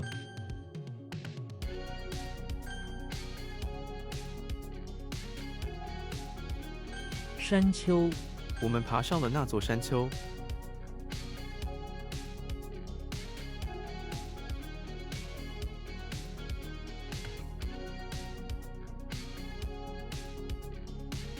山崩，大雨过后常常会发生山崩。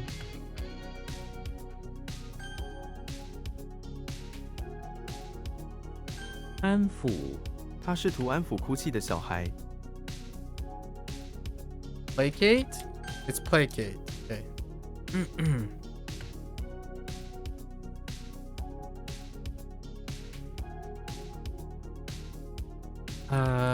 判断，判断，你判断错了。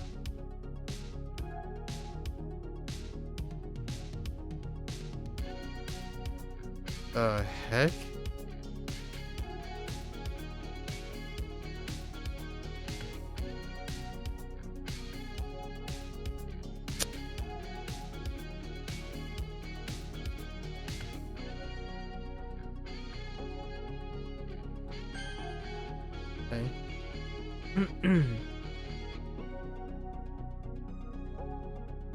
沙丘，我从沙丘顶部滑下来， How do I screw this up?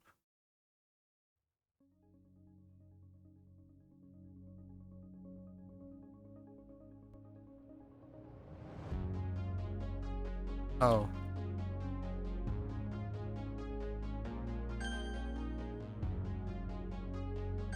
荒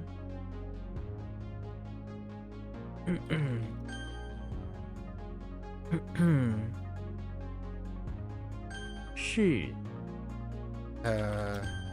Marcus. 讯息讯息开始了，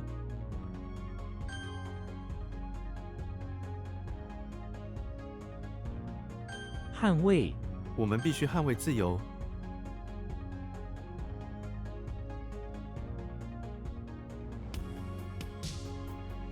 沏茶你可以帮我沏茶吗？ Okay. So what went down here? Oh, is it because the top is different?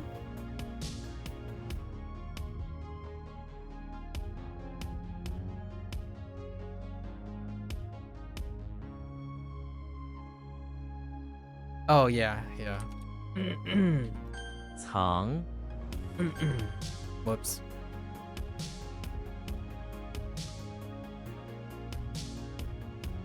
Whoops.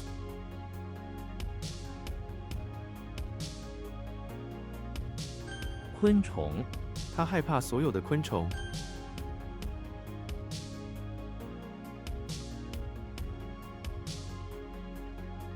Heck.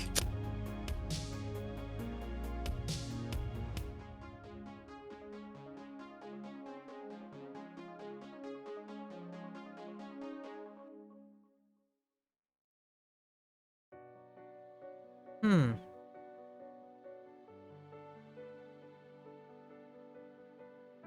瞅见你瞅见那只小狗了吗？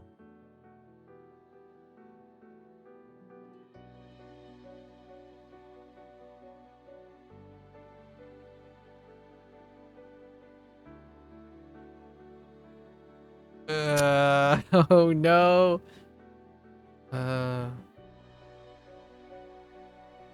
Hmm. What?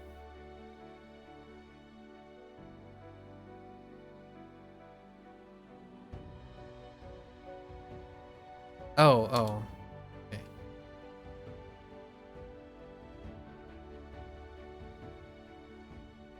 服装服装店，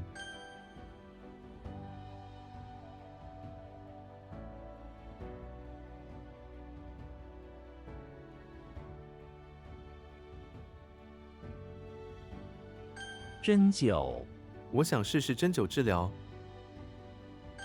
I can't spell acupuncture. Ay.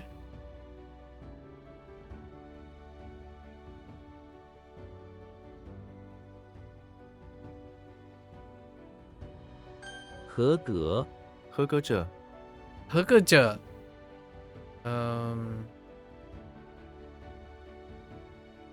Like it's like pattern, status, rank, quality. Yeah, that's fine. Up to standard. It's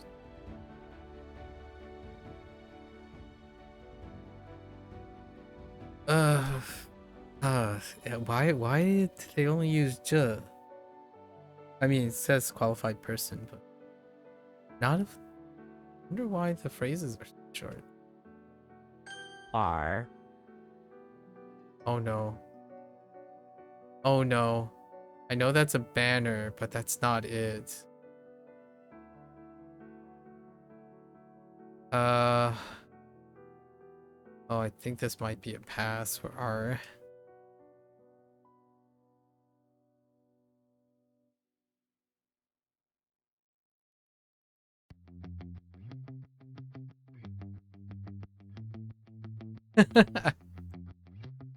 Yeah, thus. Okay.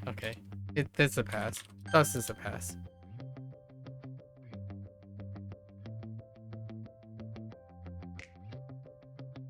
No. Oh, no, wait. Wait. A what? Is that not cheat? Oh, wait. Hold up.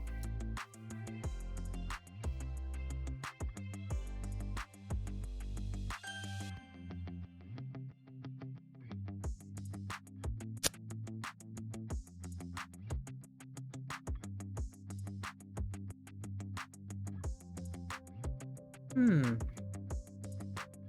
Hmm.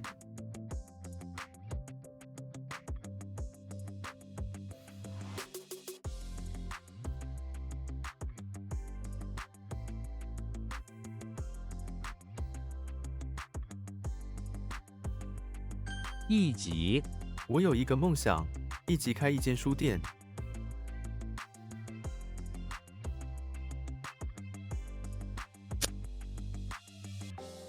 一起开，uh, 一 like also is or even is and even as okay.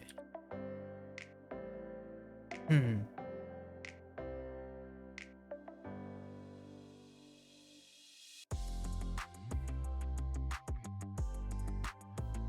半裸这是一个半裸的雕像，我 A E 背弃他背弃了他的朋友。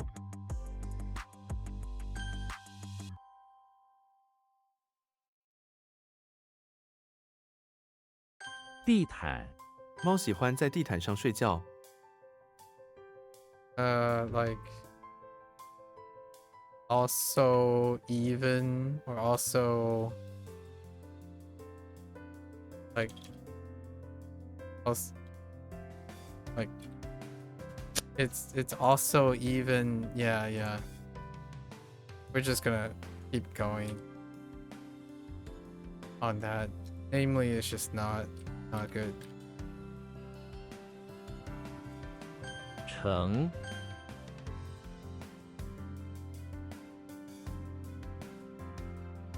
捂住他用手捂住了鼻子。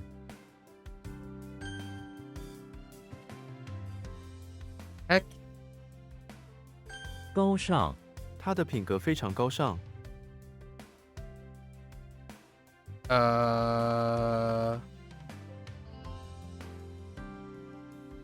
like just high honor or like high level,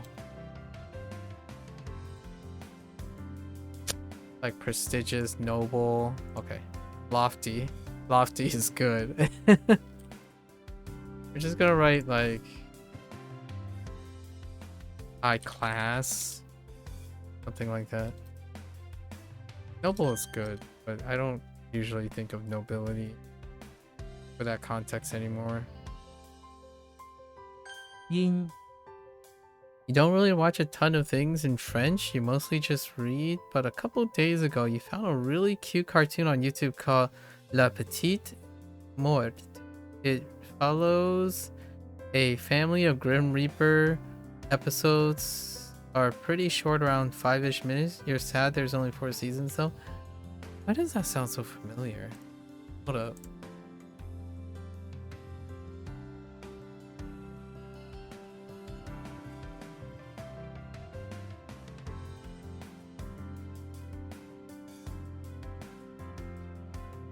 Oh no. Oh yes. Oh yeah. Are we talking about 2017? I have seen this. Or like I've seen like pictures. Unless it's a different thing. You said, is it animation? Oh yeah, cute cartoon. Yeah. I have seen this. I haven't watched it yet though.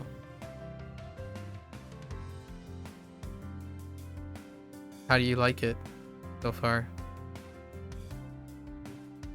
Like, and you, 2017 and 224? Okay.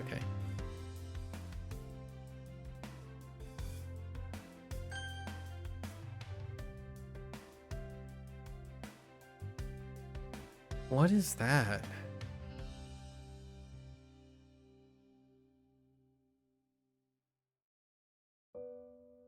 Oh my gosh.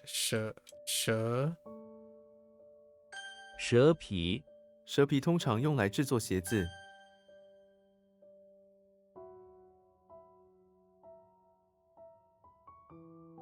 主妇主妇的工作非常辛苦。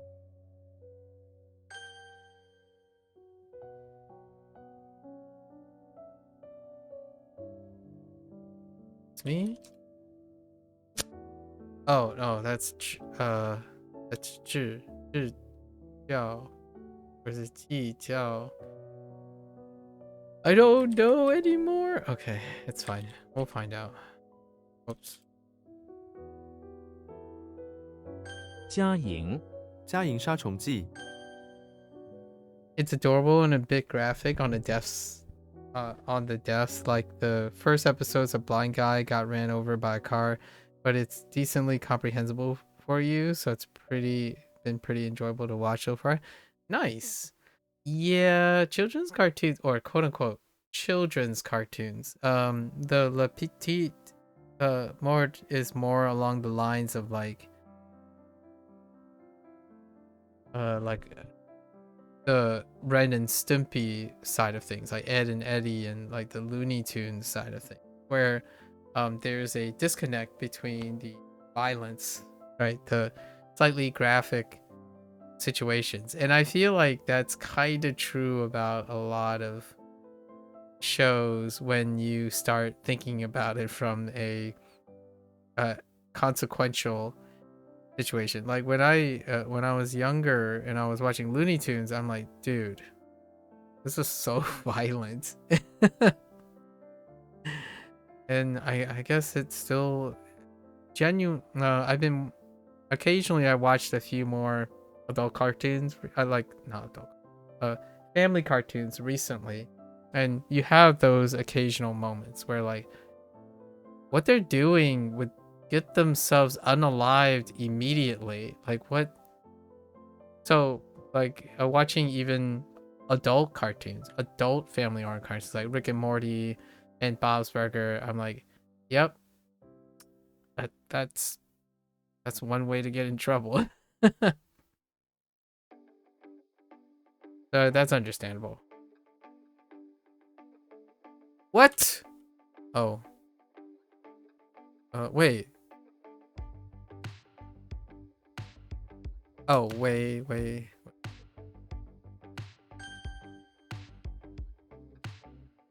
Ah, I added an H. I didn't mean to add an H. Okay. 树 Gosh, vertical. Vertical is so devastating.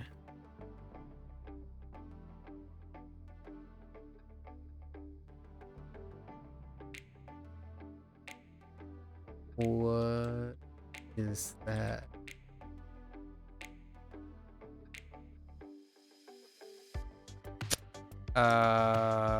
Okay.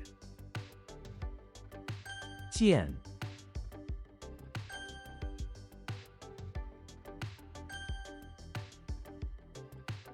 孔 The heck? Dang it.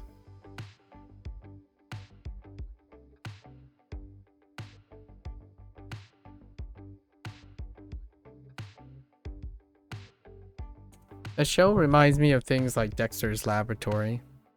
Kind of cute, quaint, and then when you read too much into the context and what they're doing, there's some really consequential things.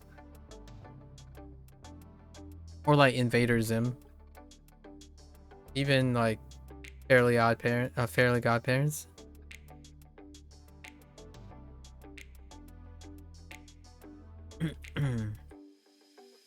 微缩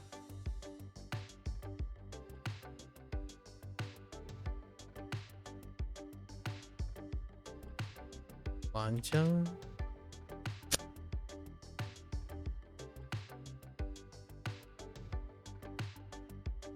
Huh. They are not put off by the graphicness or anything, just figured you mentioned in case someone's watching the VOD later and want to check it out. Oh yeah. Yeah. Yeah. You know, trigger alert, you know, the new age trigger alert.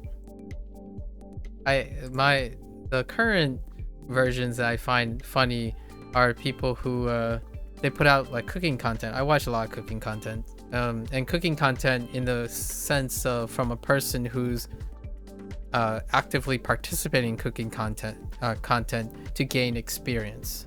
So those specific channels, like this would be very similar, where let's go learn something channels. So the person has this way with the title is like, oh, we're gonna try out 10 viral recipes. Warning, there's a trigger for French people. Or something like that. Because, or like, warning, pasta trigger for the Italians. Because, you know, fair warning kind of situation. I think that's kind of a new behavioral nuance in terms of sharing things publicly online. And I have my fair share of prefacing and disclaimers prior or even during or even ending with whatever I say.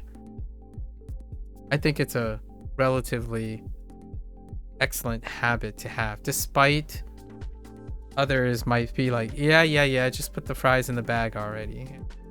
I'm like, okay, but know that I have said this. Like, know that I have said this. Try to normalize the practice of considering not for everyone. So I am kind of lost on... Oh. 焦土，火灾让森林变成焦土。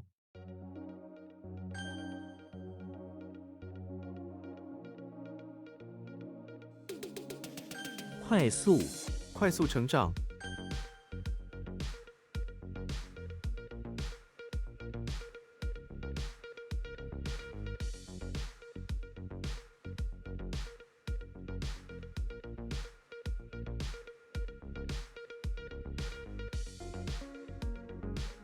I don't understand this. Can't compute.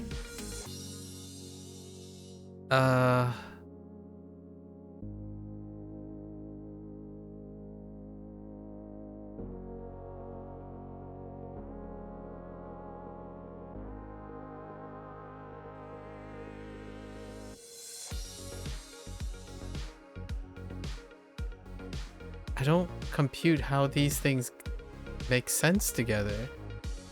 What? Okay. What? Oh, 我讨厌剩 something 价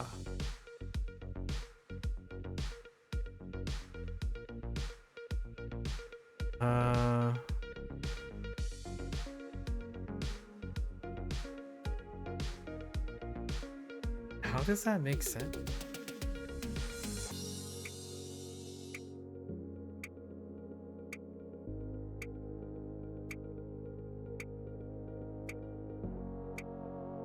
The right-hand characters definitely drive.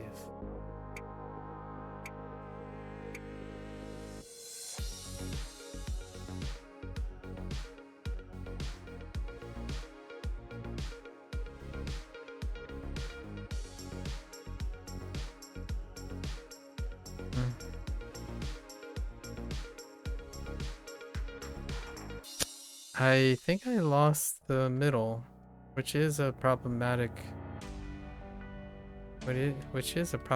one.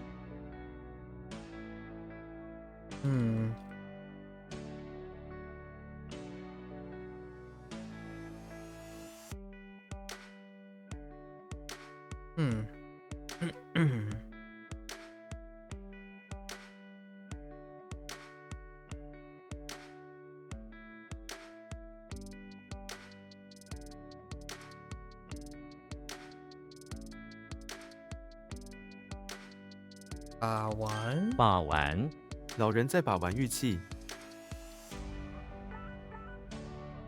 Play or fiddle or fondle.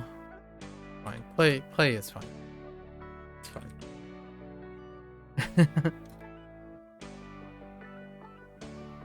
Oh, wait, no. Where's the T? 意见.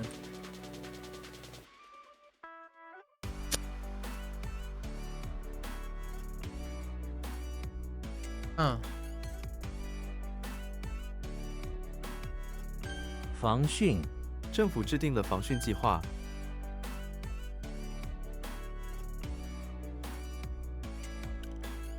Oh, wait, is it Jiao?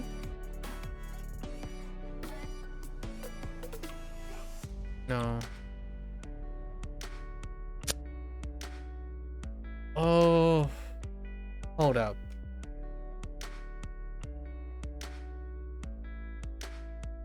Huh. 德国，这是从德国来的汽车。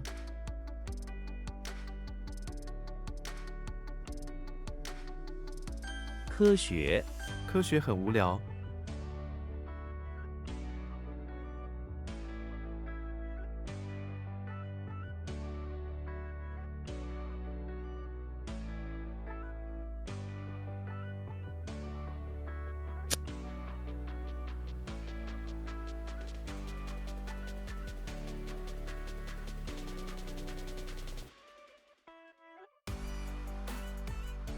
The heck? 调，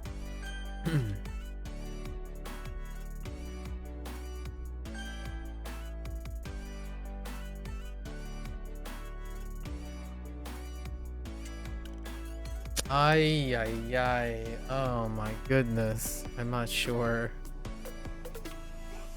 Is this her? Oh no, that's not her. That's Rin. Oh, this. Wait, what? Hold up. What? What? Hmm.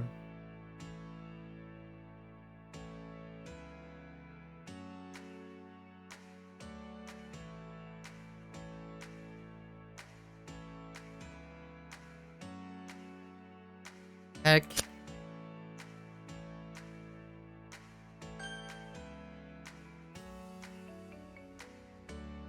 "武道，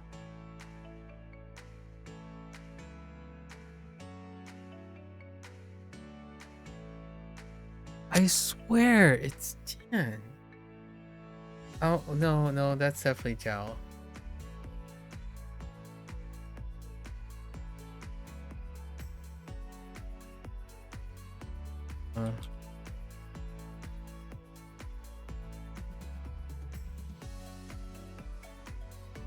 须知， 旅客须知， It's like must know, it's super important.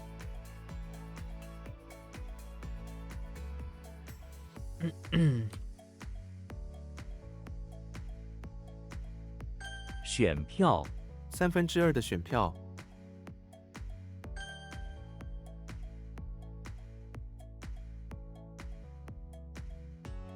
Oh wait. Oh no. What?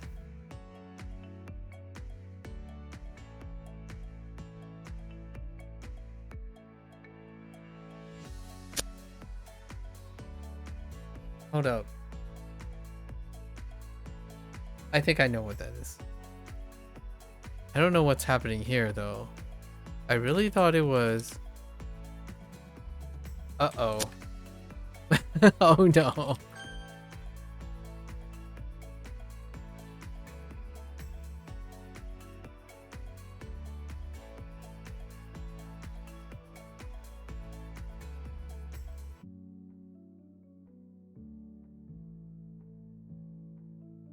I don't know anymore.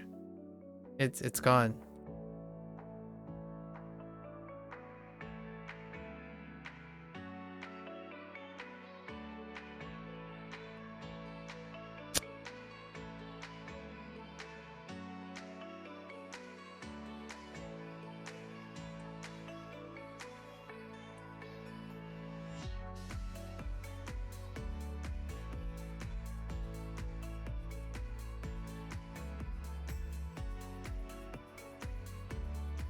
Oh no. That doesn't seem right either. Oh no. 药水， 这瓶药水很苦。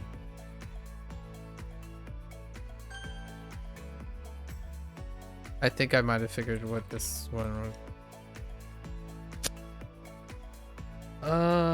Wait. No. I think it's still fine.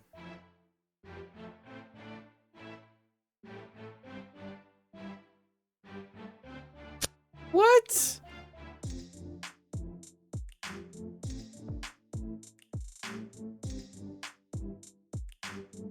Oh no, wait. I missed the G. It's fine.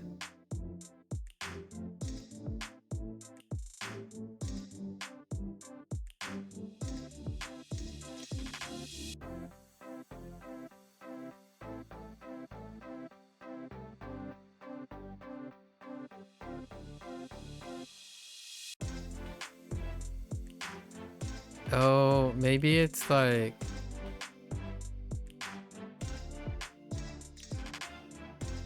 Heck! I don't know. I don't know. Oh no.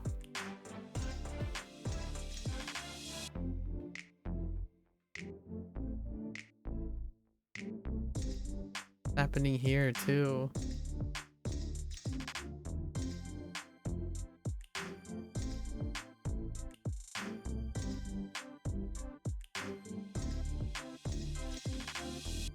Not that. I don't understand why I can't get the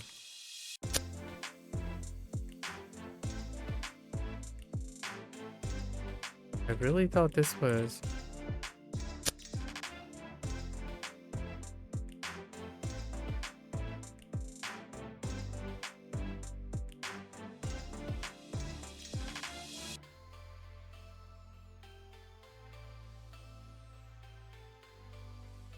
Trying to make sure the right one is correct. I think I'm thinking about it incorrectly at the moment. 放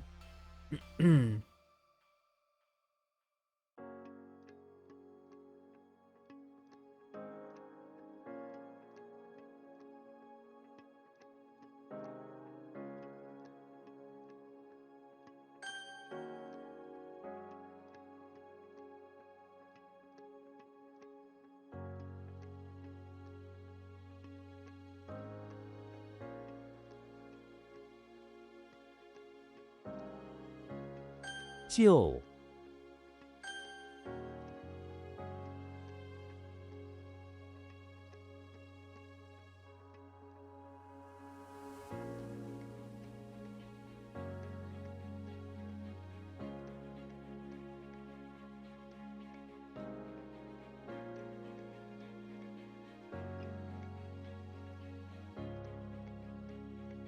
计较 他不会跟你计较这些事情。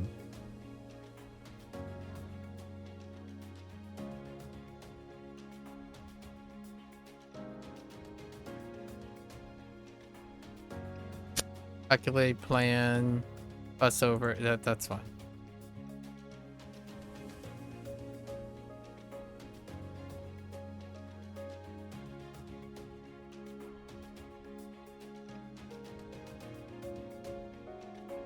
"项目 这个项目取得了成功。 What?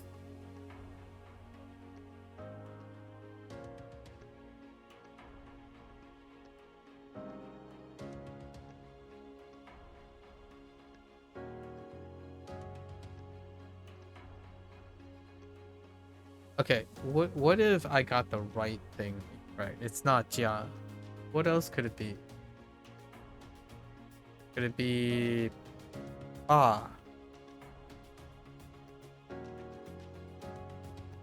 Really?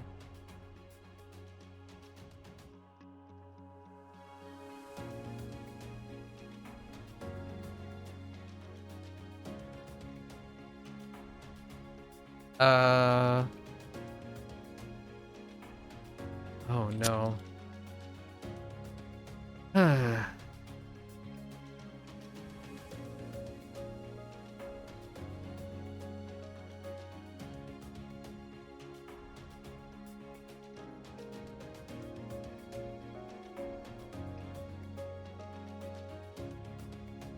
I don't know what the finger, like who the fingers belong to.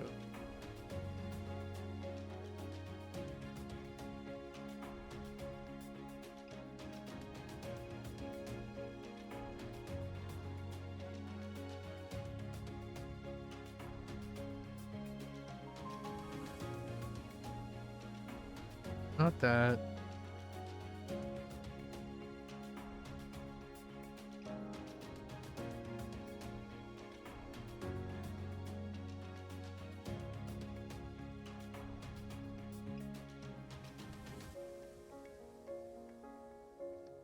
Oh no. Yeah, there's no chance. I thought this was like goal or purpose item and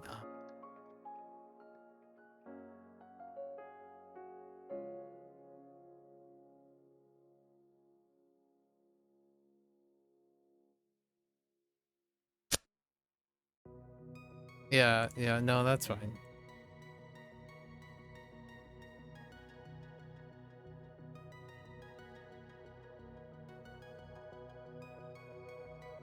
A little bit more broader than I thought. That's fine. Oh, Lee. That's just Japanese.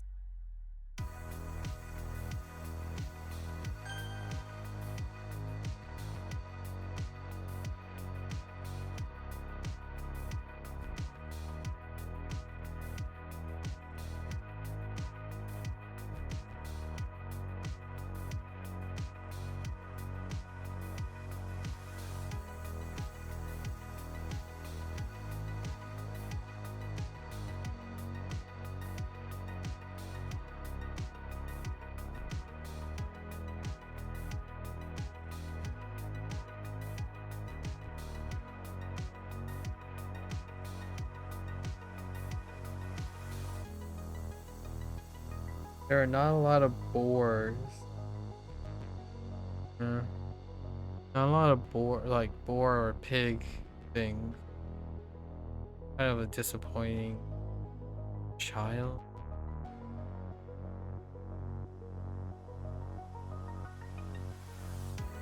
It's high, not. Oh, it's high, not high. I'm okay. I'm gonna pass on.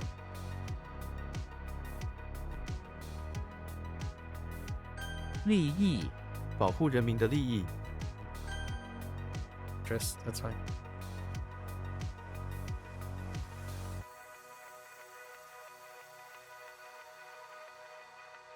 Uh, 完整、我们需要一份完整的报告。我们需要一份完整的报告。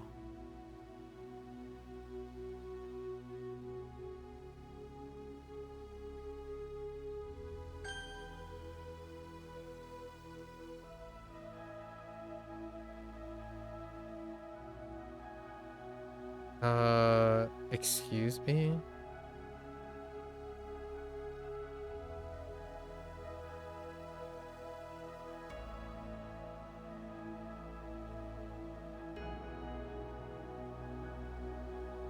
Heck, 请大家什么练发表意见。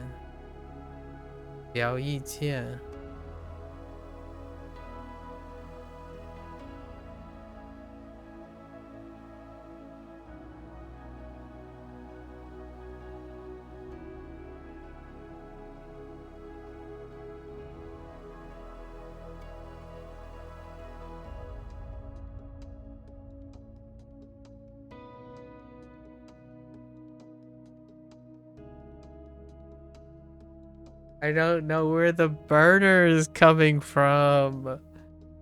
Oh, what is that burner for? Ah, dang it.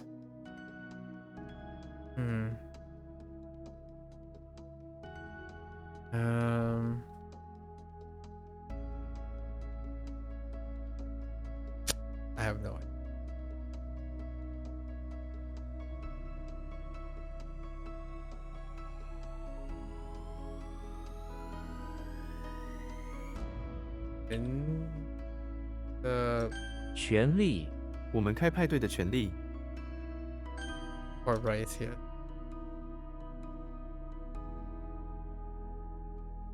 Where is the burning coming from? Alright, so this has something to do with quality. Please, everyone, something out. I express ideas.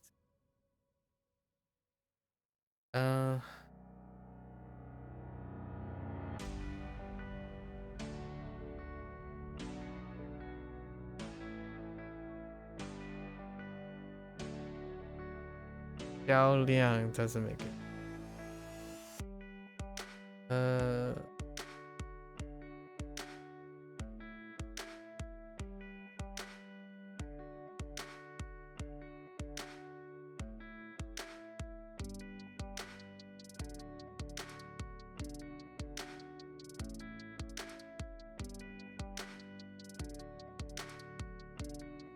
尽量，请大家尽量发表意见。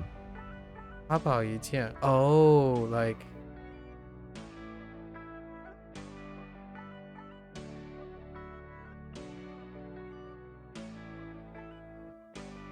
I kind of like use all you can, something like that, as much as possible. Yeah.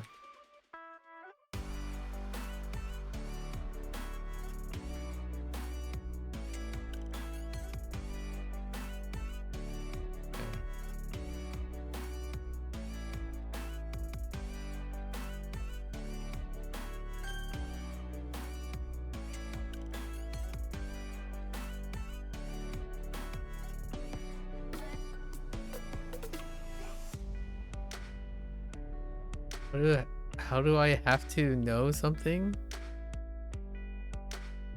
Oh, key information.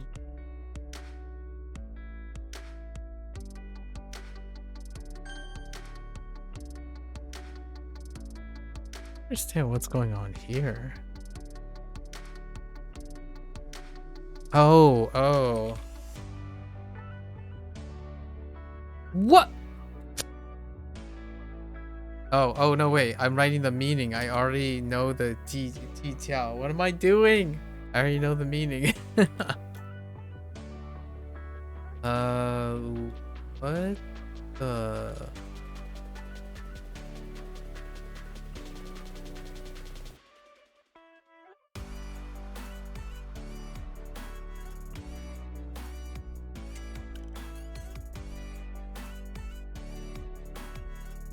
What is that nonsense?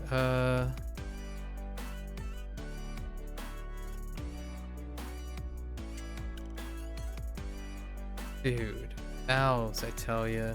Owls.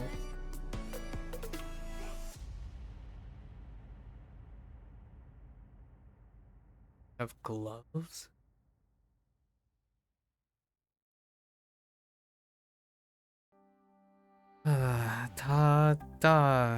Ta xiang. No, yeah, ta sheng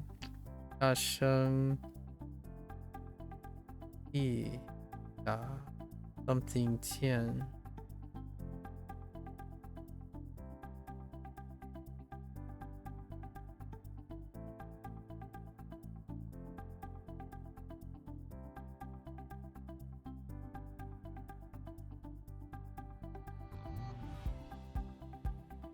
Yeah, there's no chance of it.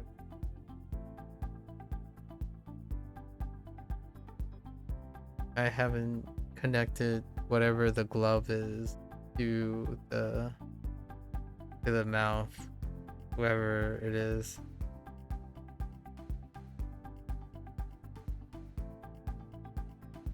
Try like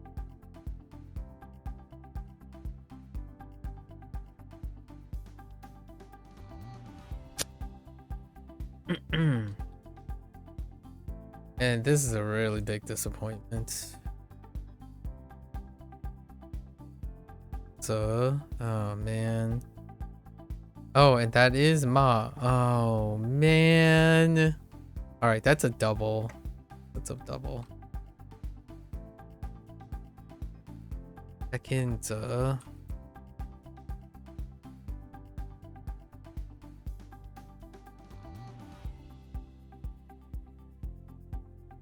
Oh, this is a double whammy. I didn't process either. I could have sworn this is like. Oh, it's not. Huh. 还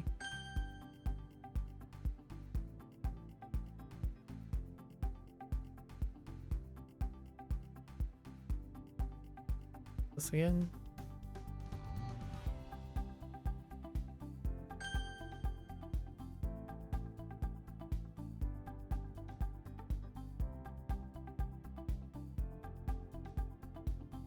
"洋溢他的文章洋溢着热情和创意，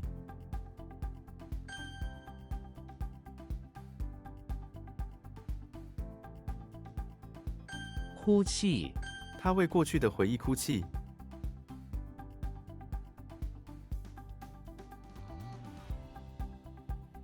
Heck.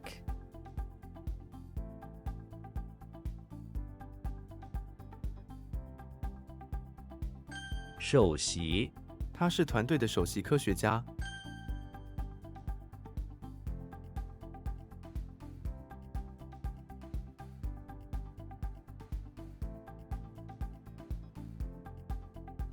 What incarnation is that?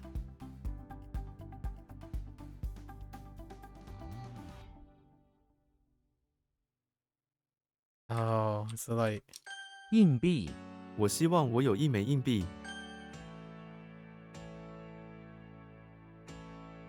there's no chance. Ha, it's really hot. Ay, ay, ay. Whenever I see this thing, I think of either it's ya, I, yeah. It's all the exclamation stuff. I actually think it's the whole thing. So we're gonna try to see if we can do anything about it. Ha Tian. Ugh, I can yawn. It doesn't mean, yeah, it doesn't mean the characters. The characters don't help with yawn. At the moment. I thought I could hold on to it. Clearly not. 舅妈舅妈做的菜很好吃，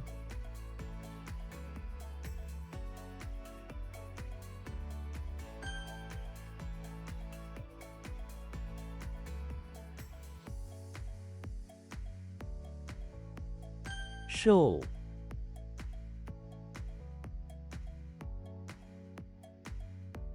Or sell. It's fine.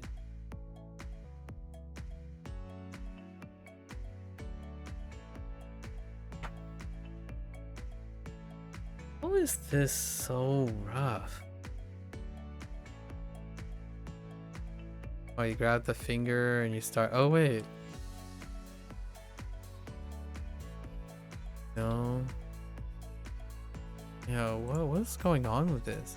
It's fun. Oh my, dress up. Okay, we need to evaluate. That's last time I barely got the fun in the vocabulary. Dang. 责骂我讨厌被责骂。 In 哈哈欠哈欠他大声地打哈欠， Gonna flip some tables right now.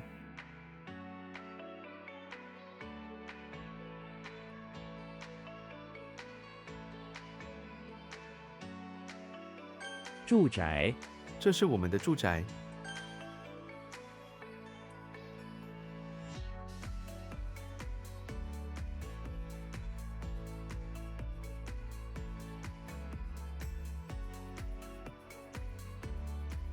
条凳他坐在条凳上看书， Today's Wanikani exercise is so much shorter than this. I think. Hopefully. Then help.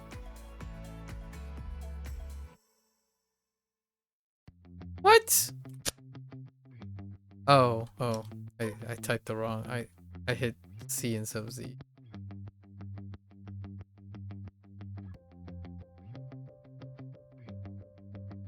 推卸、推卸责任是一种不负责任的行为。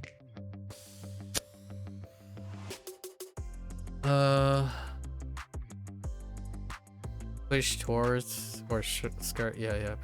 Just push it off. I don't know if I'm ever gonna grab the word skirt though. It's just pushing it off.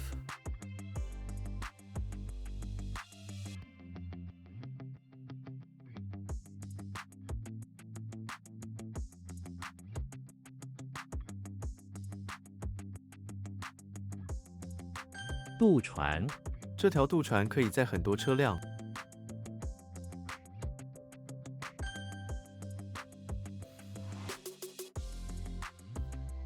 灵感、艺术家需要灵感。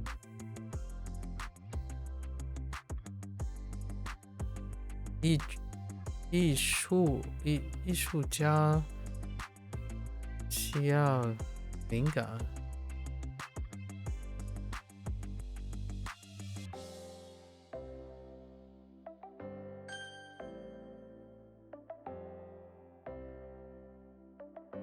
办 Yeah, that doesn't look like ban at all, even in retrospect.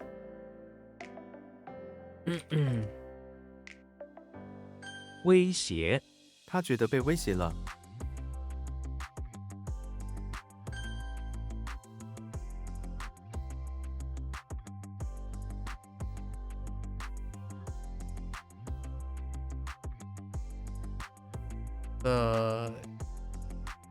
What the?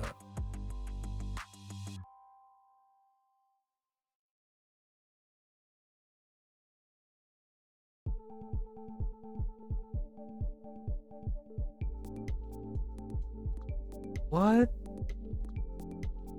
am I looking at?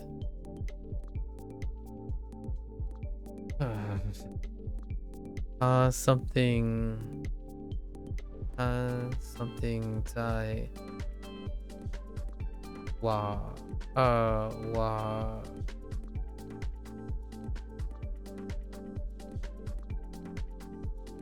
模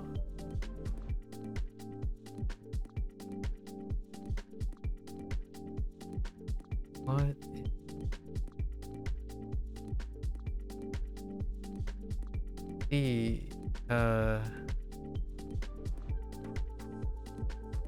What 像 Oh no, this is oh no.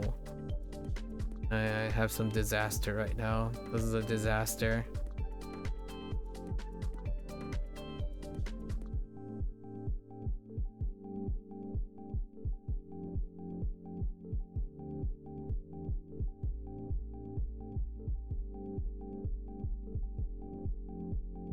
Some part of me want to write Lou, but that doesn't make any sense.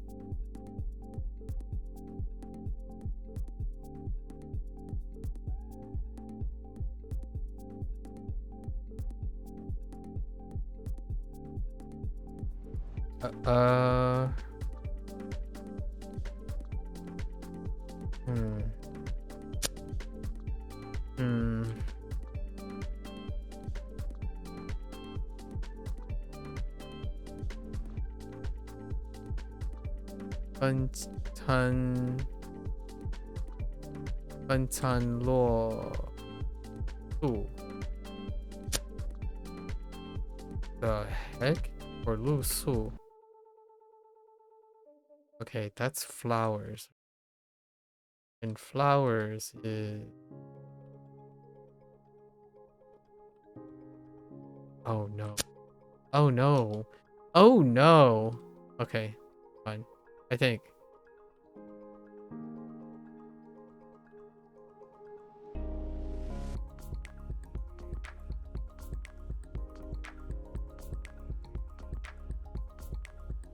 heck?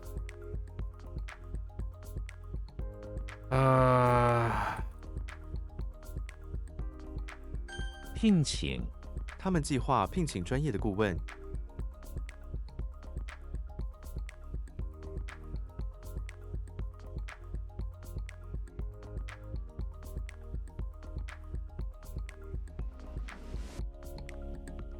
Or like English. Something like that? 执照他有驾驶执照。他有驾驶执照。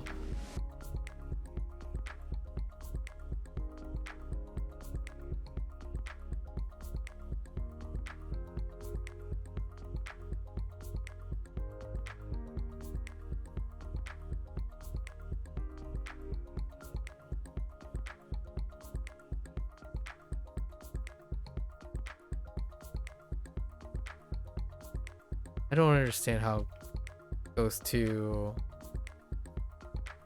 I have no idea how those two come together.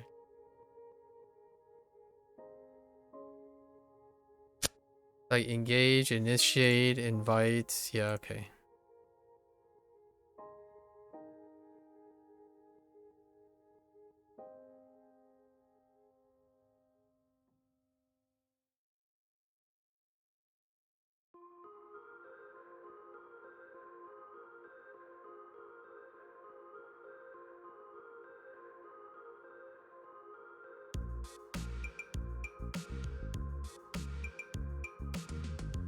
What?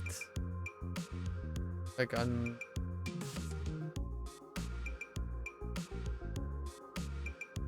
already forgotten what they want for this. Oh, skirt, right.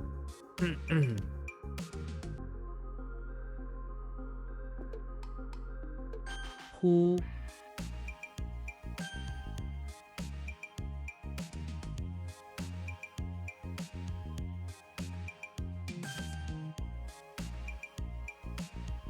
降 What that is? What does the fire thing work? Summon, sun, fire. Like petition. The license, okay. I need something since just for the license itself. .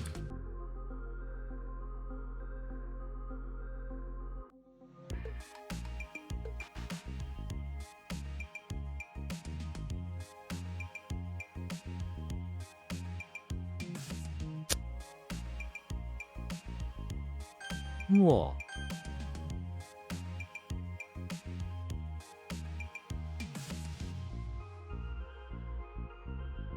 风餐露宿探险队在丛林里风餐露宿。What? Wait, Funton Lusu. Rough. Yeah. Okay, it's fine. It's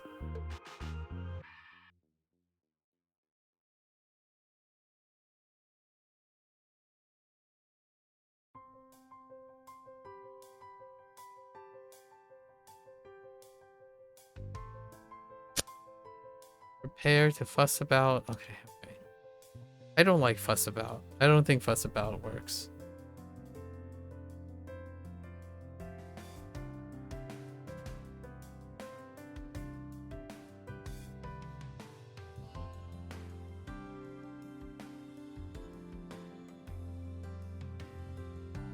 No. No, don't do it. 陈旧这台电脑太陈旧，无法运行新的软体。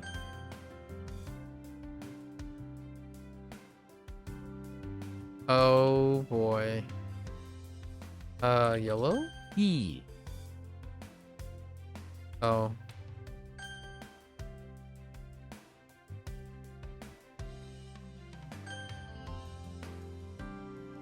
Do I use Chrome? Yeah, I use Chrome. Yeah. 新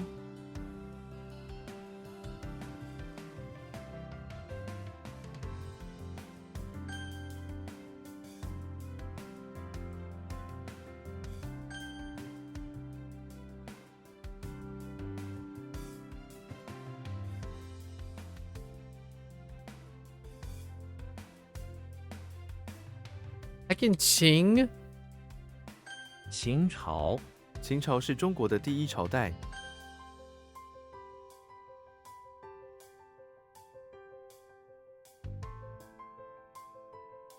钻研，他专注于钻研新技术。 The heck?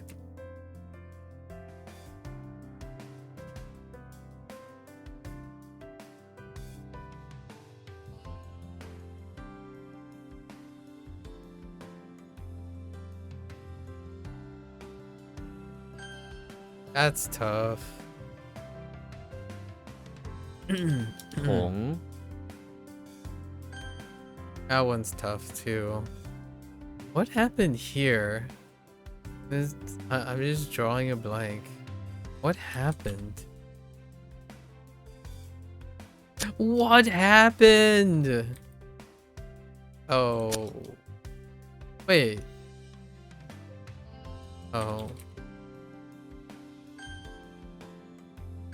框， What? Oh no. That's my bad actually.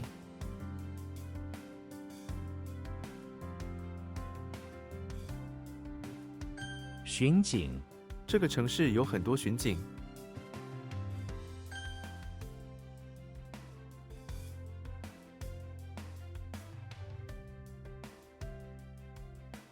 篓，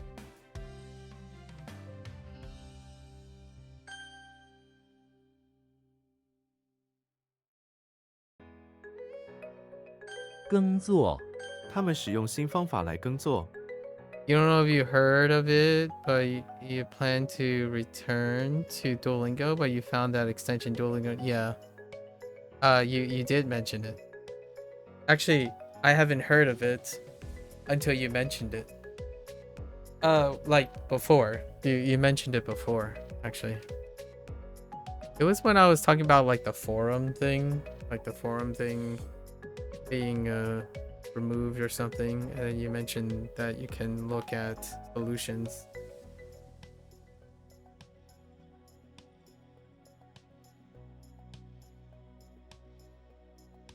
I totally understand how that feels, not being able to remember who you tell things anymore. It's understandable. Yeah. But yeah, you were the one that told me. Actually, you're the only one that told me, even though despite so many people having hot takes on Duolingo, you still are the only one that mentioned anything about that. Pretty impressive.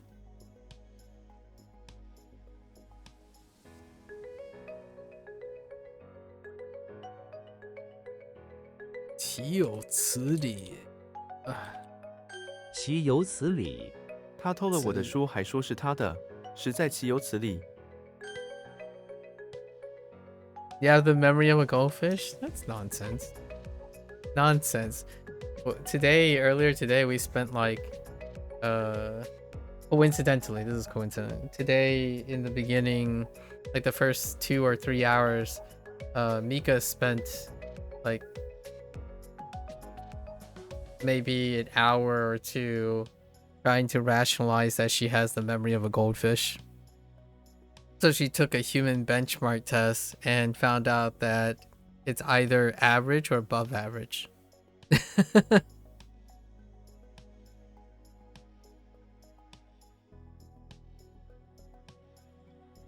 Nonsense. Goldfish. What was goldfish attention span? It was 6 seconds or something like that, right? Something like that. That memeable comment. Was it 6 seconds or was it like 3 seconds? Goldfish.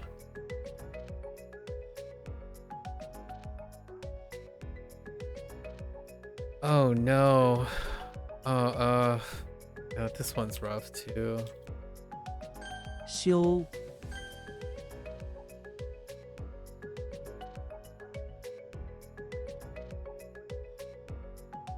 逮捕，嫌疑人被当场逮捕。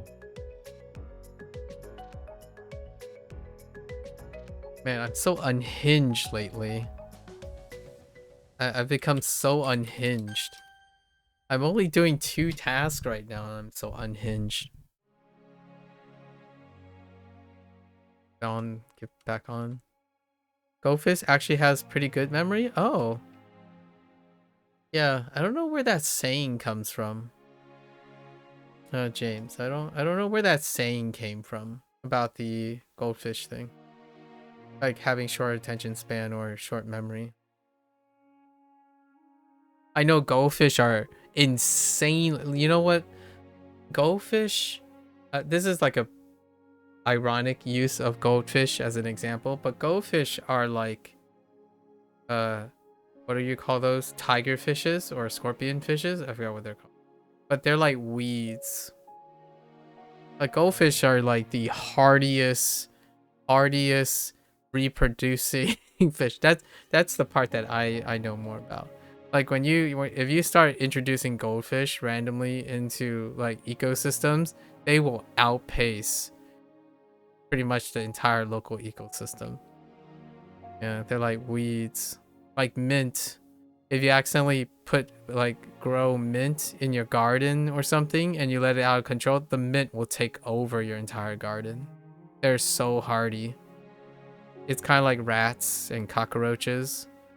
Like they have a property of being incredibly robust. It's situation dependent. Like you could eat something and 5 minutes later totally forget that you ate what you ate. That's fair. Maybe it's more so like I hope that idea about 5 minutes is it's largely because maybe the thing you're eating possibly is not so much more memorable anymore, as opposed to like really having a deterioration of your memory, right? Maybe we should encourage each other to try things, because you shared with me your sushi first, your California rolls, right? That was very memorable. So perhaps in the future, when your eating experience becomes a little bit more interesting, right? It's one of those things about the situation dependence, and I think the core of the situation dependence often deals with how emotionally and actively you're interested in the activity. The reason why I'm emphasizing this is largely those are the moments that you can kind of uplift your quality of your mental quality of life. I think eating is a really big part of where people can liberate some silver linings for their mental health, right? I still remember a time, especially I still interact with lots of kids who see eating simply as a function, like a functional thing, where it's a means to an end, it's forgettable, and because they don't prioritize or think that any experiences can be elevated while eating, oftentimes despite having really good memory, because these kids do like crazy things, like you're learning French, Brie, so clearly it's not really your memory, but at the same time it does tell me a little bit about the eating experience for you when you say certain times when 5 minutes later you just forget what you eat. If it's more often, definitely a place that can elevate your mental state. And we're not talking about sucking back wagyu or really fancy produce or something like that, but more so finding some interest in doing something that you have to do every day. Eating is a funny example that you chose. Of all of the things, I do inherently remember what I eat because it's intentional. It's also repetitious, by the way. I know exactly what I eat each day because my father cooks in a way for maintenance. So it's like two servings of like romaine lettuce or anything that's green. Like usually it's a difference between cabbage, romaine lettuce, and or like I forgot what the name is called, but they're usually quite green. Usually cabbage is a good one. And he would like blanch, soak it in some garlic and like blanched in garlic. And then there would be 2 sunny side up, 2 over easy eggs, 2 servings of white rice, and a fillet of fish. So usually it's whatever is seasonal. Most of the time it's a fish. And that's every evening. Every evening. And the fish would rotate. The fish would rotate. The type of fish would rotate. And the lettuce would rotate. And they're the most like convenient ones. The ones that are very cost effective. And very unadulterated functional eating. But I do remember what it is. Or when I ate it. Oh yeah, you tried a vegetarian sushi today. To see if you like it better. Still wasn't a big fan? Oh, okay. Can you explain to me what was in the vegetarian sushi? Was it like tamago? Tamago? Like was there like something yellow on top? Oh wait, that's not vegetarian.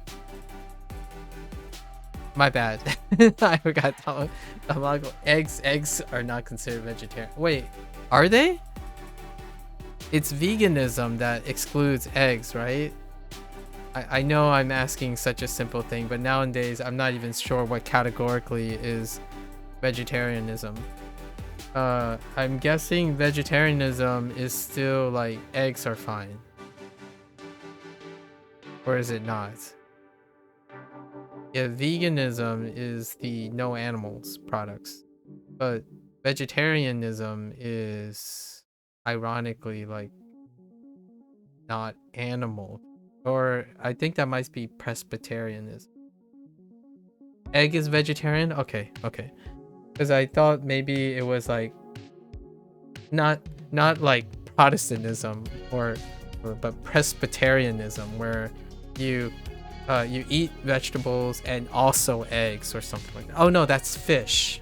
Presbyterianism is vegetarian and fish, but no land animals, right? Or something like that.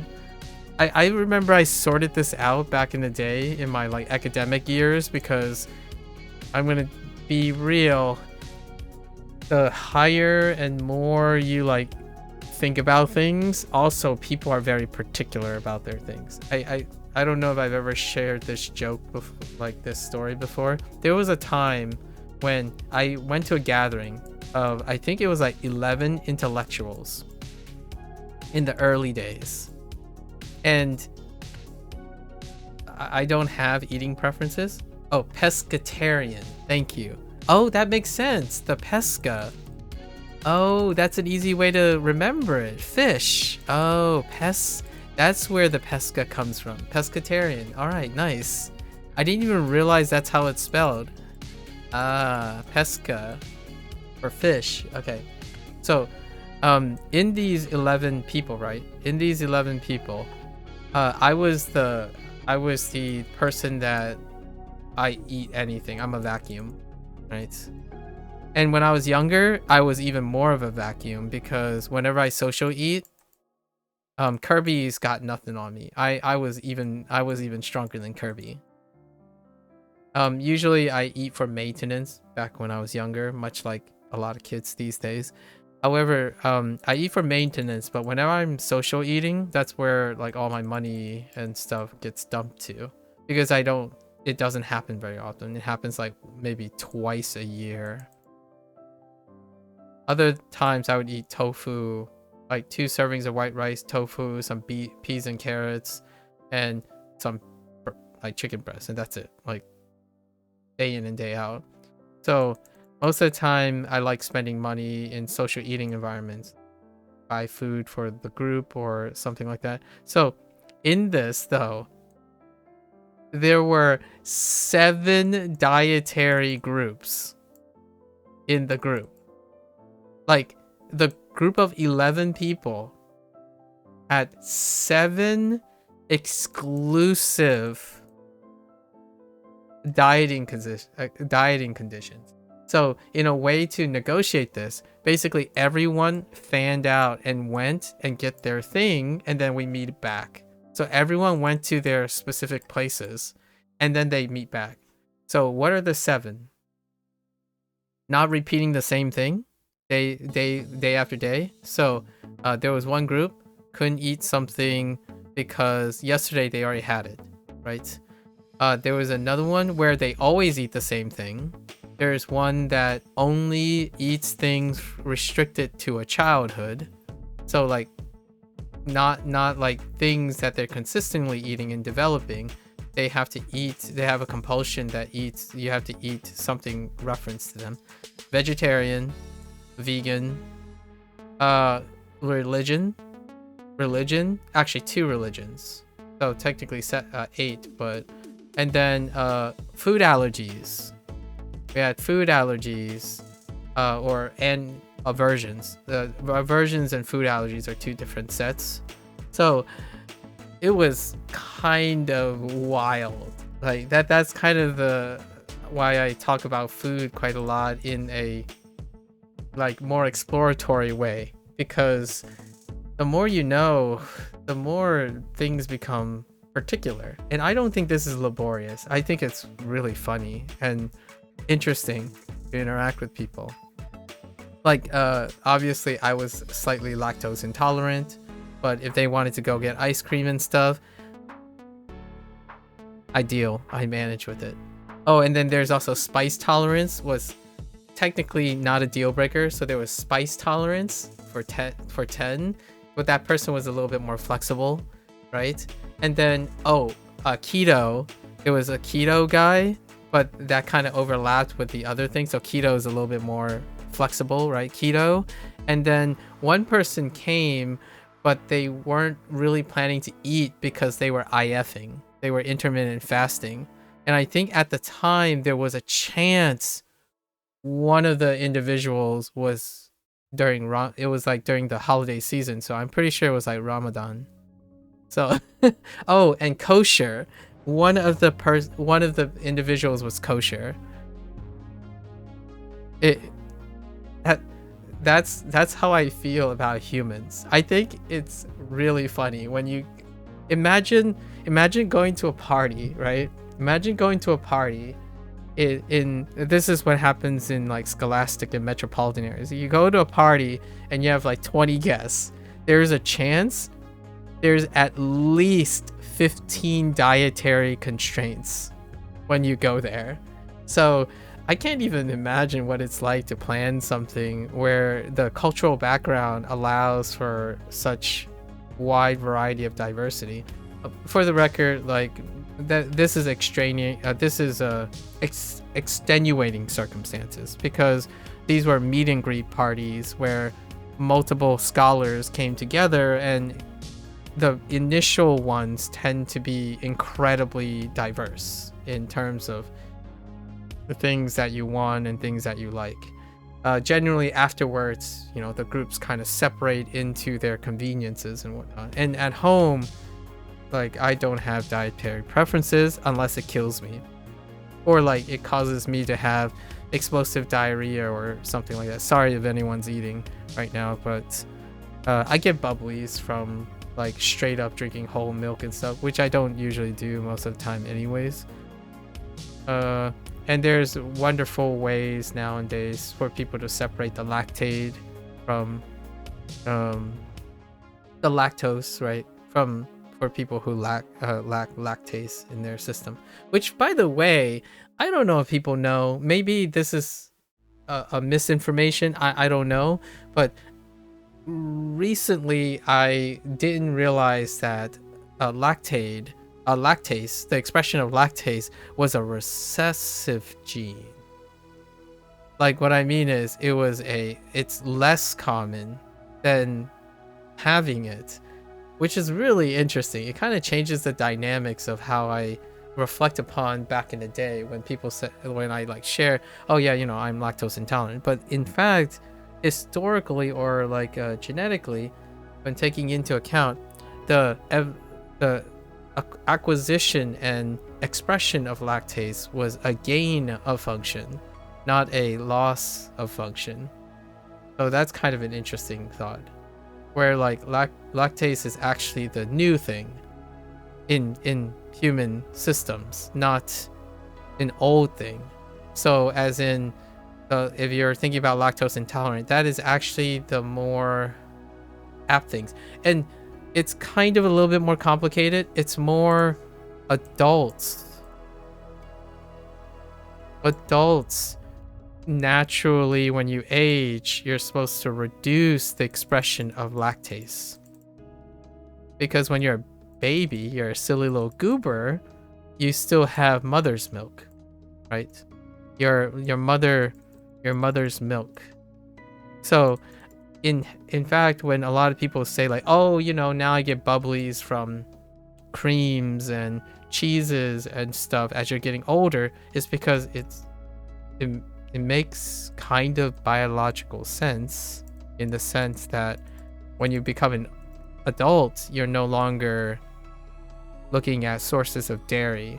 So whenever that conventional wisdom about, oh yeah, you got to drink your milk, you know, to stay healthy and keep those bones strong and stuff, generally that's kind of an archaic thing that doesn't line up with the realities of being an adult. So it's kind of an interesting thing that I overlooked for so long, where logic would dictate, you know, there's a lot of counter arguments to, oh yeah, that kind of makes sense. Like, huh, that actually transitions quite well in an argument. Not that there's like exact causal explanations. This is more of a logic exercise. This one was carrot, avocado, and cucumbers. You think it's the avocado cucumbers together that's not enjoyable. Okay. That you like them separate. But prior, I'd never had them together, and both of them, the ones you've tried, had them together. The first one, though, also had cream cheese issues, so maybe you didn't like the avocado combo as much. Interesting. Cucumber, sorry. Do you like avocado? I think avocado is probably unlikely. Like, cucumber has a bitterness, and depending on how people prep cucumbers, there's a lot of online memes about cucumbers, how you prep cucumbers. I don't know if you ever seen it, but oftentimes when it comes to cucumber prep, it can be a hit or miss, because cucumbers have this like, it's a very distinct cucumber thing, and aversions to cucumber is quite common. It's similar to celery. Cucumber, celery, Brussels sprouts, they're particularly, like, there's something about them. And avocado is fairly agreeable. I don't know if you would get something that doesn't have the cucumber and avocado thing. You know what would be a real fun experiment? Oh, you usually eat avocados on sandwiches, and then you like cucumbers in salads. Intriguing. And then somehow they just don't work when they're together. Huh. Okay, so I mean, you like them separate. That's interesting. I was gonna say, if you don't like cucumbers, pickled cucumbers might be something worth trying. It's quite, I mean, as allegedly pickled cucumbers, like fermented cucumbers or pickled cucumbers, are quite nice on salads as well. And you get a little bonus if you like it. It's great. It's like, allegedly it's great for health reasons, nutrition reasons. And they store really well. Pickled cucumbers store well since they're fermented. They're not the same as like pickles, but I do love pickles, like Americana pickles. There's also pickles from, you know, around the world, but like specifically the Americana obsession pickles. Yeah, I am a. You hate pickles? Like the vinegar ones, of course. The pickled cucumbers I'm talking about is like more like kimchi and other things. The American pickles that I'm talking about is like dill and white vinegar pickles. I do enjoy, like, it makes my, whenever I think about it, it kind of makes my jaw clench, but oof. Like, I forgot what is it called? It's really readily available. Oh, these, hold up. Oh, what is this pickle called? I absolutely love it.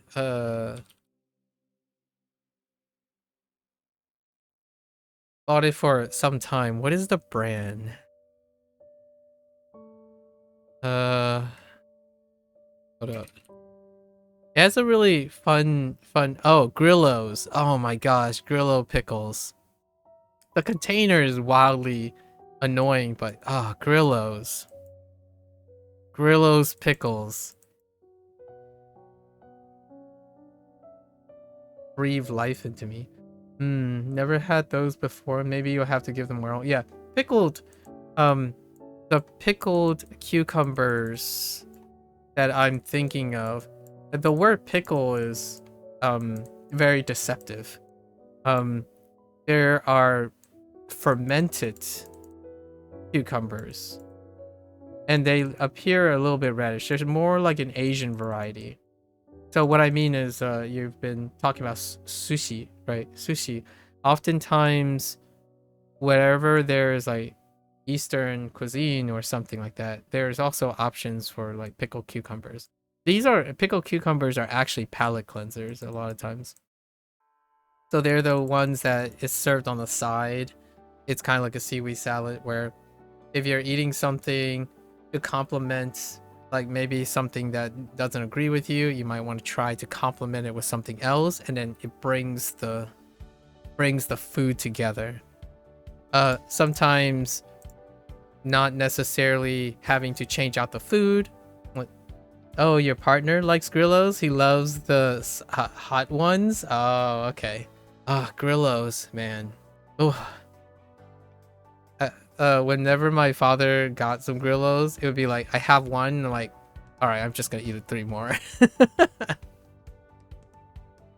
The reason why it's not the greatest is because my sodium uptake increases by like 30%, 30 to 50% the moment there's pickles in the fridge.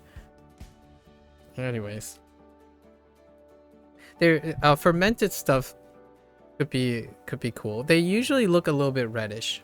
I think pickled cucumbers are pretty neat, and they're quite nice on salads. You can also prepare them fairly easily. Throwing out ideas to encourage some exploration. All right. 展 This towering too. What is this? What are you? Why is there water there? What happened?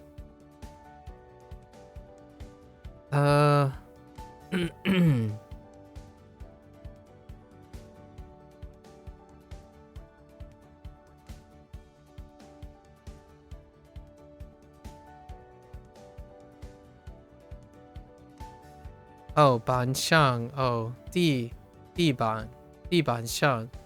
That doesn't help though. I swear this is like step on or something. Oh. 踩踏 他踩踏在瓷砖地板上， Dang. 凳 Whoops. Glare and stare are kind of interchangeable for me. It's not quite the same. I know. What in the world? 祈求 他祈求别人的帮助， Implore. Wait, isn't it implore? Oh no, beg is better actually. Beg. We should stick to beg.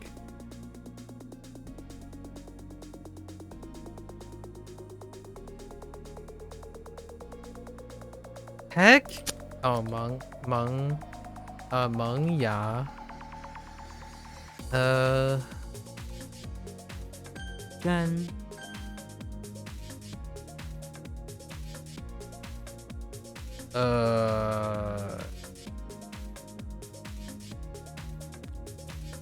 坚不可什么？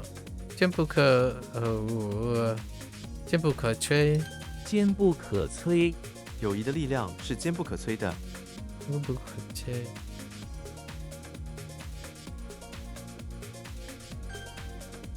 OK，萌芽，种子在土壤中萌芽。 OK，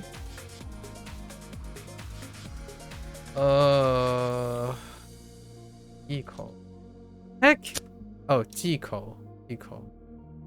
Avoid certain foods。哦忌口， ，What the wu？勿谈。勿谈，老师会误谈每个学生。抽什么？抽屉。What？哦，抽屉。Whoops。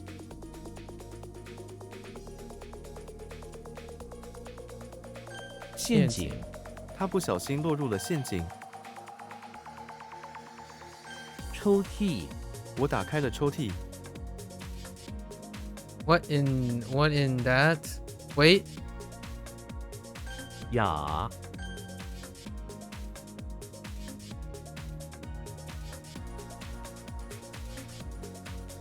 带， That's kind of a rough one.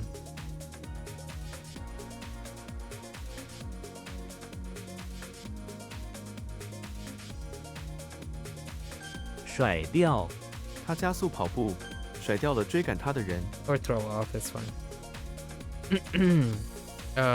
丙题 Whoops. 丙池秉持，他秉持诚实，获得了大家的信任。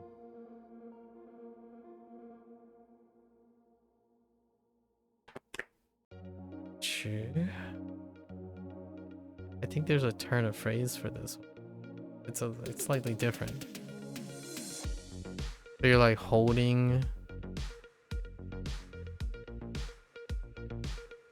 and boosting. How do you do it? Like you like progress to like press forwards to like boost upward. Okay, uphold. Okay. that makes sense. But like, how do you boost something to uphold? Yeah. Okay, I'm okay with that. That's fine. We still have some 4 really rough ones to write definitions for. That's the most definitions so far. Usually it's characters with their intrinsic meanings, but cone. Ooh.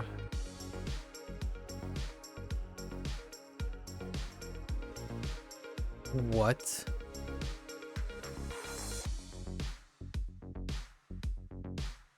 Oh, wait.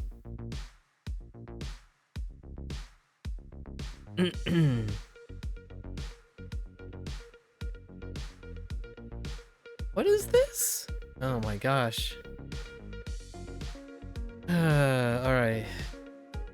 Whose comb is it? Oh, I almost had it. Oh, it's gone.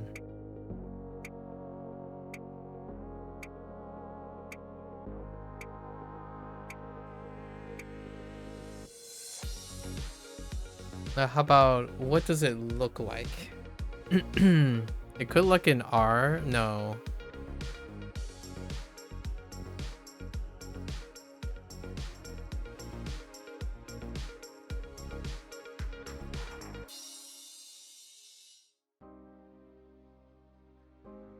Does it look like a way? No, it doesn't look like. No. How does the comb intersect with the woman? Is the woman selling the comb? I almost feel like this has some. No, that's makeup. All right, how many combs do I have? Let's go through the combs. No. No.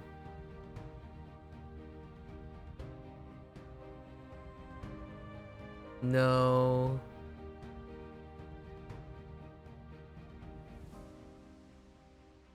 No.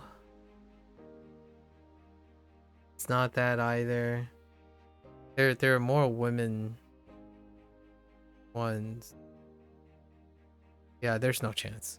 I think we're just gonna try. Oh, messing around. Oh, so I'm more consistent at getting shy, but I'm not getting Shaw. Shy and Shaw or linked at some point. Throw off. Throw off was linked at some point. So the comb. So how do we connect the comb to? Oh, I know. We'll adjust that. I know how to adjust. I'm surprised this one 差 is good. It does look kind of unique. So far. Chua. 耍 That's number 6 or number 5. Kind of an average day so far.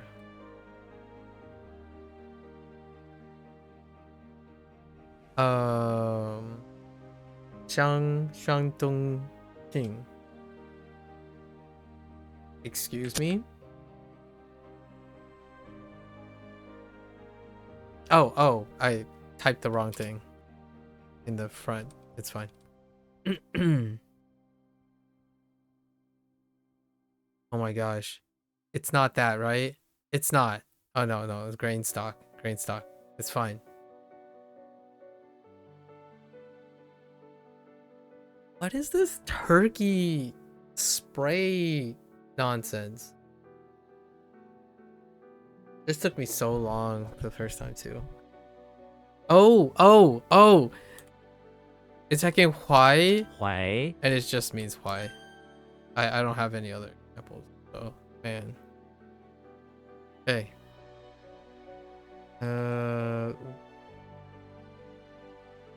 What the brush? Brush and door. Wait. Don't you dare escape from my grasp. It's gone.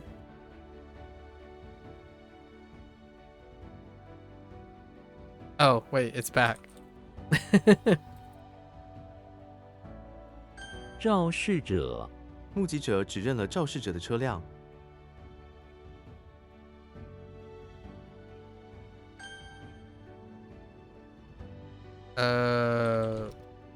Heck. Wait, what? 丙级 这是一个丙级考试。 Oh. That's unexpected. Huh. We practiced this. And it's not there.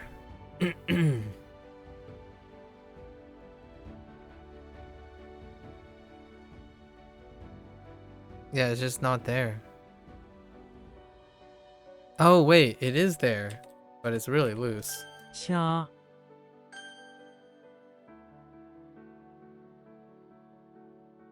胎 Nope. It's fetus.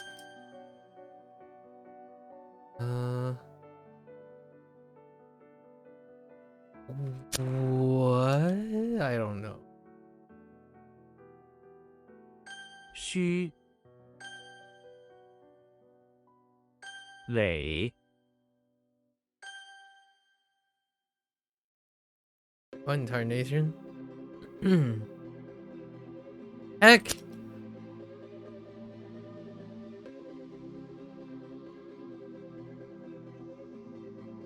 煽动性 他的言论带有煽动性。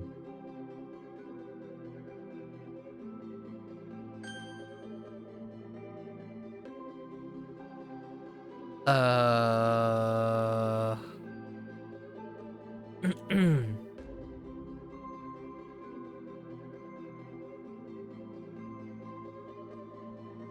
Why? That's not some. That's not that. Oh wait. 忧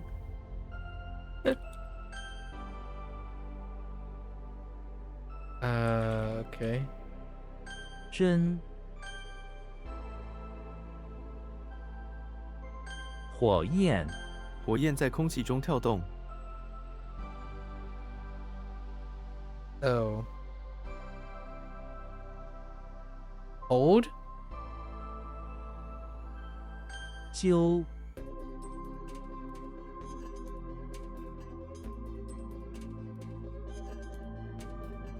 Just like hold with hands. It's like hold with hands. Yeah, okay. It's fine. It's fine.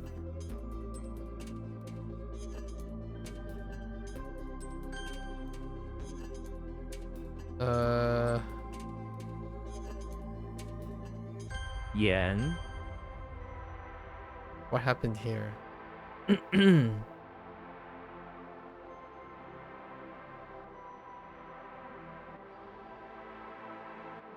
野 Oh, I kind of went for it too. Dang you. 衰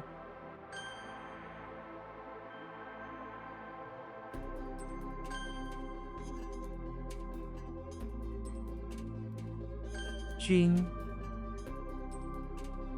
What is this?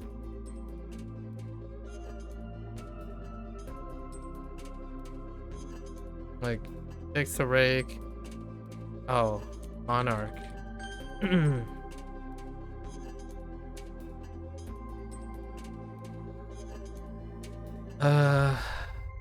I'm gonna say 笨拙他的动作很笨拙。 what's going on here? I thought it was 无 and now I have no idea.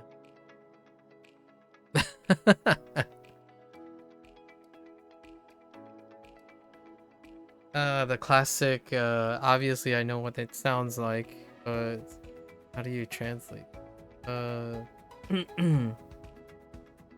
Not that.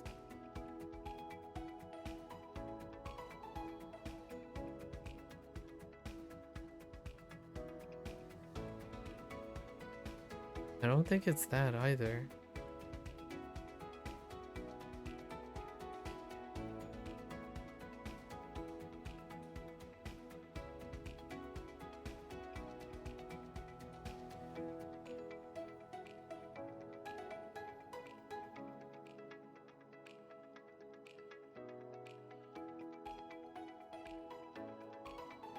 Oh, it's heckin' Woo?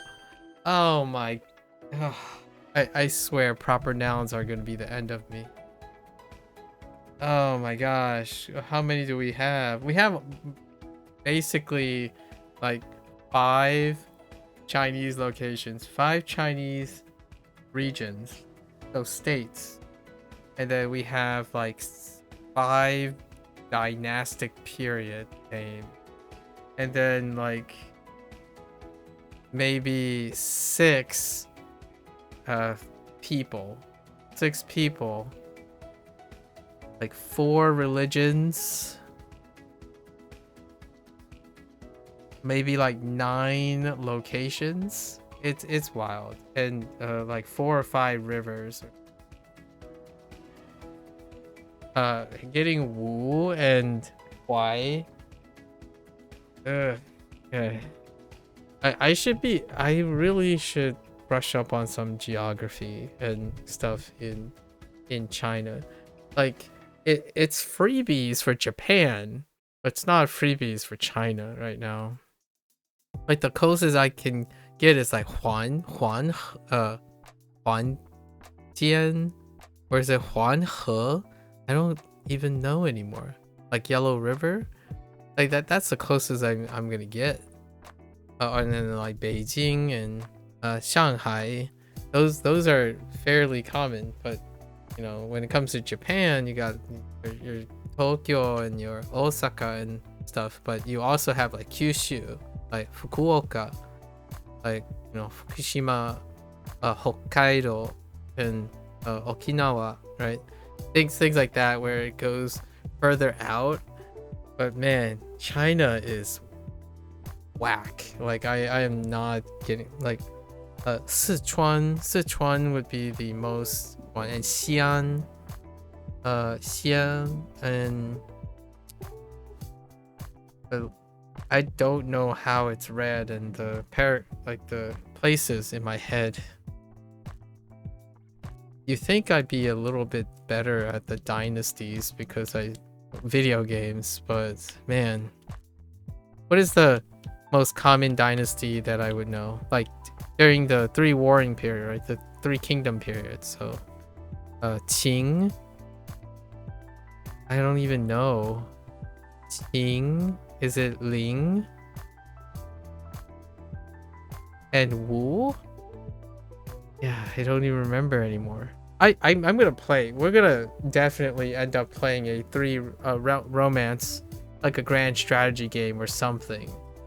At some point, we're gonna have to play a grand strategy game in the Romance of the Three Kingdoms.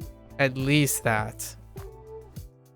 I do kind of also want to play like a Meiji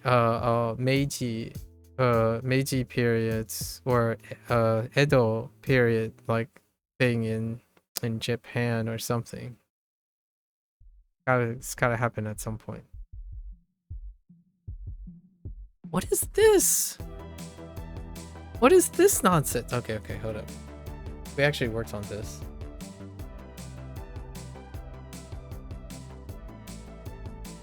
Yeah, this one's rough. And its tongue. It's the other. You know, more. We got more proper nouns. Just throw it in. Just keep throwing it in. I actually don't know when the Tang Dynasty happened. Yeah, I actually have no idea the Tang Dynasty. I'm so uncultured at this point.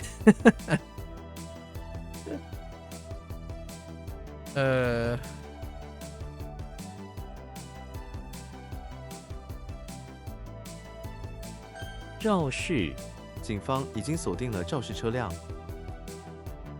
It's an incident, like an accident or something like that. Incident's fine. To cause an incident, it's understood that it's causing an incident.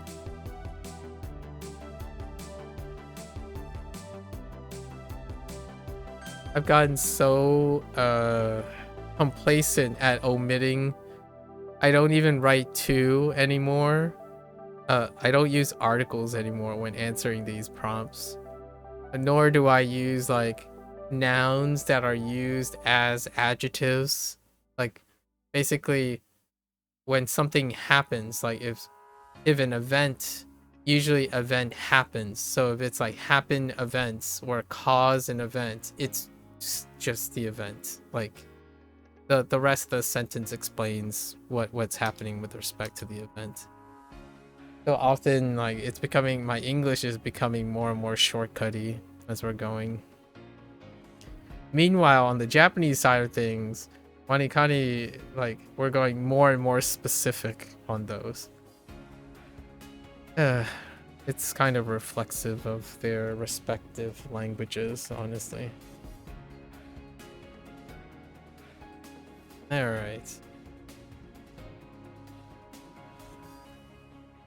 Where are we at? Oh, we got another milestone recently.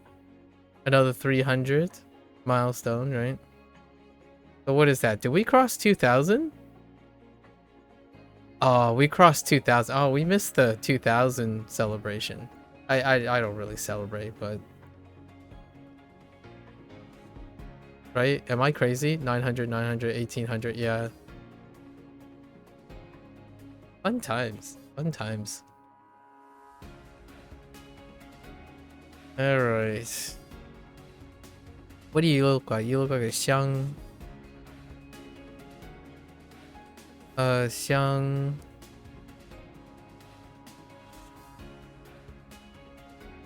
敌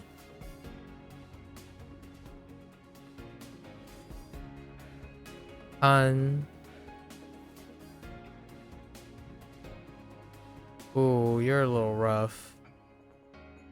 Yeah, you're a bit rough.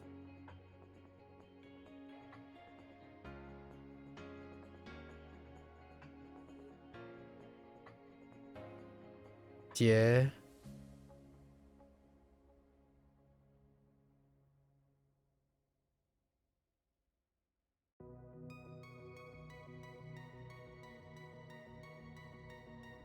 Ooh.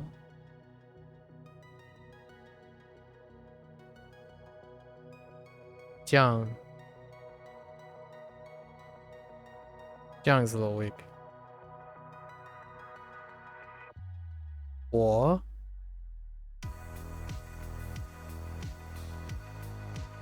Yep.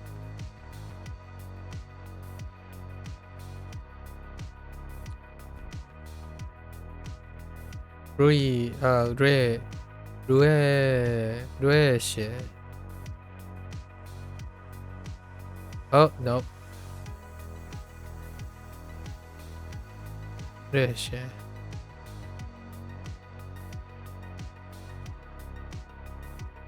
Roll. Roll. Roll 什么 ？Roll 款。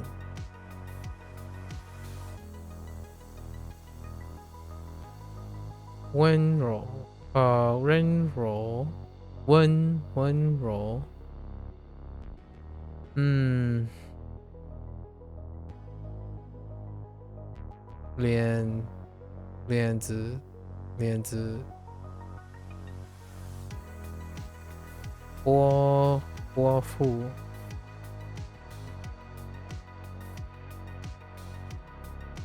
伊兰 That's a transliteration. This is gonna be a struggle bus. Ilan. Or Iran.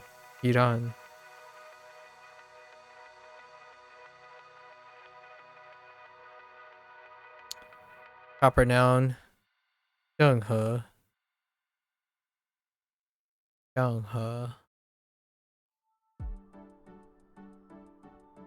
北 what? Oh, 北宋 a place 北宋 or region. 亚洲 yeah no 亚洲 region.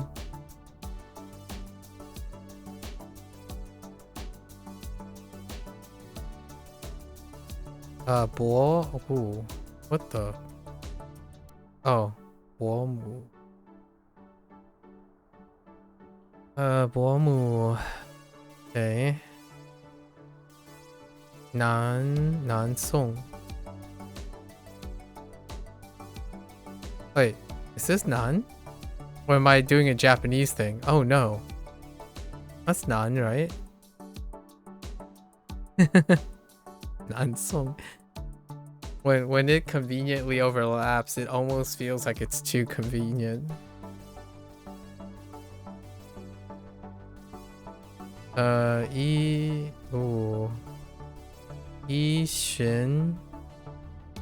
Yixun what? I can't see that.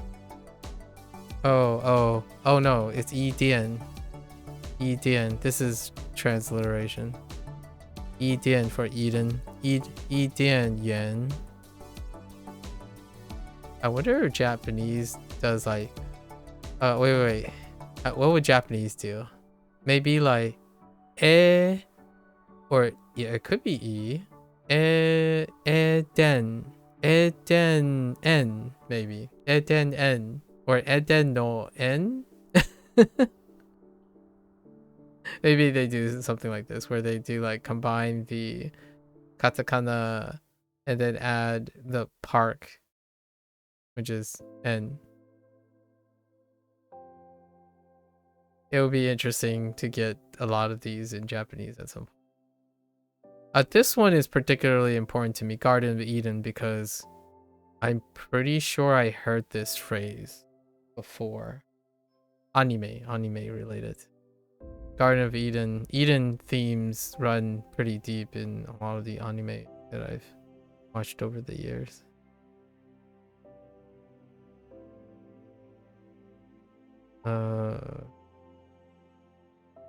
Whoops. Lianhua. Lotus flower. Alright, let's get to it. It was an average day. We had like 5 really need to TLC it up, and then 2 or 3 a pass. 2 or 3 passes. Alright, so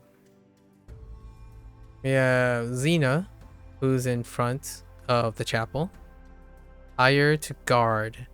So in order to do so, to keep an eye on the chapel, she hacked down some trees and built a shack to serve as a side room. Okay, we have Diddy Kong, who is in the house, and he's learning some new things. He's trying to learn how to take care of a potted banana sprout. You know, figuring out the way to enlighten himself on how to take care of banana trees. Okay. Then we have Patrick, who's in front of the pawn shop, being attracted by a pawn shop hosted thing, a competition, and it involves climbing a tree, climbing a big tree marked with an X at the top, right, with his hands. Obviously, he gave it a shot, but failed miserably because, I mean, Patrick isn't the most athletic thing.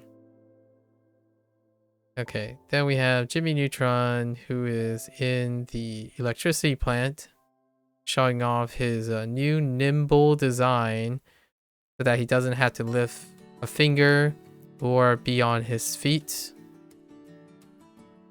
Oops. Be on his feet. And his nimble robot does all the writing and the shuffling of materials, like cross beams and crosses for the generator, right? Then we have Frankenstein, who's in the house, where Dr. Frankenstein created a weird little pet doggo that has like a Slender Man's head attached to it for Frankenstein to teach and own. And Frankenstein's having fun teaching him how to bend over. That's kind of a little weird way to say it, but it's fine. Alright, then we have James Bond, who's in the bathroom of the chapel. Oh, this one. Sneaking in and out of the bathroom of the chapel, trying to retrieve in the night, right?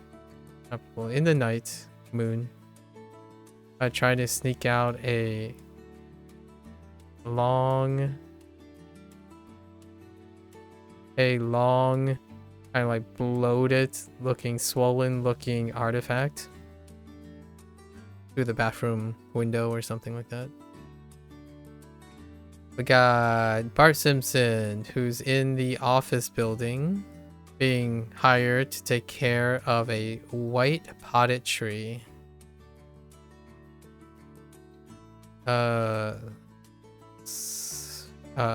white cypress tree, and with like special powders feeding him, but it like making sure the tree goes, but instead he just, I don't know, neglects it and mess around in the office building. But something like that.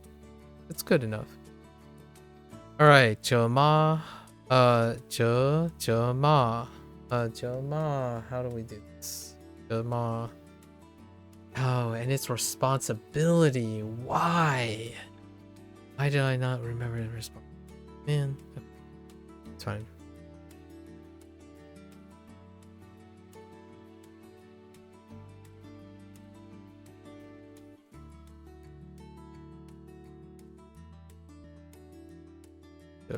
Ma. It even has ma in it. I'm a little depressed. Just kidding. We're fine.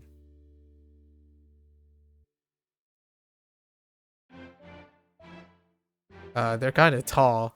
Weird. Made it too tall. Scold. And then Qian. Qian. It's largely the ha part. Yeah, Qian.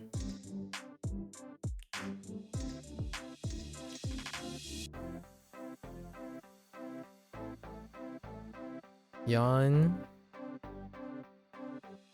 Was it zhi? Zhi zhao. And this one is kind of tough because it doesn't quite scream license. And it's because of the clenching part. The clinching part. Zhi zhao is...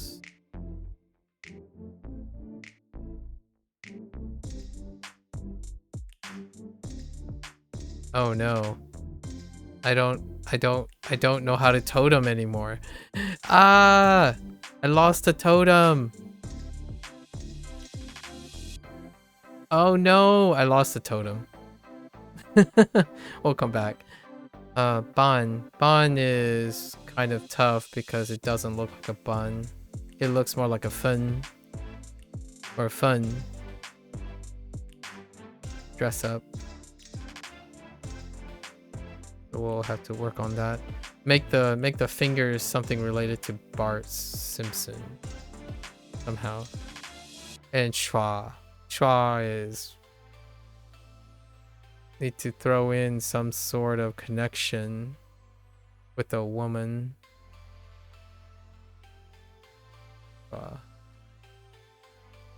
Messing around. I think the mnemonic is pretty good. But not much of Sherlock, is it?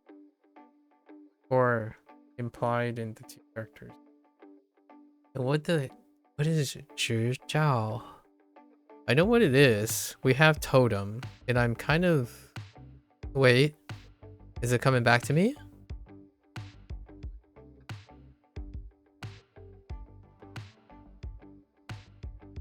I think?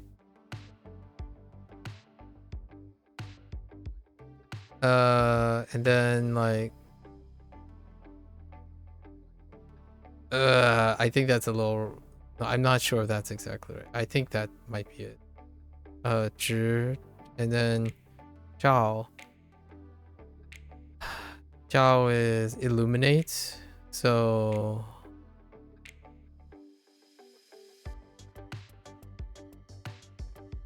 That doesn't... Oh, that's probably a sun. Yeah, Zhi Zhao, which is license. Lunch, illumination. I think we might have to kind of do a pivot on illumination.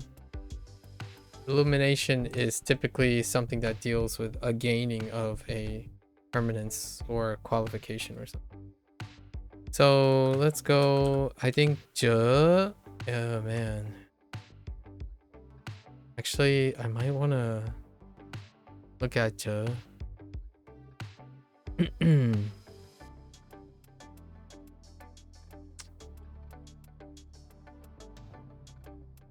Maybe we do more of a currency thing. So Zelda is inside the electricity plants, making sure to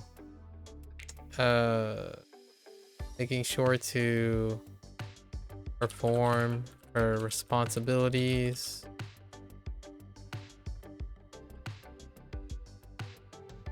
To keep the generators powered. I don't know, burning beanstalks in order to keep the, I don't know, keep the shellfish rolling in to the royal family's coffers. Shellfish is currency. I typically use currency for that. Let's see. So we have ha. I think ha is the problem here. Tian. Tian.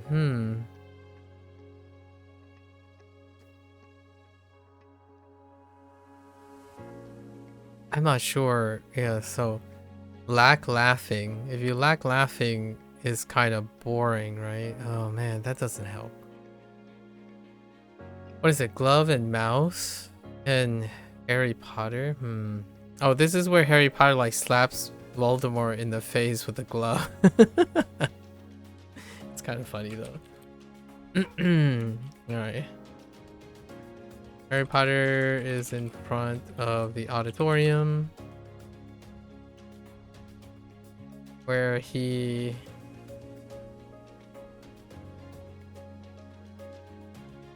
where he is performing some amateur magic, right? He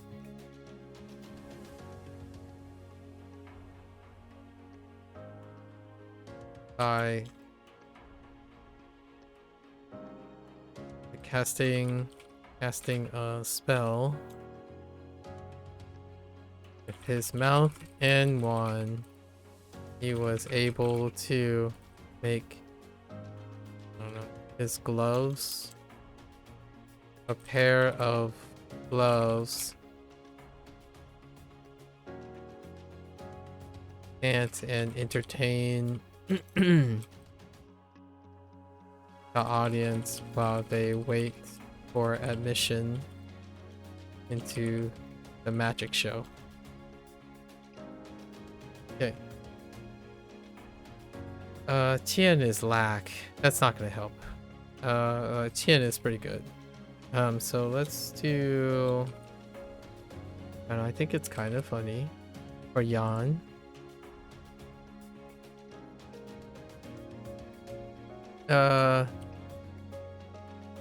If you are lacking laughs, haha. If you're lacking haha, then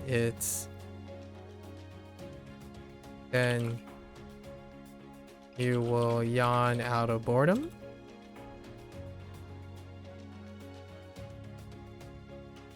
Okay. Alright, so we have Ban. I have no idea what we're gonna do about Ban. Let's take a inventory check on sword and fins. Yeah, so look at this, right? How many bonds do we have? We have one bond. And fun is the most, yeah, fun is the most proliferative. Not a single bond in sight. Oh, there is a buy though. Get a buy, and we got pun. Okay. So we're gonna try to make this about Bart Simpson. Go. So Bart ran off into the bathroom of the pawn shop.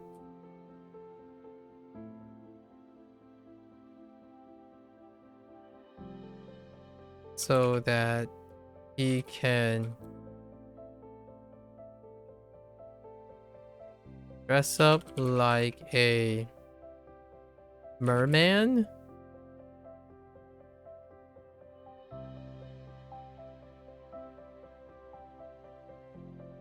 I don't know.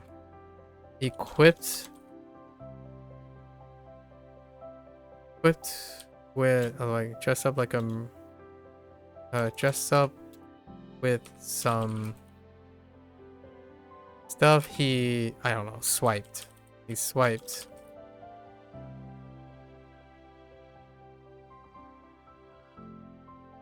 his costume resembles I don't know, a merfolk with gigantic tentacle fingers and fins, carrying a sword in order to play a prank on unsuspecting patrons to the bathroom.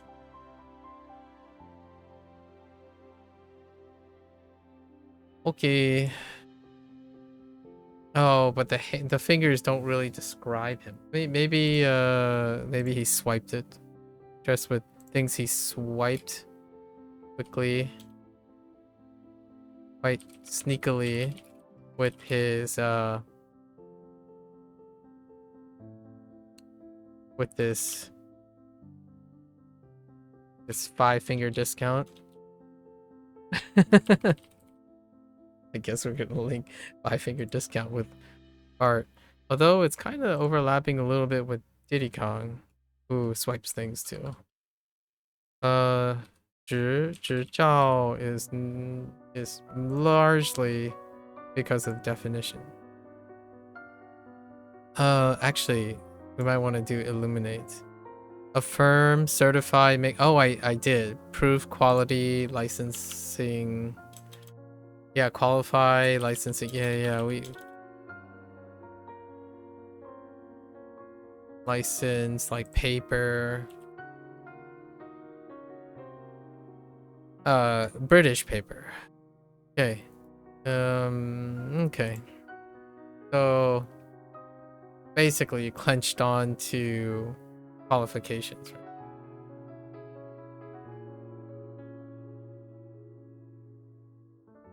Which is okay. I think that's fine. As long as we get the illuminates down. So was Jiao, that was a weak one. And then we have move it around a little. So Sherlock is in the basement of the turret looking for clues for his current case, right?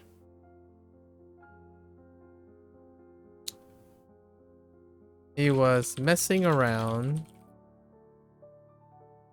He noticed a woman with a suspicious comb. Started messing around to try to get his hands on the comb. I don't know. Using sleight of hand and some gentlemanly conversation.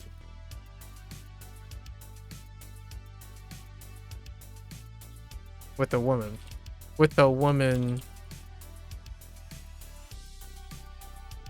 the comb. That's kind of a weird song. Okay. Our Wanikani session is gonna be like